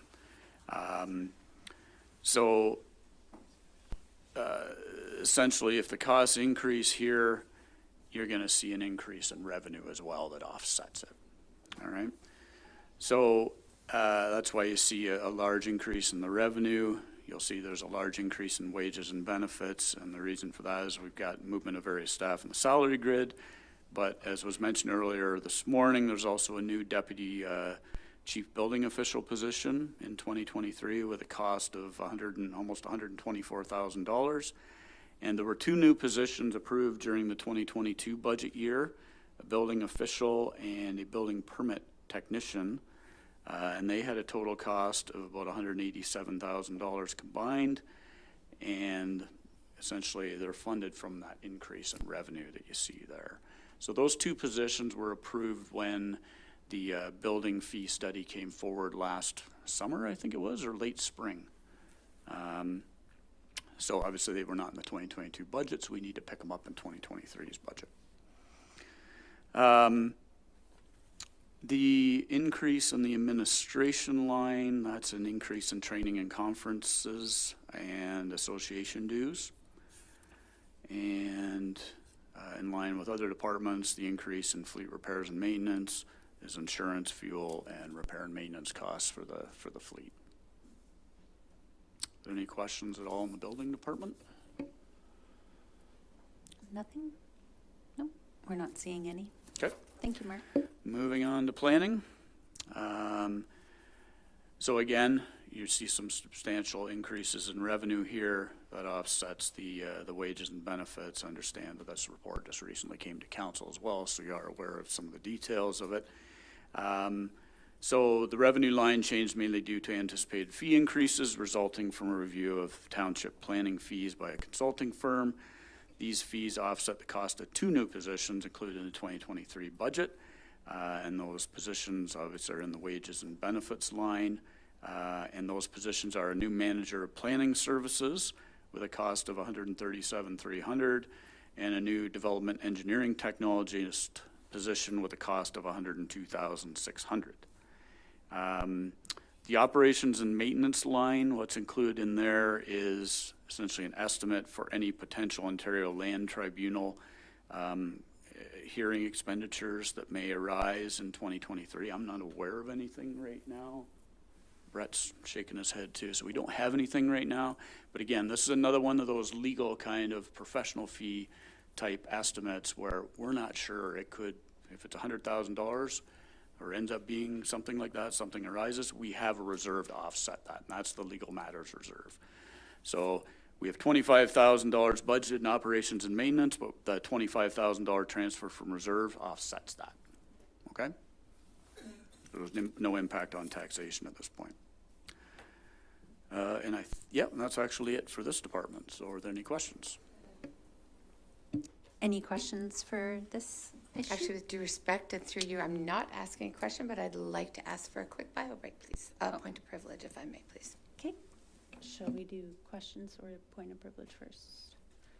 Maybe just finish questions on this one first. Okay, is that okay, Barb? Okay. Any questions for Mark on this point?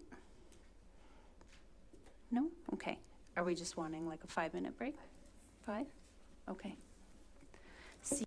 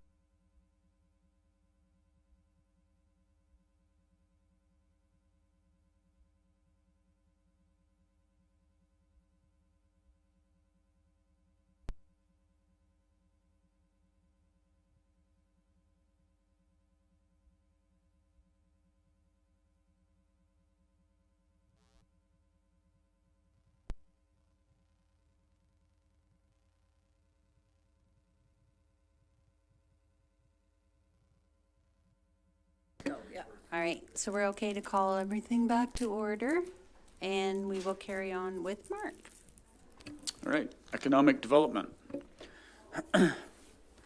So I guess where I'll start on this one is within the operations and maintenance line is a $30,000 estimate for implementing the CIP program, so the Community Improvement Plan. And again, the 30,000 is one of these estimates that we kind of look at, you know, the uptake of the program over the past probably 5 years on this one as well, I think is what we've used as an average. But again, like a lot of these items where we're kind of doing an educated guess on, we've got a reserve to cover it off, which is a CIP reserve. So that there would be a $30,000 transfer from the CIP reserve included in that transfer from reserve line. And the residual $97,400 that's in the transfer from reserve line is a transfer from the OLG funded economic development reserve. And that offsets the cost of a new, what's the position name here? Economic Development Coordinator position in the 2023 budget that's in the wages and benefits line. The operations and maintenance decrease there. This is a reduction in estimated legal expenditures for implementation of the CIP grant program. And I'll just point out a couple of interrelationships that are buried in this budget as well. Is the revenue line at $12,000. That's for, there's a house actually on the business park lands, so we rent that out. So that's how, essentially rental from that house. And in the operations and maintenance line is $7,200 of costs associated with that house. So it's utilities, repairs and maintenance, property taxes. And essentially the net surplus, or $4,800 from rental of that house, gets transferred to the Economic Development Reserve. Okay? So I don't know if there's any questions on this page. Questions? Councillor McDonald? Through you, Deputy Mayor Jefferson. Who do we rent the house to? I'm not sure exactly Is who it we rent it. personal or? Yeah. Okay. Oh, we have Brett coming.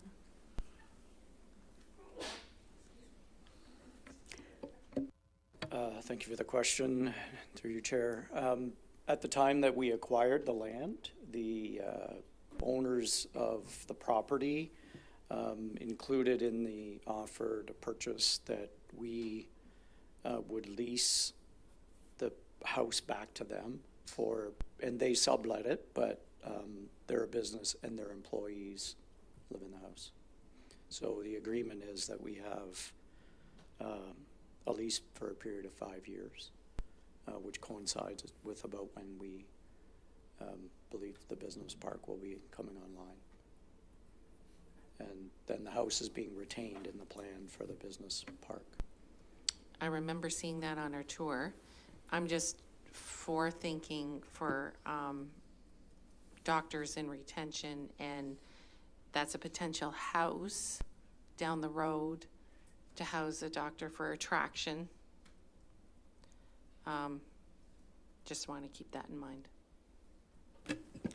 Yeah, and through the Deputy Mayor, we're looking at any and all options that can be presented to council for healthcare recruitment. The problem with that one is that it's in a business park that is intended to be for business use. But we're looking at other options. Any other questions? Nope. Okay. Thank you, Mark. Okay, I think the rest of them we're getting to some small cost centers, so we should probably be able to move fairly quickly, I think. But next one's Committee of Adjustment. So you will see some big revenue numbers there this past year. We think that mainly is pent-up demand after COVID. So essentially how we budget for this cost center is we usually look to the averages over the past 4 or 5 years. What's the uptake been? And in this case, actually, we looked to pre-COVID to come up with the average amount of $20,000 for revenue. I don't know if there's any questions on this cost center. Any questions? No? Okay. Okay. Moving on to Heritage Center Wellington, I guess the only big change here is we've removed that transfer to reserve. So every year, for as long as I can remember, this cost center has had a transfer to the Heritage Reserve. With the restructuring of the OLG monies, you'll recall we created, I think it's 3% of the OLG monies now goes into a Heritage Reserve. With that significant increase in the amount going to the Heritage Reserve, we've eliminated the $2,500 that was in this department. Essentially, the Heritage Reserve was used to fund any kind of study or something that may come up in the capital budget. But it took a while to get that reserve built up, $2,500 a year. Any questions on Heritage? Nothing? Okay. Okay, so now we're kind of in the other services area. So first page here is the GRCA. So essentially the total levy last I saw is the GRCA was looking at levying the township $335,603. So that represents a 4.95% increase in the levy amount from 2022. Now what we do with the levy here is we take 2/3 of the GRCA levies charged to the environmental budget. Okay, so when we get the environmental budget, we'll see it there. And 1/3 of the GRCA levy is expensed in this cost center. And properties that are not connected to municipal services, so for the most part, it's the rural areas, they're assessed the special levy that you see here on this page. And those that are on municipal services pay for the GRCA levy essentially through their user fees or the water and sewer rates. Okay, so this way everybody pays their fair share. The rural properties pick it up through the special levy they get charged, and those that are in the urban areas pay for the levy through water and sewer rates. Bit confusing, but we've had in place for many, many years. Councillor Craddock? Maybe I'm not seeing it, but I don't think we have this slide in the agenda. We should be on page 106. Oh. There we go. I'm turning my pages Oh, okay. Apologies. Thank you. Thanks for pointing that out, Councillor Crowder. Do you need any questions for clarification from Mark on the page? No? You're okay? Councillor Wilton?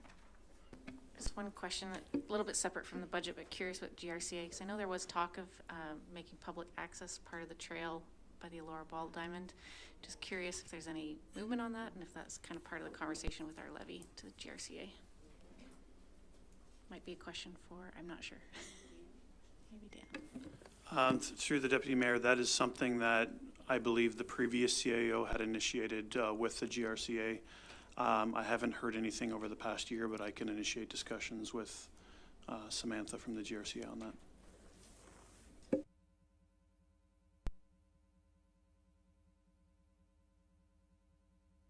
Any other questions on this?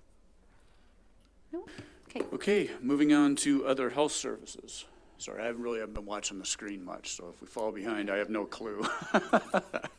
So other health services, so this is a pretty minor budget. This is for, essentially Groves handles a lot of the healthcare professional recruitment, and they send us an invoice once a year for the costs that they've paid on our behalf for doing healthcare recruitment. They usually estimate it's going to be around $20,000. I think we actually just received the invoice from about a week or two ago, and it is, I think it's about $16,000 to $18,000. It was in that range. We do fund this amount from an existing healthcare professionals reserve, but I believe at the end of 2023 that reserve is done. Okay, which means to continue on with this next year, we'll need to fund it from taxation essentially in 2024's budget, or find another source of another reserve essentially to fund it. And just to add to what Mark is saying on this one, this goes back to the discussion we had on 205 Queen Street this morning. There will be a more comprehensive report coming forward to council in the near future on costs associated with healthcare professional recruitment.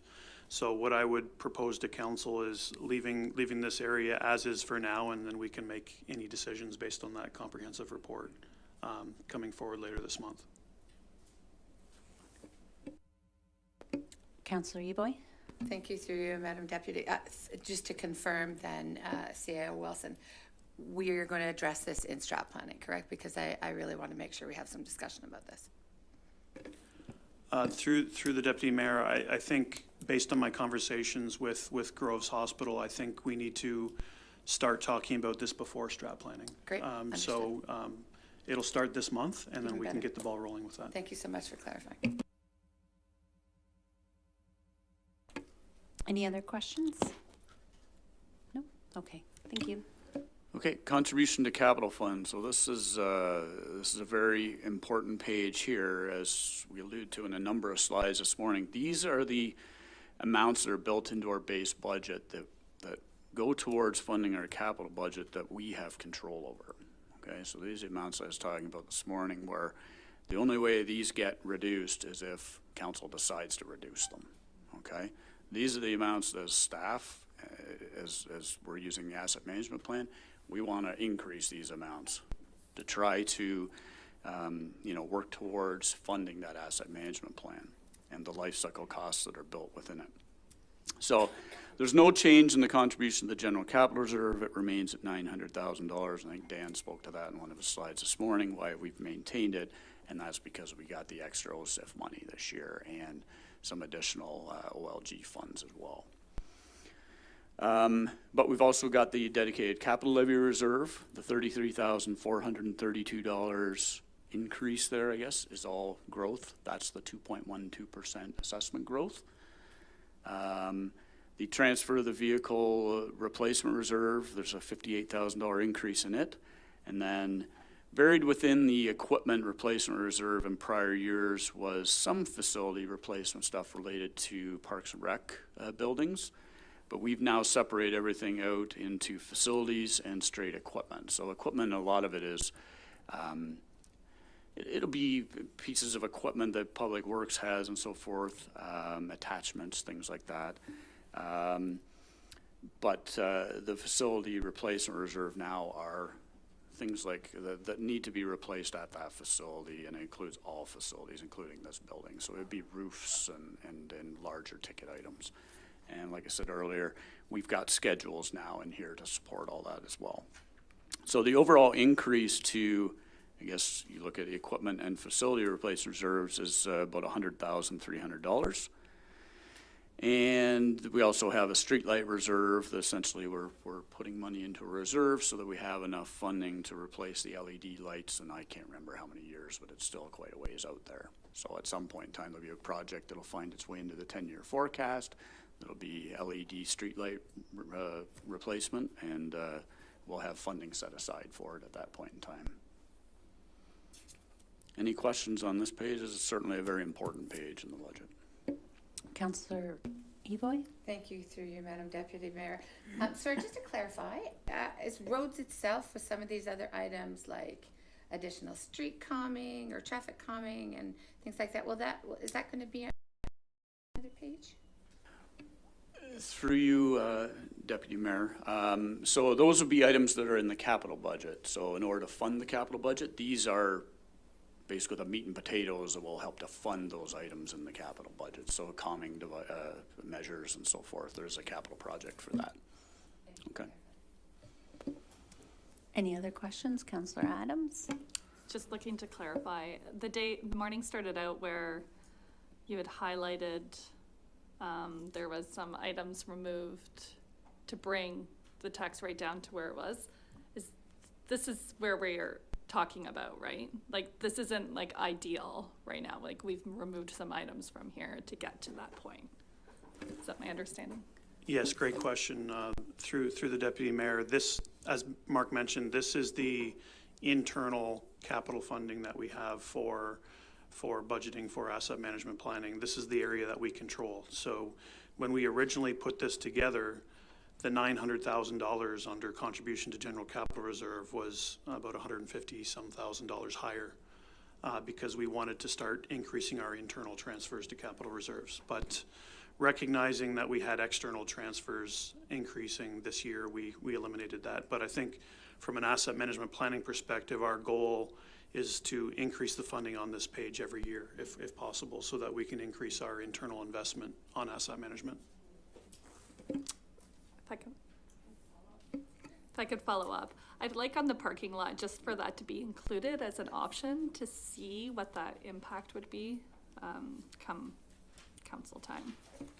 Can I ask you for clarification on what you want to see in my parking lot? So I guess in the parking lot, would it be the addition of the 158,300, I believe it was, in the asset management investment that was initially removed to bring down that rate? But I think councils before us were very smart in having a very strong asset management plan and following that. And I know staff here, if that's, I think that's a good option to have a discussion on moving forward.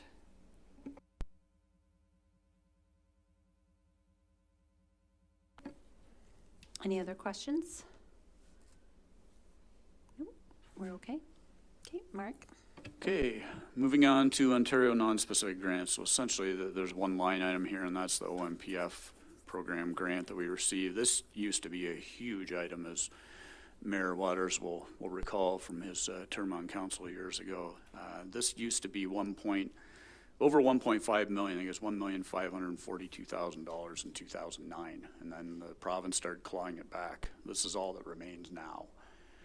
And it was huge back in 2009 and 10 when they were clawing back $200,000-300,000 a year, and we had a much smaller budget then. So certainly not the issue it was a decade ago, but still it is reduced government funding, and they clawed back 15% again this year, which is a reduction of $29,400. Not sure if anybody has any questions about that grant at all. Any questions? Over there? Nope. Okay. Thank you. Mark? Okay, other revenue and expenses. So these are just some remaining kind of loose end amounts, significant though. I will point out right away the OSIF proceeds that are there, the OLG gaming proceeds, and the Canada Community Building Fund, which was formerly gas tax. If you sum up those three amounts, you'll get $6,618,440, which is the transfer to reserves. Okay, so as I mentioned this morning in some of those slides, these grant amounts and OLG monies come into the operating budget and they flow right out. Okay, and they flow out to reserves. Those reserves are used to fund the capital budget. Some other items on here. The tax interest and penalties increase of $25,000. That's just anticipated interest and penalties charged on overdue taxes. So we anticipate an increase of about $25,000. That actual number that's in there is probably correct. I doubt there's any adjustments to that. So you can see we are starting to see some overdue taxes, I guess, right? And those are the charges on. In investment earnings, significant increase here, $695,000 increase to interest revenue, and that essentially is due to better returns on bank balances and term deposits in 2023. As I said earlier this morning, we're renewing GICs that we're earning just over 1% on now at 5.5%. So it makes a huge difference. In that account as well are various kind of loans receivable that are repaid to the township. So some of them are now being fully repaid, and those would be things in the past for water and sewer connection loans, or maybe some loans, internal loans from reserves. There's also a loan that we have with Center Wellington Communications that has interest on it. So as those loans get repaid, there's less interest that we receive on them, and there's no new loans in the past year. I think we've touched on the OSIF many times already today with the increase there. The OLG proceeds, you can see the breakdown there as to how it'll be allocated to the various reserve funds in point 4. So $2.4 million essentially will go into the OLG Capital Reserve Fund, that's used for kind of general capital within our capital budget. $81,000 will go into the Economic Development Reserve Fund. And that's used, as you can see now, in a variety of areas, actually, to fund the position, but it's also going to fund the servicing for the employment lands.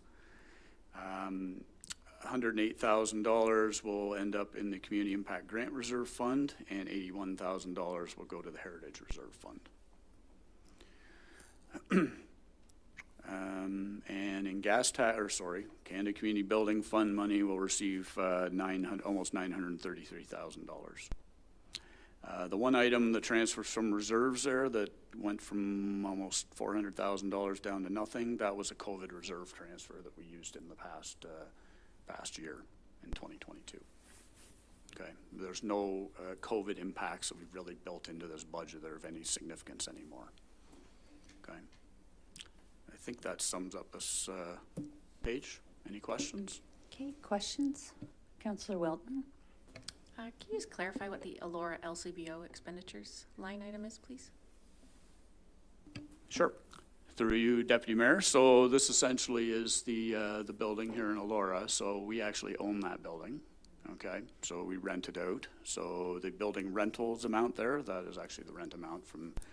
Actually, there may be another piece of rent in there, but the majority of that is the LCBO rental.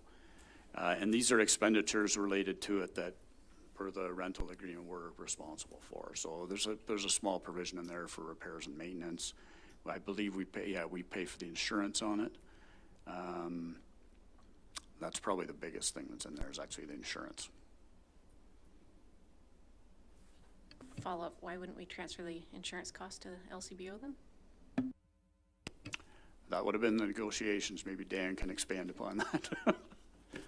Yeah, through the Deputy Mayor, that agreement's been in place for a number of years, but I think it was calculated so that our rental income would cover the cost of insurance, and we would just have the insurance on our policy because it was a township facility.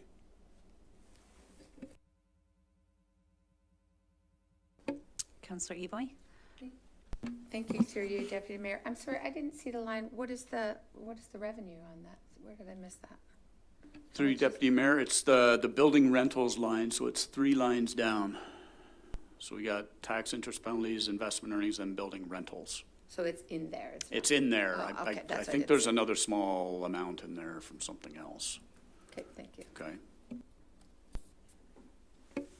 Any other questions? Mayor Waters? More just curious, I noticed that the stairs have been out of commission for at least a year, I see, and it is our property. So I'm assuming I'm not sure why is that, do you know? I know it's not we're on the topic, so I was just curious about it. Colin is on his way up, but through the Deputy Mayor, we do have a capital project underway to look at that, but currently the stairs are unfit for use. Yeah, through Deputy Mayor Jefferson. Yeah, no, great question. The stairs are starting to come apart, so they're kind of a unique construction, a little not quite typical of what we normally see. It's like a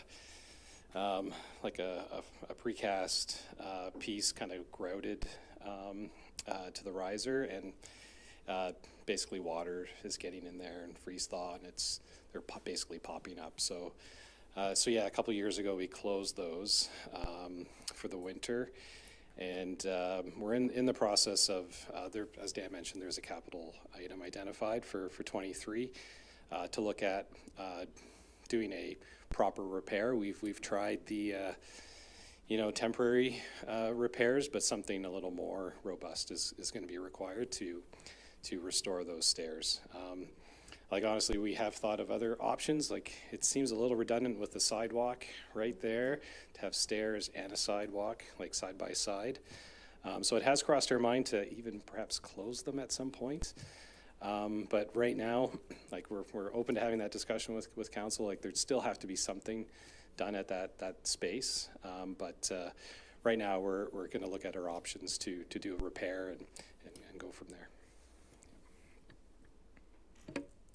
Councillor McDonald, question? Through you, Deputy Mayor Jefferson, I've done those stairs, so I know they're not at the right height because they're pretty steep. I welcome something coming back to council on different ideas for that, or rip them out and grass it, because there's accessibility from the other side to get to the sidewalk. But yeah, I'm looking forward to seeing that. Okay. Thanks, Colin. Any other questions at all? No? Okay. Mark, we can carry on. All right, next page is net debt. So this page essentially, under the expense line, shows all of our tax-supported debt, I guess if you want to call it that. At least it's the debt that hits the tax-supported budget. And the revenue line items, as you can see, we've got significant amounts transferred from DC reserve funds. So that essentially should tell you that a lot of this debt, and it's been a policy here for a number of years, anyways, that a lot of our debt that we take out is usually for the growth portion of that particular project for which was funded from debt. There is a line item in here, though, it's transferred from Economic Development Reserve Fund. That's to fund the debt payments on the loan that was taken out to buy the employment lands. All right. So essentially, if you do the math and all this, it works out to 58.2% of the tax-supported debt is funded from development charges in 2023. And that'll go up significantly, I think, in a couple of years as we finish repaying off the Sportsplex debt, I think it is.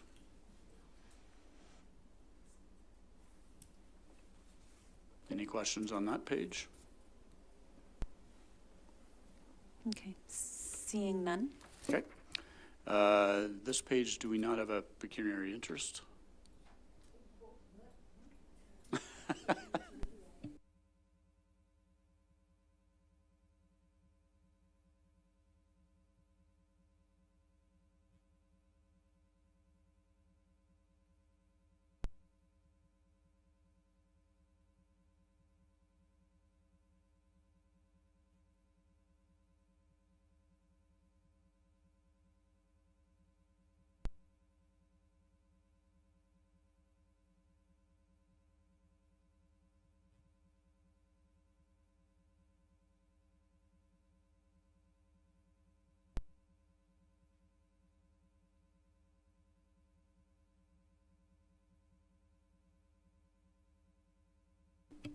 All right, hope she didn't go far, because I don't think this will take too long.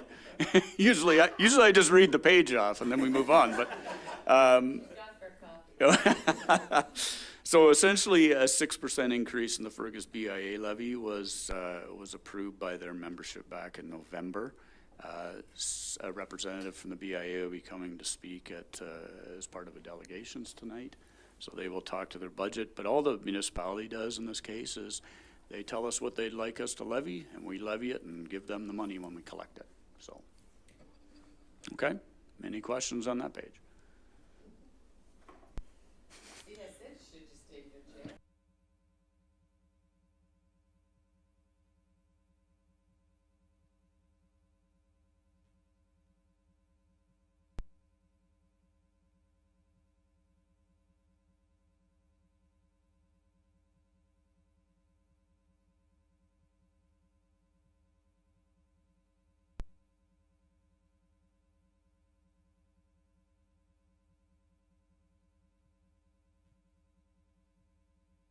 We can continue then, Mark? Thank you. All right. Elora BIA. So the Elora BIA's membership back in November as well approved a 7% increase to their levy. And again, a representative from the Elora BIA is coming as a delegation tonight as well to speak to the changes in their budget. Questions, Councillor Evoy? Thank you so much, through you, Deputy Mayor. I'm just looking for clarification. Not even entirely sure if it's this. What I understand, there's a Elora BIA and a sub-Elora BIA. Is that correct? What is? No, they're all, sorry. Through you? Oh, sorry. Yeah. for myself to answer, there's just the Elora BIA and the Fergus BIA, and inside they are developing different committees, like a That's what I'm beautification committee, marketing committee, garbage Understood. committee. Thanks for clarifying.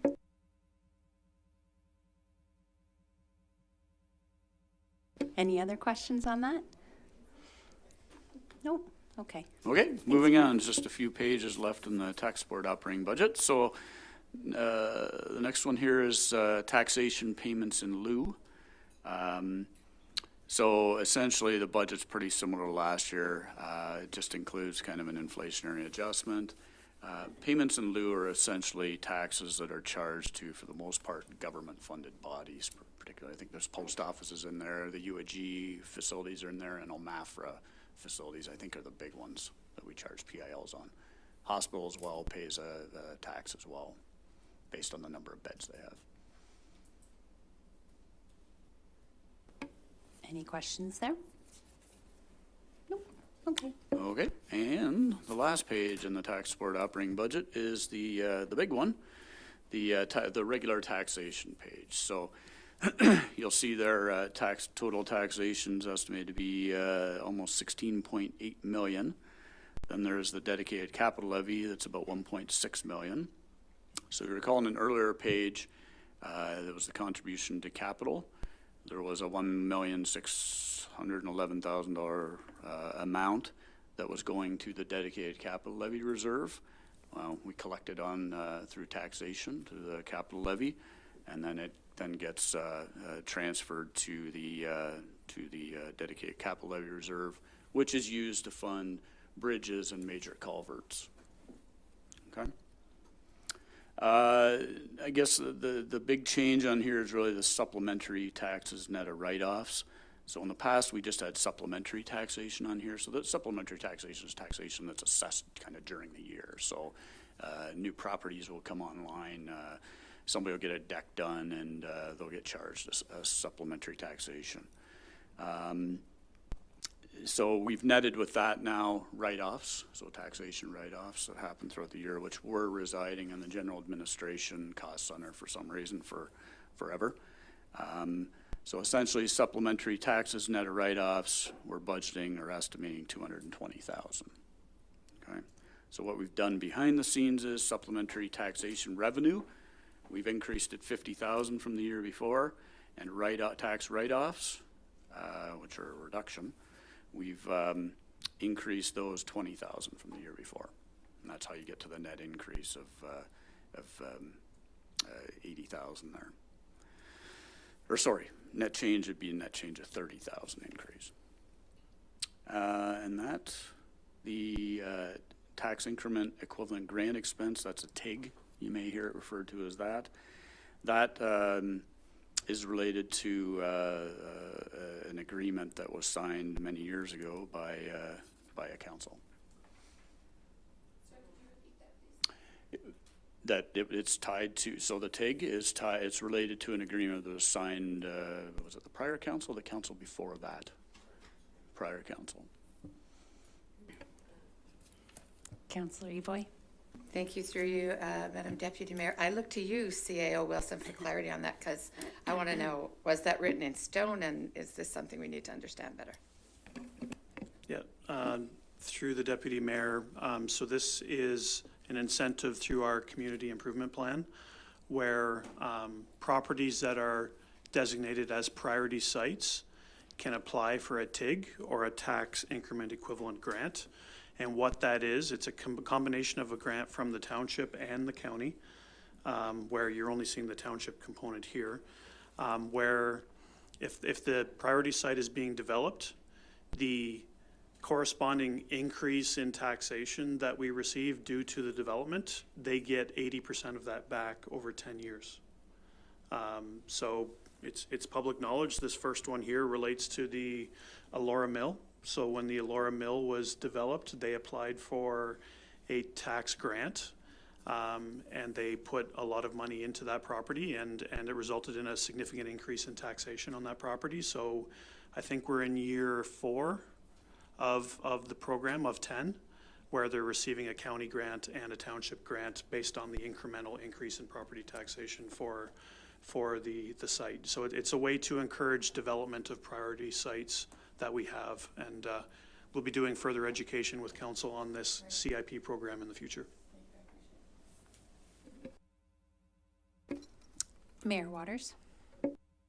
And typically you would see that in a lot of brownfield kind of development, especially areas that are derelict, you know, so to encourage sort of good programming there and encourage development, because sometimes development will not look at those opportunities because they see that it's has a lot of issues. So this encourages sort of those types of developments.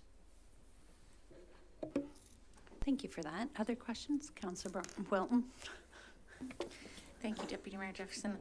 Just a question about the dedicated capital levy. Just for clarification, what's the impact on that per household, like on an average house? Is there a cost, a dollar figure you can put to that maybe? In terms of the increase year over year, I trust, there is none. The growth that you're seeing as part of the 2023 budget is strictly the assessment growth figure. So in terms of the existing residents, there would be no impact on their average tax bill. But you're still collecting the dedicated capital levy? Correct. Correct. So how much is that per average household? Bear with me if I pull up the slide. I got it here, Adam. Okay. It's $116 per average assessed property per year. Just to follow up, is this something that will be having in perpetuity, or is this something each council would look at and decide on how effective the dedicated capital levy is, if it should go down, should go up? Like, what is the current kind of thinking around that dedicated capital levy? Thank you for the question, Councillor Wilton, and through you, Deputy Mayor Jefferson. I think the intent right now is to keep this going in perpetuity. Right now, this is the major funding stream for the roads or the bridge and major culvert rehabilitation program. And as you'll see in the budget book, we do have a 10-year bridge and culvert rehabilitation program. So I think for all intents and purposes, it would be running in perpetuity. But again, I think like anything at this table is subject to conversation.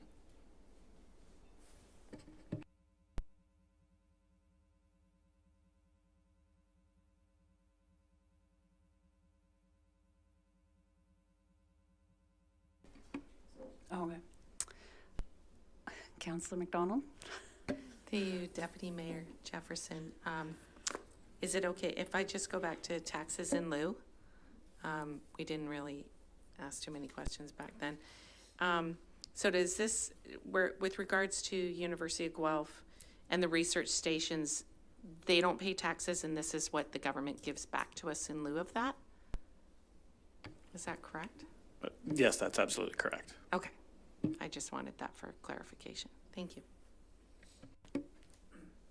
Okay, any other questions? Nope. Okay. Mark? All right, so we're moving into a new section here. So the next number of pages would be on the 3-year operating forecast. It's page 117 is kind of where the section starts in your binders. Or sorry, in your budget books, I guess, that are probably most people are on PDF. My intention wasn't to go great in depth on this. Dan provided the key slide this morning, which is on page 131, that essentially estimates that, or we forecast a 5.4% increase in taxation in 2024, and in 2025 be a 4.02% increase. But the only thing I wanted to point out here is there's a number of assumptions that are built in behind the scenes on this. We have summarized the key ones on page 117. We've built in operating inflation based on the nature of the expenditure, be it we've either been 3% or it could be 5% we've used. We've layered in the staffing strategy as it's detailed in the budget book as well. We've built in COLA or cost of living increases as well per agreements that are in place. We've estimated assessment growth of 2% for 2023 and 2024. We pulled out a couple of big increase ones here, which would be insurance premiums. We know that that's probably the 3 to 5% for operating inflation probably isn't realistic for insurance premiums. So we built in 12%. And WSIB contributions, we're trying to build up our WSIB reserves because municipalities are self-insured for WSIB. Or we're Schedule 2 employers, essentially we're called. So we're building in a 15% increase annually in our contribution to our WSIB reserves. Okay? I don't know if anybody has any questions on the 3-year operating. It's really just here for information purposes. Any questions? No? Okay, no, we're good. Okay, so the next section, we're into the water and wastewater supported operating budgets. So I think what we'll do is just have everybody turn to page 137, and I'm not sure if you're able to get that on screen, Lisa. Should be after about probably 4 pages after that. Yep, right there. So essentially the water wastewater budgets for the township are split into kind of 3 pages in here. We've got the administration area, then we've got a water works budget, and then a wastewater budget. So the administration costs are all kind of compiled on this page, and then they get split. 42% of the costs go to water, and 58% end up hitting the wastewater budget. And you can see that through the cost recovery there of $3,595,915. And you'll see it coming in on the water and wastewater page we'll get to in a minute, where you'll see it coming in as a charge. I'll just point out some of the changes here. I guess overall I should mention water and wastewater rates are determined based on a rate study that was completed back in 2020. So it was every 5 years we update the rate study, and that rate study forecasts out, it goes more than just what the rates may be for the next 5 years. I think it actually goes up for 15 or something like that, if I recall. It's at least 10, yeah. Anyways, wastewater rates for 2023 are set to increase at 3.3%, and water rates are increasing at 1.1%. So we built that into these budgets. Now, I should mention here as well, we've got this whole machine time stuff as well going on here as well.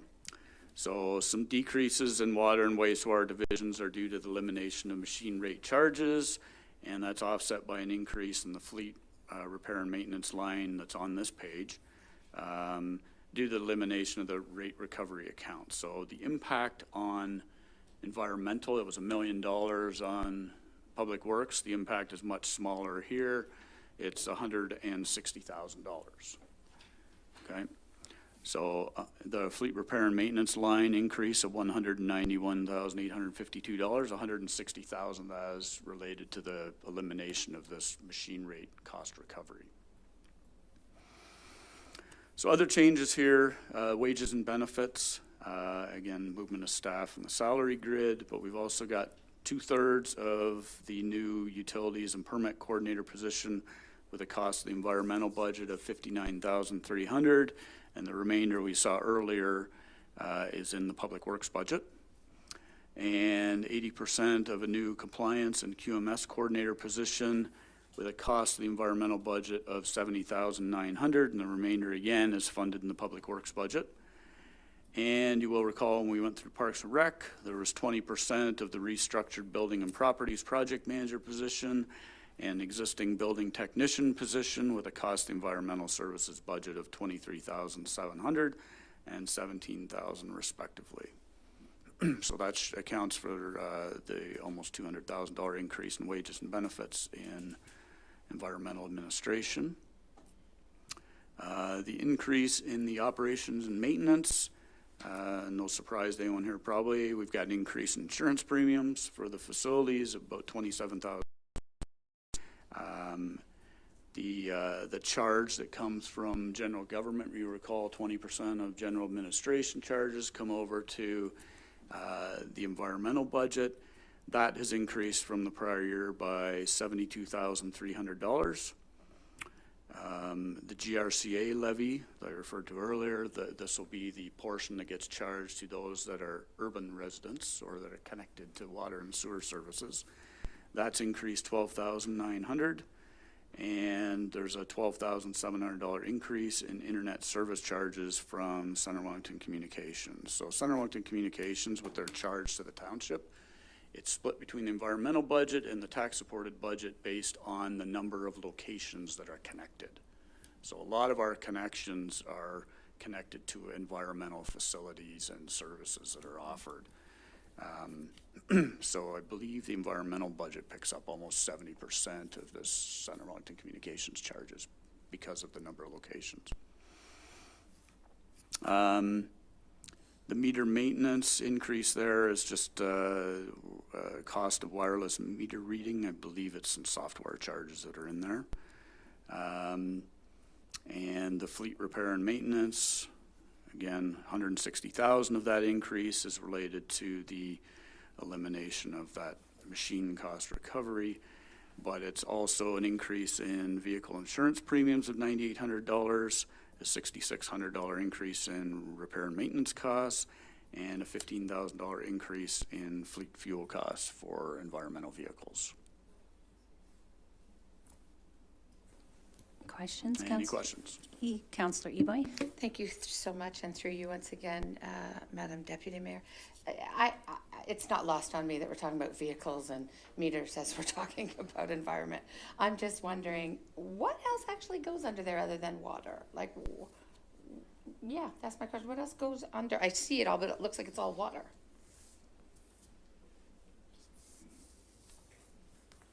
Sorry, just for clarification, you're talking about the meter maintenance line? No, sorry. I was making a comment at the beginning, what is under, what we're looking at paying for, of course, in this line. I'm just wondering, what else goes under environmental services, or is it just water? Oh, it's water and wastewater. Okay. Okay, so the next two pages next page will be waterworks, and the page after that, we'll be talking about wastewater expenditures and charges. Okay, thank you. Any other questions? No, seeing none. Mark? Okay, so on to the waterworks budget. So the first thing I'll point out here is the cost recovery applied of $1.5 million, which is at the bottom of the expenditures that are listed there.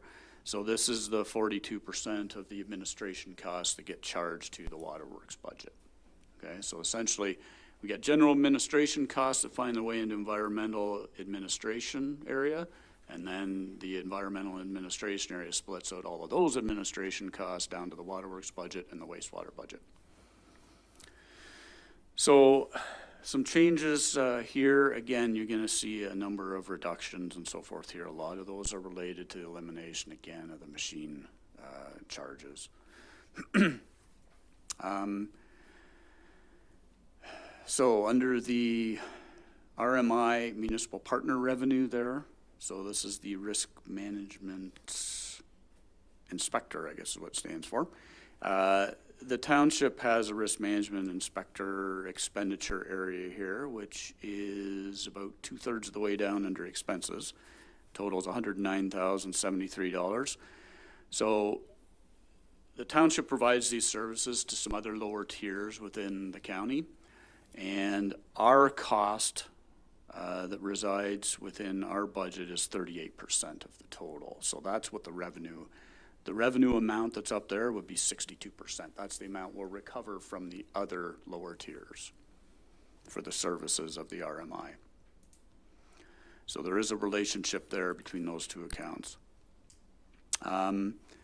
Point out the SCADA process control line. The increase there is mainly due to an increase in labor costs allocated to this cost center. So we have a number of hourly environmental staff that charge their time to what they're working on, or areas that they're working on. So some of the increases and decreases here are related to them focusing more on a different line item in another year because of an area of like a change in focus, essentially. The increase in the purification line is, again, as I mentioned earlier, it's an increase in chemical costs used in the purification process. So as I mentioned earlier, anything to do with chemicals, the cost has gone up quite a bit over the past year, over the past couple years, actually. The increase in the backflow prevention and other line is due to an increase in bill processing charges from Center Wellington Hydro. So Center Wellington Hydro actually handles all of our water and sewer billings for us right now, and they charge us for that service.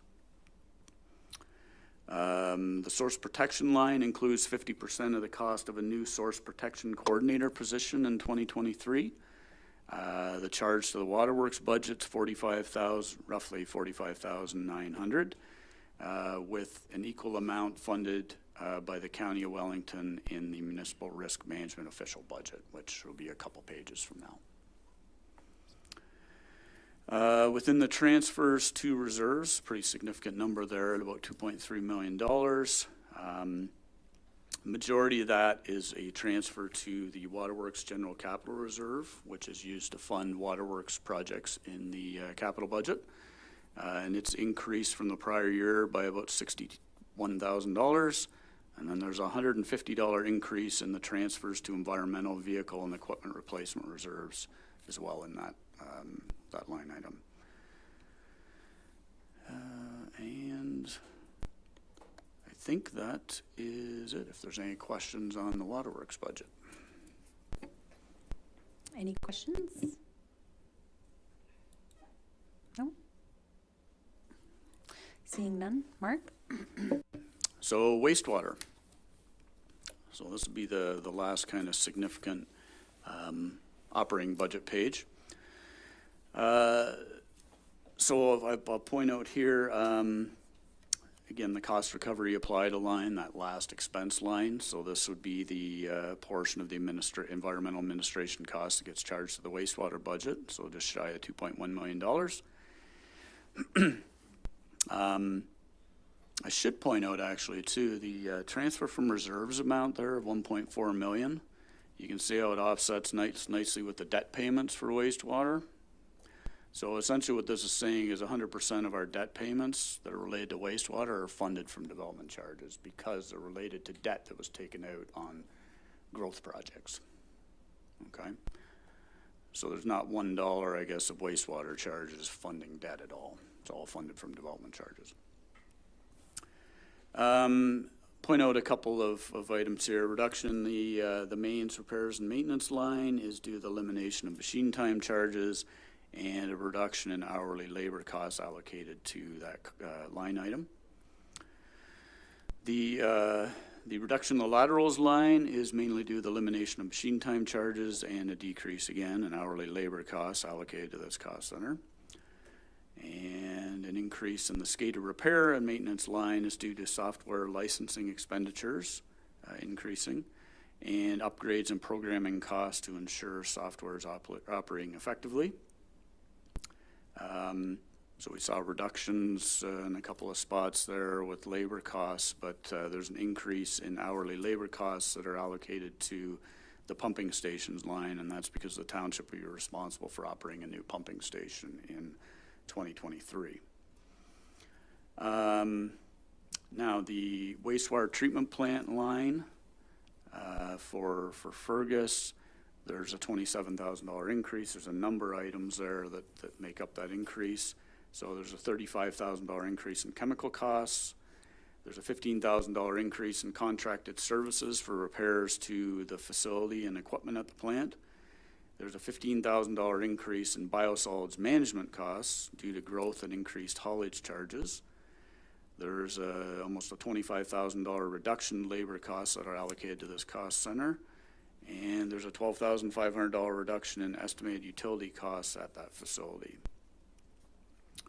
And then for the Elora wastewater treatment plant increase, there's a $35,000 increase as well in chemical costs, a $15,000 increase in contracted services for repairs at the facility, $5,700 reduction in machine time that's allocated to that line item, a $28,400 reduction in labor costs allocated to that line item, and a $5,500 reduction in estimated utility costs at the wastewater treatment plant in Elora as well. There's been a change in the transfers to reserves. It actually works out there's a reduction in the transfer to the wastewater general capital reserve of about $87,000, and about a $45,000 increase in transfers to environmental vehicle and equipment replacement reserves. I think that sums it all up. If there's any questions on that. Any questions? Not seeing any, Mark. Okay, and the last page here of the operating budget stuff would be the municipal risk management official page. So again, like the fire training officer cost center, this is funded 100% by the county. So again, we just come up with the expenditure amounts and then the revenue amount kind of fills in the funding.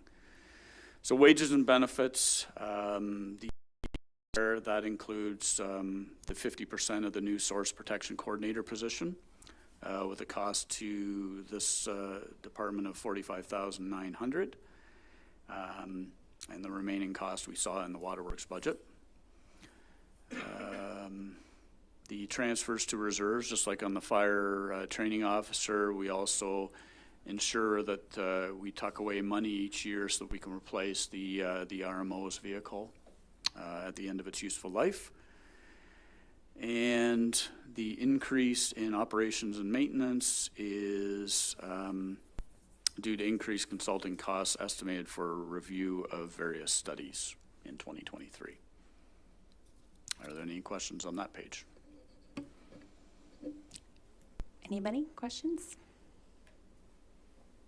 Nope. All right, continue on. So if we, we're discussing, before we head into the capital budget, are we needing a break? And we did previously discuss doing a break from 4 till 5 before the delegates come in. So I don't know if you're feeling like you need a break now or if we carry on till 4. Is everybody okay? We're good? Okay. Oh, you have to go pop your trunk for your children to get out. Oh,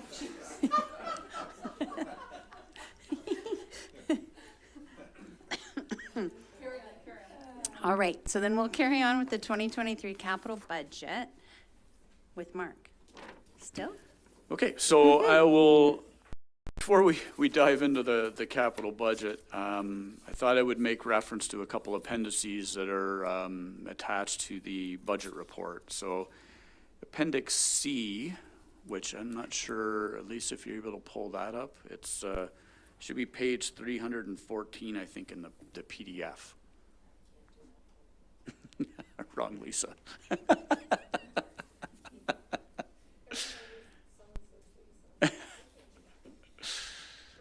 I think it should be page 314. So what this page...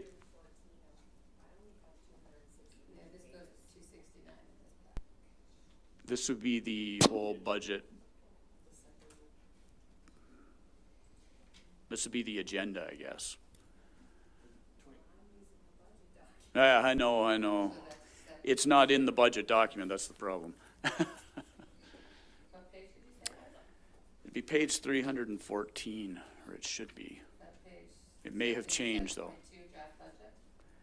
It should be Appendix C, 2023 Draft Budget Tracking Sheet Changes to 2023 Capital Budget.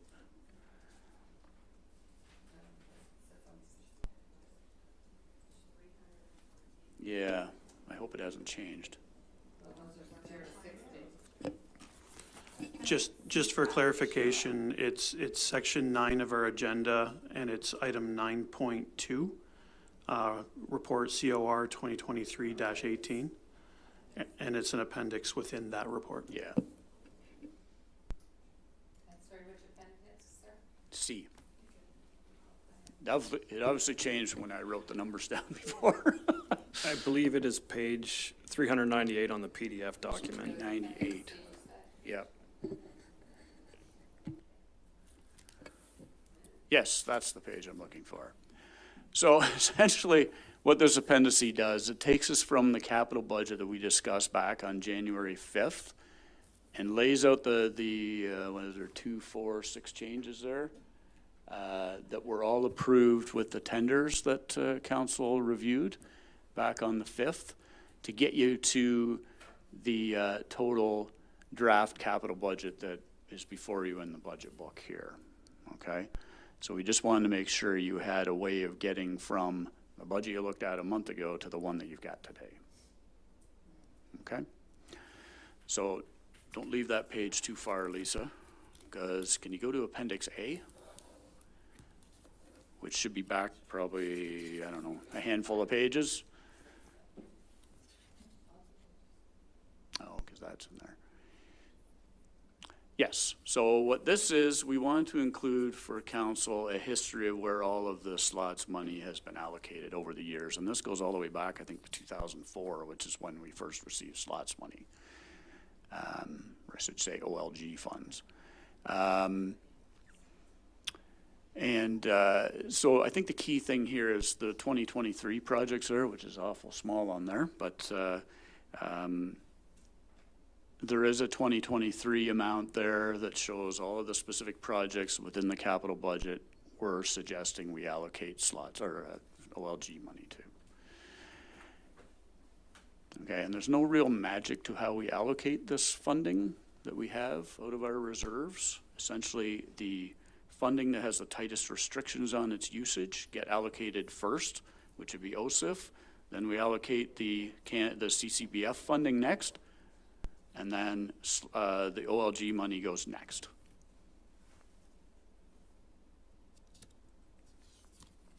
Okay, so that really is just there for information purposes. And then Appendix B, which should be the next page probably. So there were some questions from council over the past month. Can we get a list of existing open projects that we have? Here is the list. So it is populated with November numbers, okay, from 2022, because that's kind of the last month end that we had adjustments done for. Keep in mind there's a number of year-end adjustments that will end up populating the revenue column for certain projects here. And those will be projects that are funded from CCBF money, OSIF money in the past. So there's typically about 200 projects that we have open from other years. And part of our process, which we just recently went through over the past couple of weeks, is we'd sit down with managing directors and go over all of their projects and ask which ones we can close. So there are a number of these projects that are closed as of January 1, 2023. So what you'll see is a report very similar to this format, but there'll be a comments column at the far right, which we'll bring forward quarterly to council. It's kind of a little bit of a cheat sheet as to the status of each capital project. Okay? So with that, I think, if nobody has any questions about those appendices. Oh. Councillor Wilton?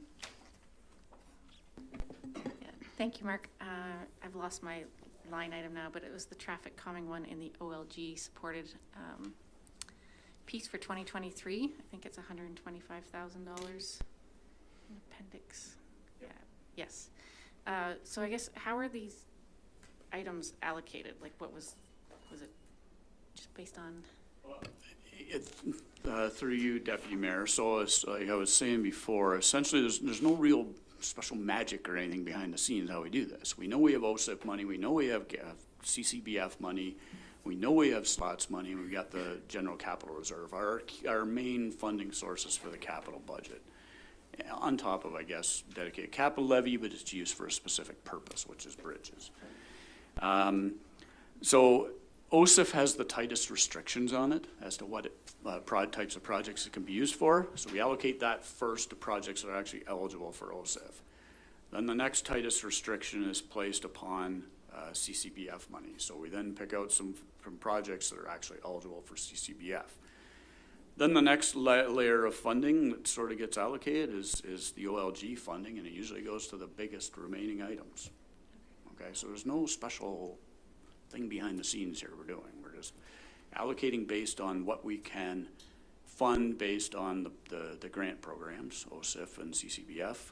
Slots go, or OLG goes to the next biggest, and then General Capital Reserve usually funds all of the smaller amounts, projects. You can follow up. Do Do you want to now? Yeah, just a quick clarification. So we do try to allocate OLG funds to projects that have a broader community impact, like the ECC renovations or a major road reconstruction project. So we want community benefit or highly identifiable projects that we can report through OLG that we use their funds for. So we are very mindful of that too. Follow up, Councillor?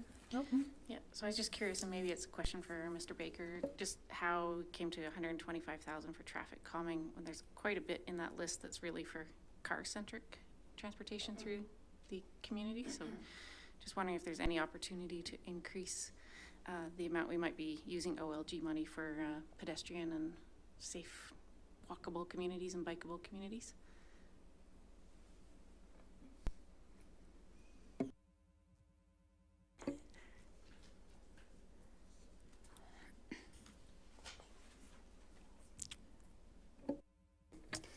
Yeah, thank you for the question through the Deputy Mayor.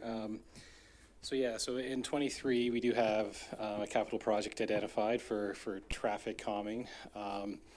And so this will address recommendations that are coming from a report actually that our manager of engineering's working on that will be presented to council. So as we discussed previously, we receive dozens of speeding complaints and traffic concerns.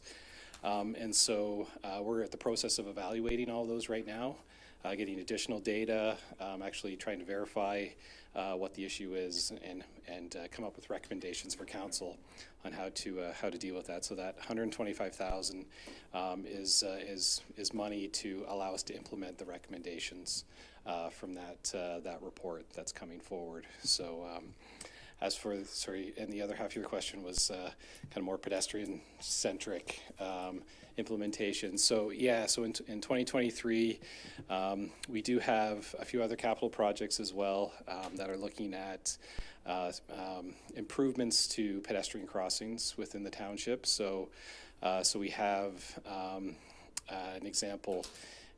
We have the trail crossing at Guard Shore, for example. So currently it's kind of the lowest level of crossing, where it is stopped for pedestrians, but we're upgrading that to a push button with the strobe lights, similar to the one on South River Road at the trail crossing. So there's certainly between those capital accounts, there's neighborhood interconnections too that focuses on the pedestrian realm. So yeah, there's certainly a suite of projects in the 23 capital, for pedestrians. Yep. Okay, Councillor Wilton. Okay, Councillor McDonald. Through you, Deputy Mayor Jefferson. So I noticed earlier, so just part and parcel with this, that you evaluate speeding once a year, or you meet once a year to go over, I guess, all the speeding data or complaints or how you do it. Is there a possibility to meet more often so that we can stay on top of it a bit better, or we're aware of it a bit more, instead of, reducing speeds on 21 roads out of 24 all at once, and then there's a big sign purchase and things like that? Through the Deputy Mayor, it's certainly a possibility. Just in terms of staffing resources, it's a lot of effort to pull this together, and in terms of our kind of ebbs and flows with workload, we've identified kind of the winter months. We're outside of the construction season. Usually it's our kind of engineering technologists that are doing the analyses and preparing, collecting the data and doing the analyses. So that's kind of best done outside of the construction season. Certainly if there's like an emergency situation, or there's, like an immediate, okay, we've got like a health and safety, like serious health and safety concern, we'll look into it and see if there's something that should be done right away. But a lot of these are kind of pre-existing conditions, and concerns that have maybe been there for a while. So we're dealing with them as they come up, but to group as many as we can into that one report forward, and it's one report to council as well with our recommendations. If there's changes to the bylaw, our speed limit bylaw, we can bring that all together at once. So it's really an efficiency, but certainly if there's something really urgent, you know, we could separate that out from the group and analyze. Yeah. Okay, thank you, Colin. Councillor Evoy. Thank you, through you, Deputy Mayor. Just for confirmation or clarification, when you say we pick, who's that royal we? Is that staff or does council have say? I'm just looking to process, being new. How are those projects chosen? Yeah, for sure. So yeah, so everyone, you know, the public is encouraged to go onto the Report It website, the township's Report It tool. So if there's a speeding concern, sorry, I'm not talking about speeding. I'm talking about the overall projects. When you pick a project, you said we pick based on the biggest ones or the ones that. Who's that we? Who's picking those? What projects we're doing? Is that us or is that staff? Sorry, for traffic calming, do you mean? No, sir. Going back to the actual list of projects. Not talking about traffic. Okay, sorry. Talking about the actual list of projects that Mark said we pick and you said we pick. I'm just curious who's we. So you're talking about what projects are funded from OLG funding? Yeah, so we've got 200 projects outstanding. Yep. And somebody asked you a question, I apologize, not remembering the exact wording. And you said, well, we pick based on, as you said, it's not magic, we just pick. Yep. Who's the we? Yeah. So we assign funding, so it's essentially I'll make suggestions and then Dan will review it and so will the senior management team. Sorry, so council is not making those decisions? On how it's funded? On what projects are being On what projects get funded from what source? From the source, we're looking at Township of Center Wellington capital projects, the 200 that are sitting there. Yeah, so the 200 that are sitting there that exist already or the new, are you talking, sorry, I just want to make sure I'm. There are a list of projects that are being worked on, some are done, some aren't. Appendix B, okay, so those are all projects that actually have gone through prior budgets, okay? Those are all projects that are open as of November 30th, 2022. So these went through, actually the budget column is provided there, what budget year it went through.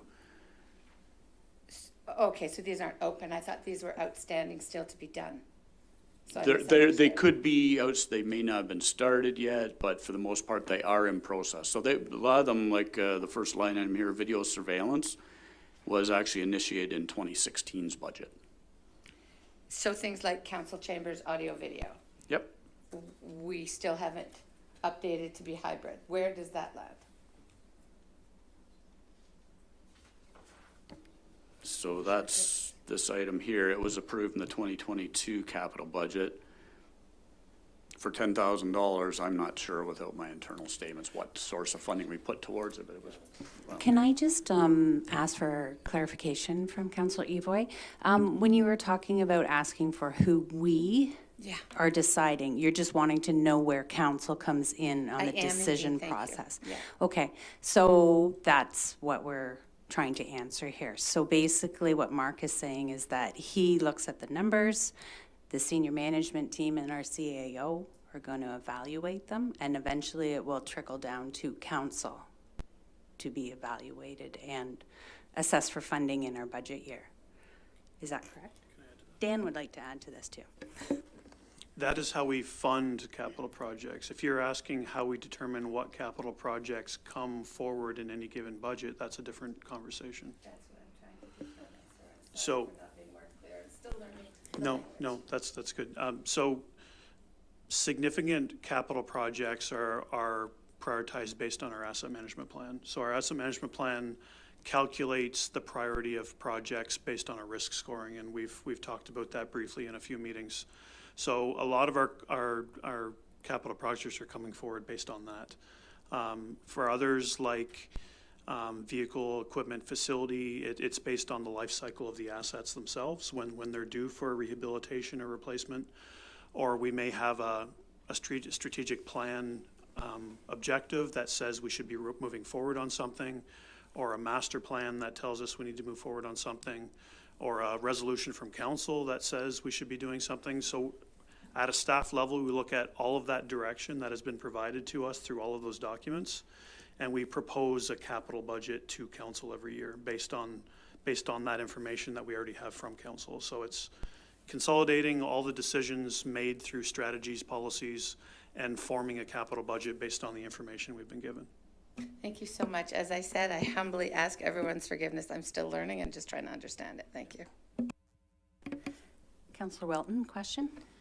Not really a question, just a request if we can put something in the parking lot. Parking lot, okay. In your famous parking lot. If we could add consideration of increasing traffic calming measures budget line item for 2023. Please.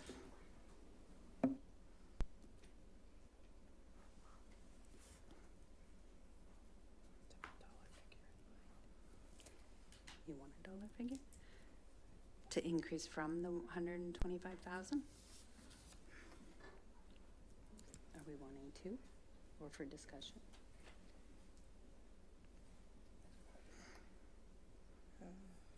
Is there an amount that you're thinking of, Bronwyn?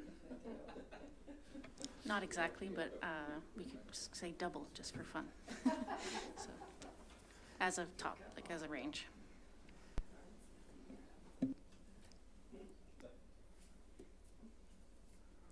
Okay, that's good. That's just helpful, I think. Okay. Thank you, Bronwyn. Any other questions? Councillor Evoy? Sorry, thanks. Another parking lot item, I'd like to discuss hybrid abilities. To make sure, I wasn't sure if this is the right place, but I understand it would be a good time to ask in parking lot. Yes, please. Sorry, just to clarify, you're talking about hybrid council meetings in the council chambers? We do, Mark mentioned there is a little bit of funding from previous budgets, and we do have a council chambers AV equipment replacement of $50,000 in the existing budget, and I know staff are having conversations about how that is even possible. So we can add it in the parking lot if you want, but staff are already looking into it. So I think it's a. As long as we get updates on it, that's great by me. Okay, so I don't think we need to add that one. No.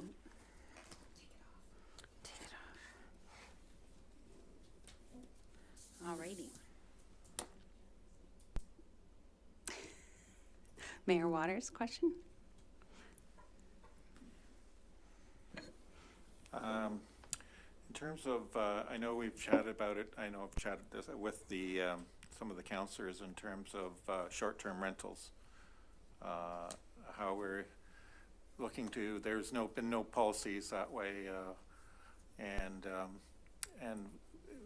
I'm thinking it's probably the time for staff to look at the sort of programming there in terms of how we go forward, and suggest to staff that we need further investigation on that end of things. So how would you like to proceed with that?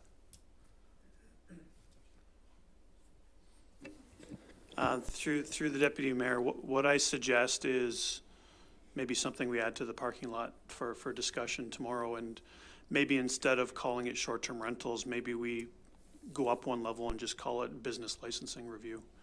And that way we're looking at how something like short-term rentals fits into the whole business licensing discussion.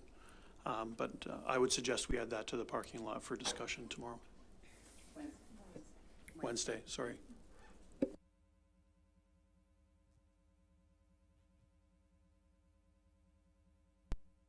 Is that suitable, Mayor Waters, a study? Okay. And if I can add,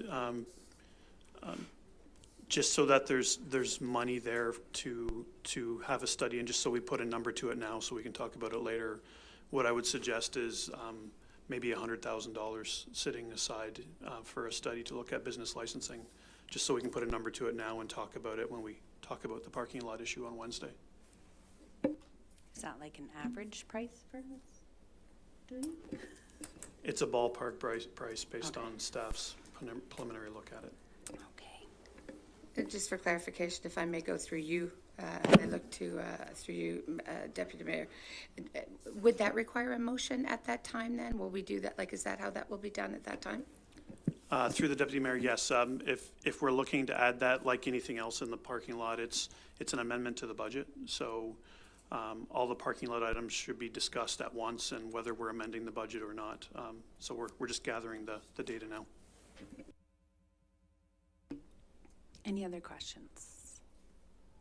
Councillor Wilton. Just to clarify that last comment by CAO Wilson, all the parking lot items will be looked at once, or kind of one by one motion, one at a time, or, sorry, just wasn't quite clear. Sorry, I guess I wasn't too clear there. Through the deputy mayor, I meant let's gather them all and then we can look at them one by one, but looking at them together as a group. Yeah, but we'll decide on them one by one. Yeah.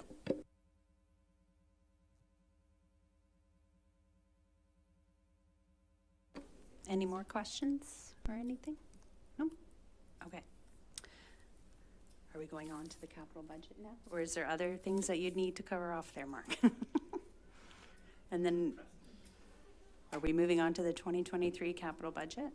Yes, yeah. Okay. So I'm not sure how we'd like to proceed going through this. We could just open it to questions, or we can go page by, like one page by one page. Dan, I don't know if you have any suggestions, but. Through the deputy mayor, what I suggest is we spend a lot of time on January 5th talking capital. So maybe we just open up page by page to questions from council, and then staff can help address any questions that you have rather than going through and summarizing every capital project again. Does that make sense? Okay. Okay, so I guess, yeah, if Lisa is able to follow along, then we'll start with page 148 and open it for questions on any items, I guess, from reference number 1 to 17. Does everybody understand or remember how this is all laid out? I don't need to go through that again, or if you want me to, I can. Just a sec. I'm trying to get there. Yes.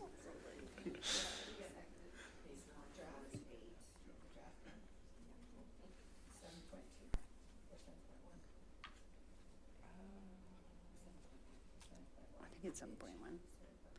148? Yes, sir, I can provide clarification. We're back into the budget book, which is item 7.1, and we're on page 148 of the budget book.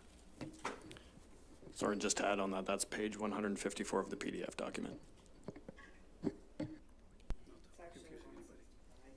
Wait, I got 3 numbers.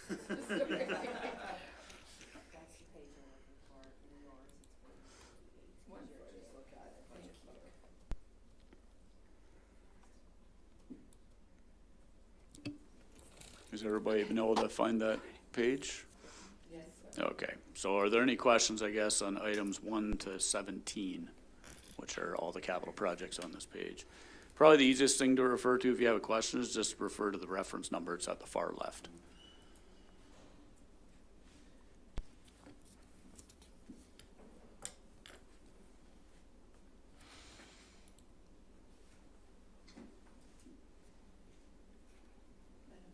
Oh, sorry. Councillor Eboy? Thank you, through you. Just clarification on number 16, 20, 23, 58. Can you just, I don't remember hearing that. I apologize if I missed it. Aerial photography update. Qu'est-ce que c'est?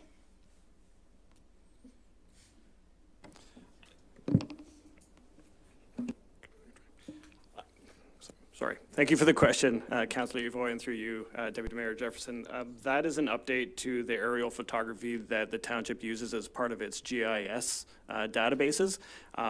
We have a routine cycle in concert with the county. However, in order to keep as up to date as possible, staff are recommending that we go in through the interim years as an update for our own internal purposes, just so we're using the best information available, because we do have fairly significant reliance on our GIS platform.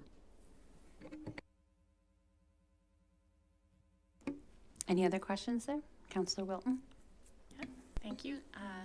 Just a question about the line item for diversity, equity, and inclusion study and implementation for 10,000, I believe it is. I think I've asked this before, and there's other money set aside in the past year's project approval. Is that correct? Through you, Deputy Mayor. Yeah, that is correct. The 10,000 will top up that project to about 70,000. Okay.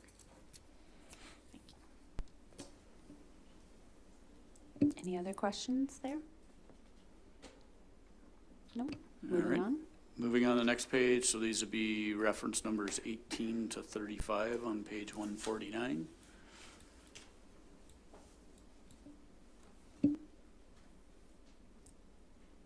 Any questions there?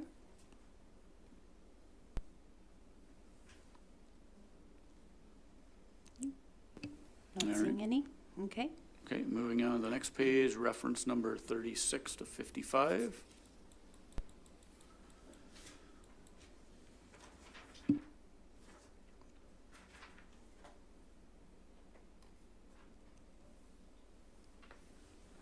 Any questions there?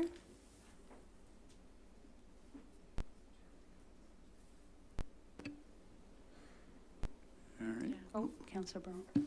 Councillor Wilton. I guess this just ties in with the last request for that traffic calming measures. So is this the same item that we just saw in the OLG? Okay, perfect. Thank you. No questions? All right, moving on to the next page, these would be reference numbers 56 to 72.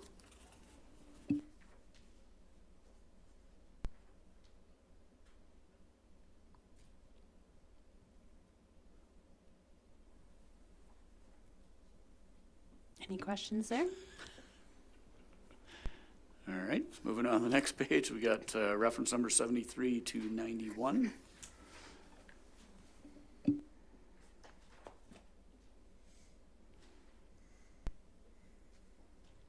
Councillor Wilton. Thank you, Deputy Mayor Jefferson. I just had a question about that first line item, the McNabb Street, High Street, Bridge Street water main replacement. There was discussion at one of our earlier meetings about the widening of the street versus sidewalks and making it pedestrian safe. So just curious if there's been any updates on plans for making that pedestrian friendly on McNabb. Okay, we have Adam. Yes, hi everybody. Thank you, Councillor Wilton, through the Deputy Mayor. So we've been advancing that design. We're in process of working up a cross section of what that pedestrian walkway is going to look like. So I can tell you that it's going to be about a 2-meter pedestrian walkway. We're calling it kind of a multi-use walkway. It's a bit wider than the sidewalk. And we are hoping to provide some delineation of that walkway from the vehicle travel lanes on the road also, and we're in process of working at what that's going to look like. We're hoping to go to the public with a public information center, a virtual public information center, later this month in February before we tender the project in March. Quick follow-up. So would it look something like the Lamont Street by John Black School with the kind of buffers and I forget what those are called, bollards, I believe? Yeah, thank you. So, thanks for the question again through the deputy. So that is what we're looking at, is providing something similar to the look of Lamont, maybe tailored a bit more to be in a more of a, you know, a busier residential setting, but something similar, yes. Thank you, Adam. Any more questions pertaining to that? No? Okay, Mark? All right, the next page, this will be reference numbers 92 to 110. So essentially the reference numbers 103 to 118 all tie into replacement schedules that are later on in the binder. So the end of the individual projects are at reference number 102. Okay. Any questions for that section? Councillor Welton? Yeah, no, just a question. I think we discussed this before, but with all the trucks and like the parks van and facility service van, those types of things, are staff looking into hybrid type vehicles or any other kind of low emission vehicles, anything along those lines? Just curious how that's research or if that's being discussed. Thank you. Oh.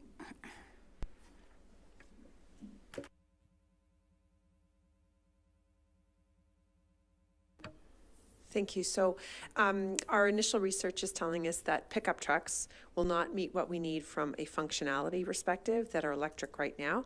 But I think maybe the CA would like to further answer. We do have a bit of a strategy to try and take a look at electric vehicles and our electric footprint vehicles in the future and this year as well. Thank you, Pat. Through the Deputy Mayor, we have created a little bit of a staffing subcommittee to look at hybrid vehicles, that the committee sort of spans multiple departments to see where we could effectively roll out hybrid vehicles within the township. While pickup trucks may not be an option, we may have a few vehicles we could pilot on a hybrid program, and maybe even looking at a ice resurfacer in the future from a hybrid perspective. So we've established a committee to look at this on a case-by-case basis. It just may not be every vehicle all at once.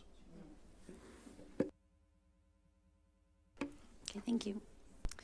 Any other questions in that pertaining to that section?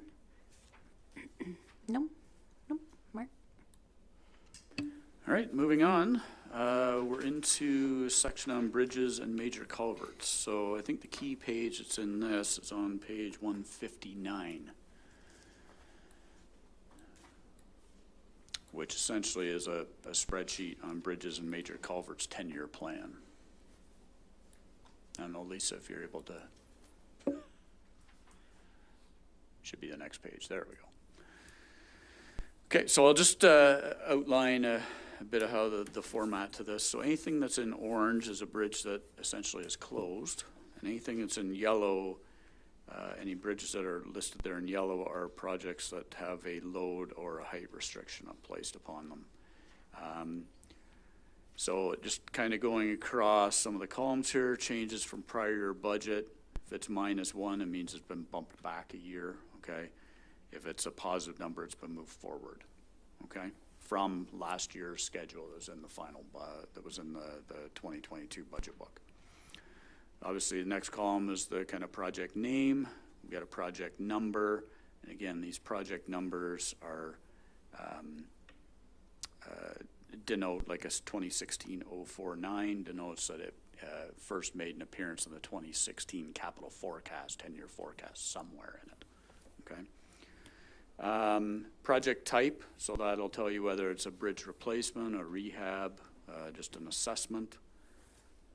And then we've got our amounts, or the estimated project costs. So the two items in orange are sort of, there's no reference numbers here to kind of follow, but structure 24WG and 16WG were amounts that were updated based on the tender awards from January 5th, okay?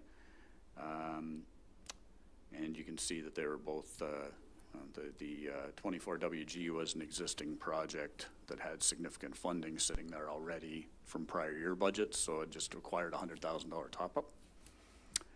And I think based on that, I'll just open it for questions. This is funded from OSIF and a portion of the OSIF funding anyways,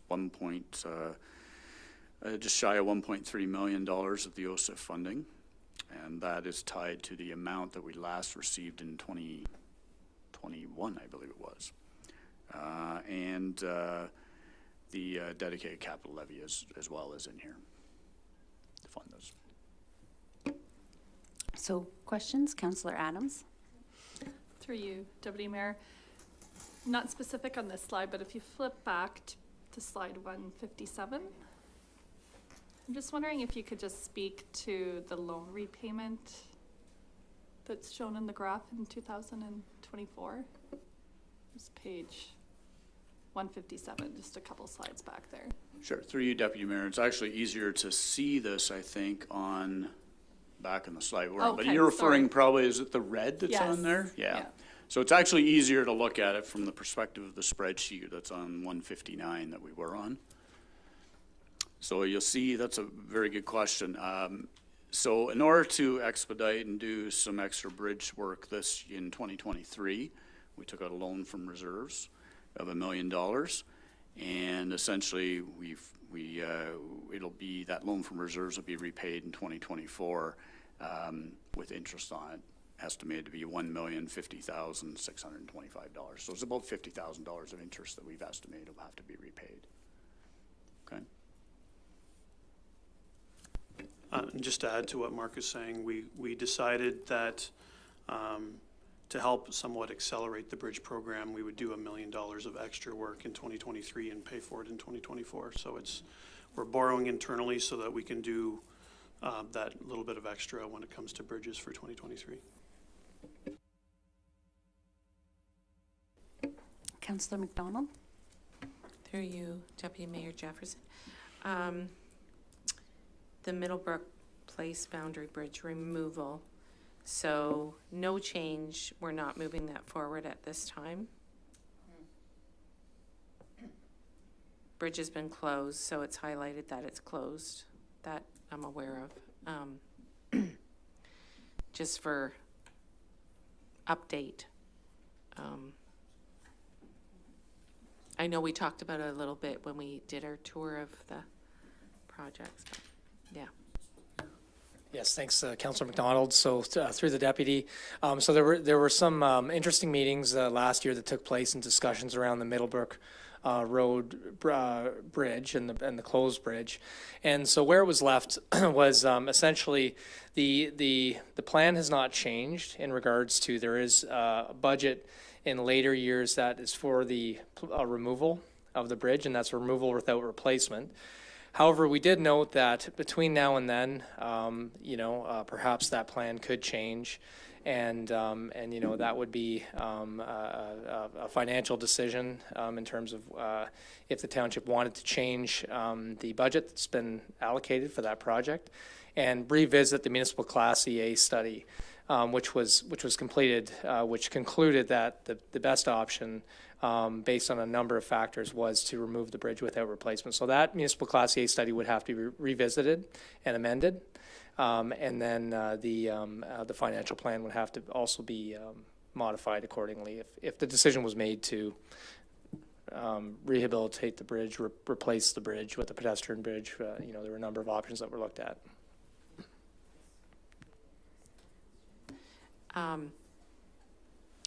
So removing the bridge, possibly replacement, you had the EA study done. Did we absorb the cost of the EA study, or did we share that with Woolwich? Yes, thanks again for the question, Councillor McDonald. So through the deputy, I understand that cost was shared. The cost of the EA study was shared with Woolwich. Okay. And the study was led by Woolwich, but we shared half the cost of the study. Okay. And just one more question. Sorry. Just for the sake of moving it forward. Did Woolwich turn down being part of restructuring the bridge? Did we get that clarification from Woolwich Township?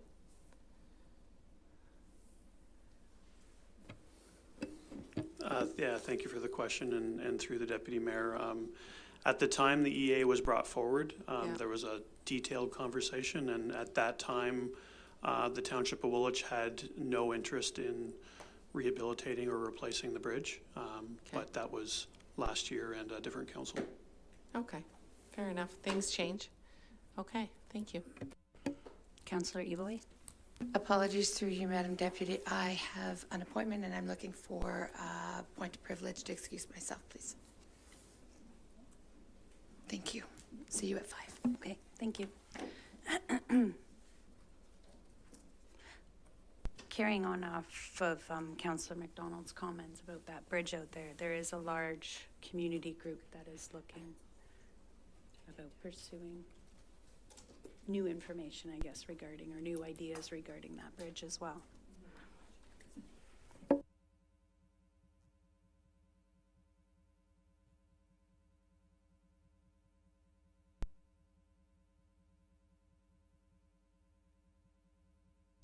Any more questions there?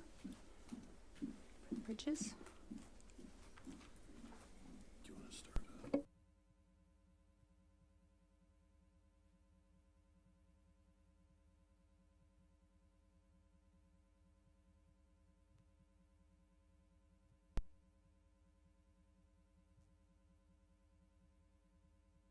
Agree on what's on the working list. Okay. Okay. As I'm being told, that we can stop with the bridge, with the part of the capital budget, just because we are coming in close to 4 o'clock. And then just to do a quick revamp of what is sitting in our parking lot. Okay? I guess that's up to me. I have Mayor Waters requesting short-term rentals business license review study, and that we have an amount on there for $100,000. correct? Okay. Councillor Evoy and Councillor Adams, question mark about the CAO budget for 2023 staffing.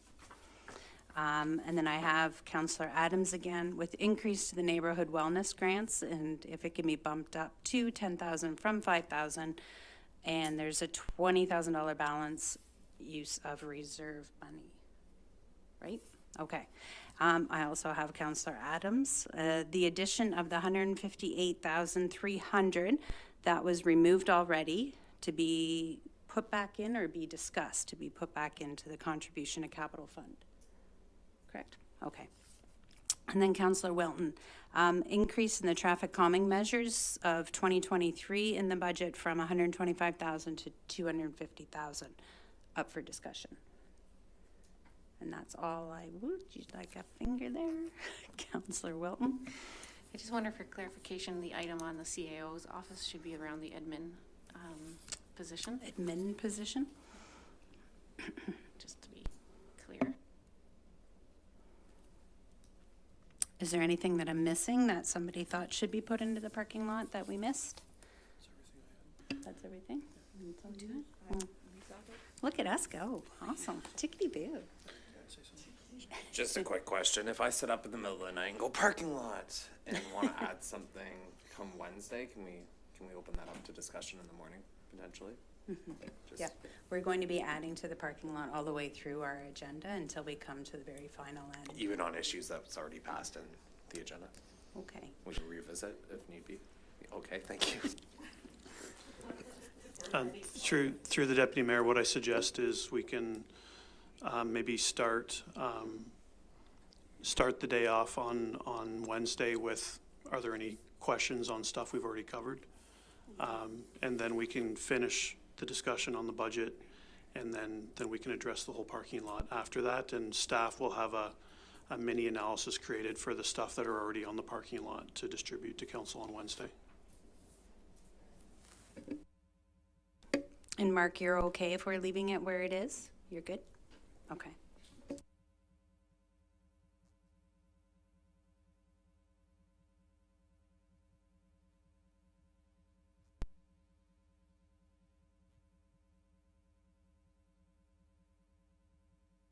And I would like to call for a recess till 5 o'clock when our delegations will be coming in. Thank you.